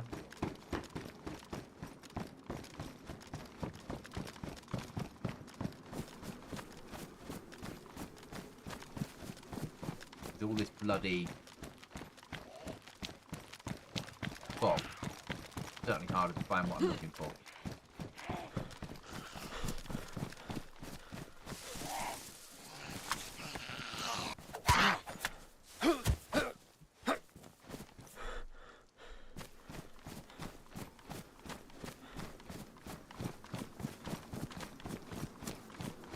Must be a back way in.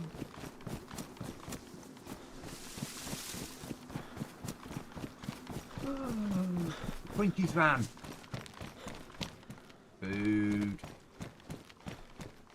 Food.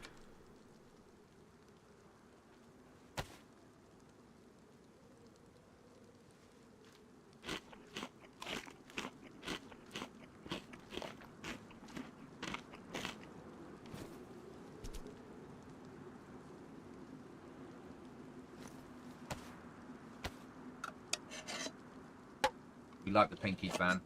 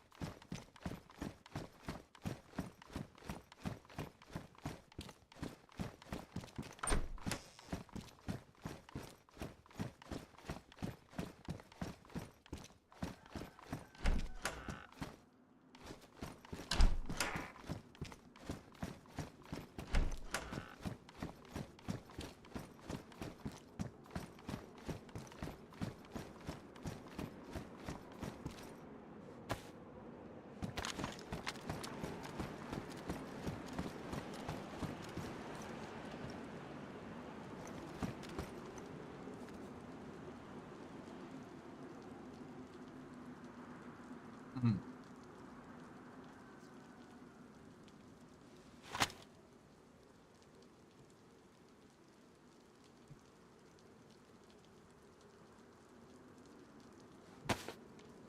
Hi there, Sigma. How are you? So, we need to find industrial. We need storage massively. That's not working. That's the main, that town that's all ruined. No use. I suppose we are moving back towards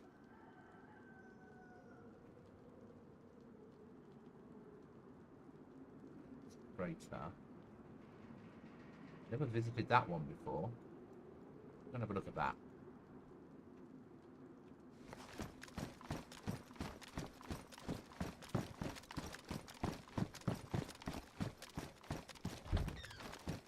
Okay, look. We're actually looking for storage, but as per normal with DayZ, you start off looking for storage, and then you go off on a wild tangent and start going exploring or looking for players. Our wild tangent is, you see, that I do need.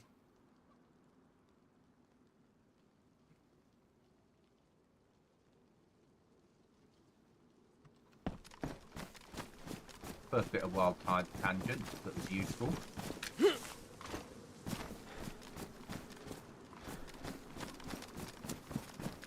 So if we find storage, we're going to do the long walk home.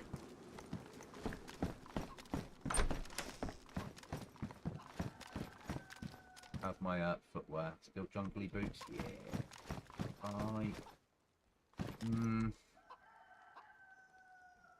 Do I throw away a spare water bottle over a lockpick? No.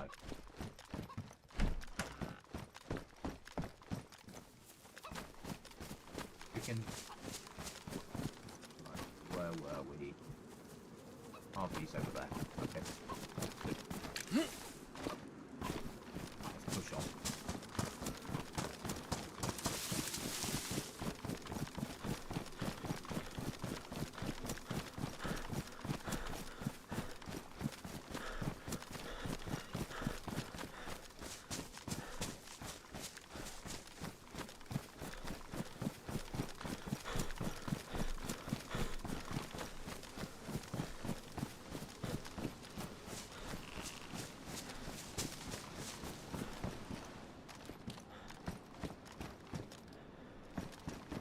Not interested in that. I understand we're likely to run into a bear or wolves up here.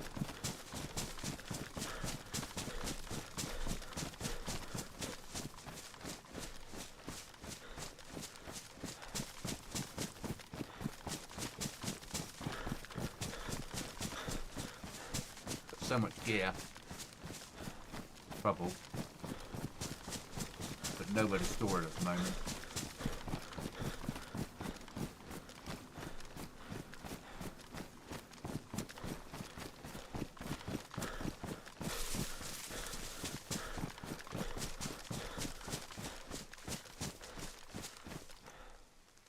We don't need the AK, but it's worth about 50 nails.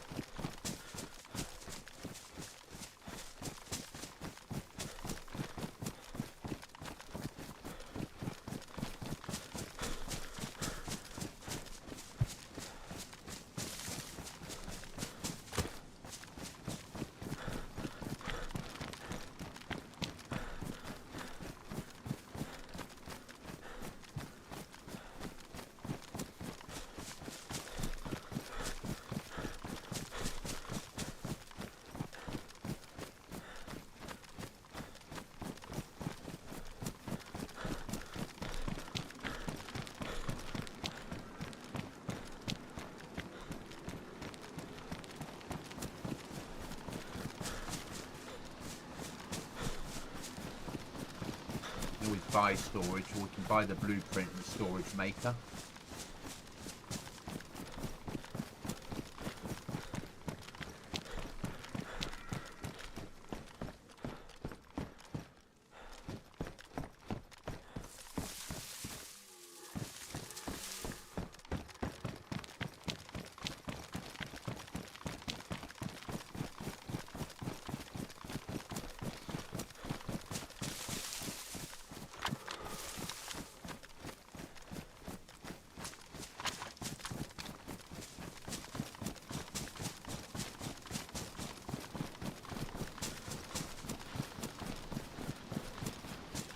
Carry on pushing.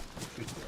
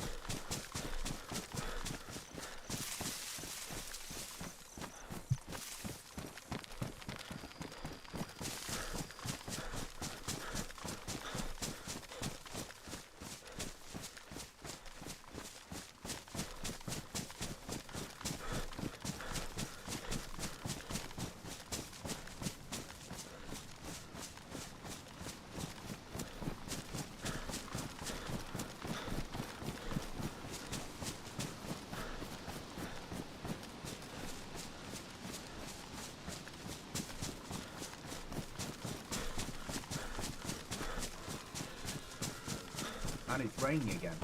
Oh, it's just a mass of water, is it? Okay. Oh, I know where we are. Okay.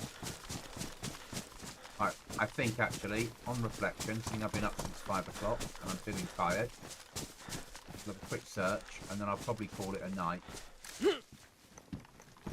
because I'll still be awake at 5 AM, whether I like it or not. So I get up at 5 AM every day for work, and it will take me ages to get out of that habit. I'm only off for a week. It normally takes me about 3 weeks to break the waking up early habit. I'm not going to log out down in this bloody hole. That would be stupid. But a mass of water is shouting for some structure built on it for you guys to explore. Up here it should be tier 2 mill. It might be we might build some sort of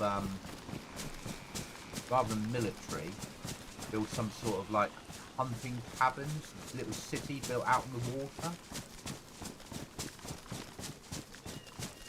To protect themselves against zombies.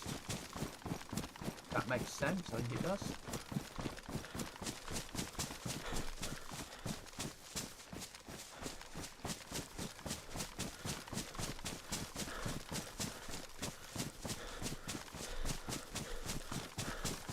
Interesting things we can put in to make it more believable.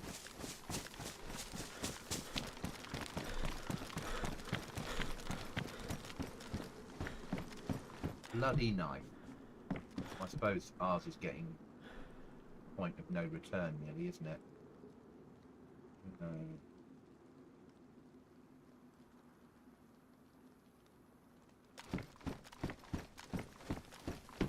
So we will find somewhere.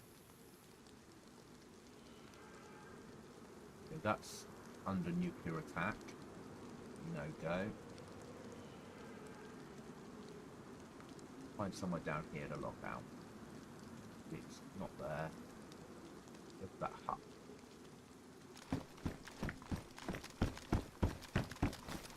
And then with you guys that are watching me that play the server, I'll come on tomorrow and open the door into a landmine and then a bear trap. Like, no, we just randomly left it there. Where was it? Where's the marker? I can search for storage tomorrow. Or at least barbed wire so we can buy a better rucksack. Do something anyway.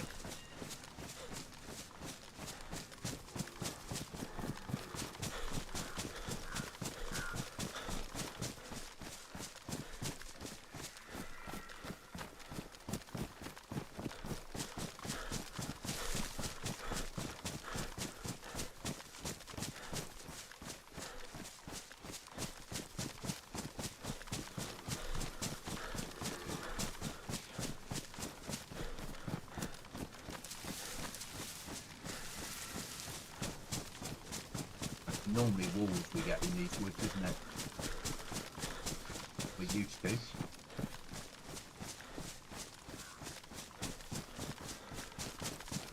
Why I want to log out in a building, really. Wouldn't normally. But from experience, logging out in the middle of the woods in wolf and bear territory is silly.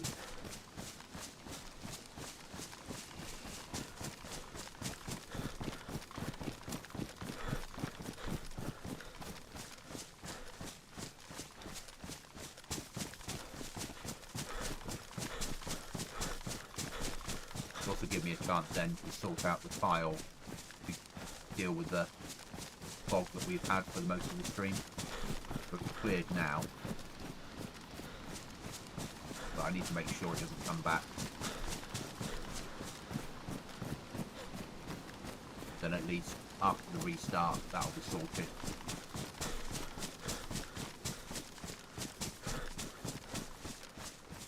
It didn't solve the rain issue, that's for sure.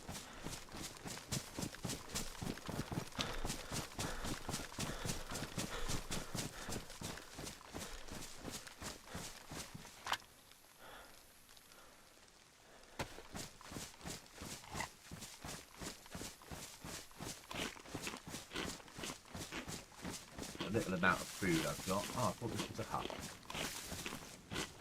Maybe it used to be a hut.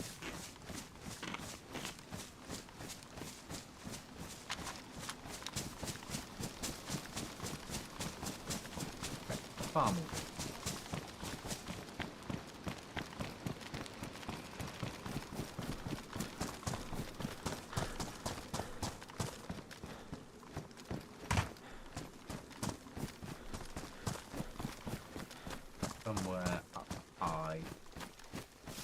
away from things.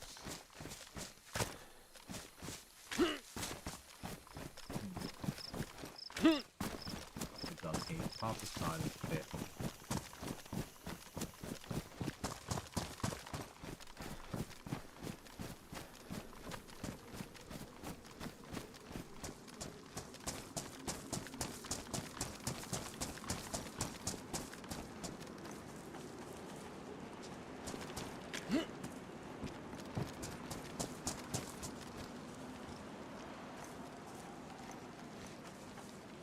That'll do. Right, guys, thank you for watching. Thank you for being here. It's been a good 4.5 hours. I will see you again tomorrow when we will continue the search. May your shots find their target unless you are aiming at a goblin, in which case may your weapon jam and your bullets be damaged. Night, guys.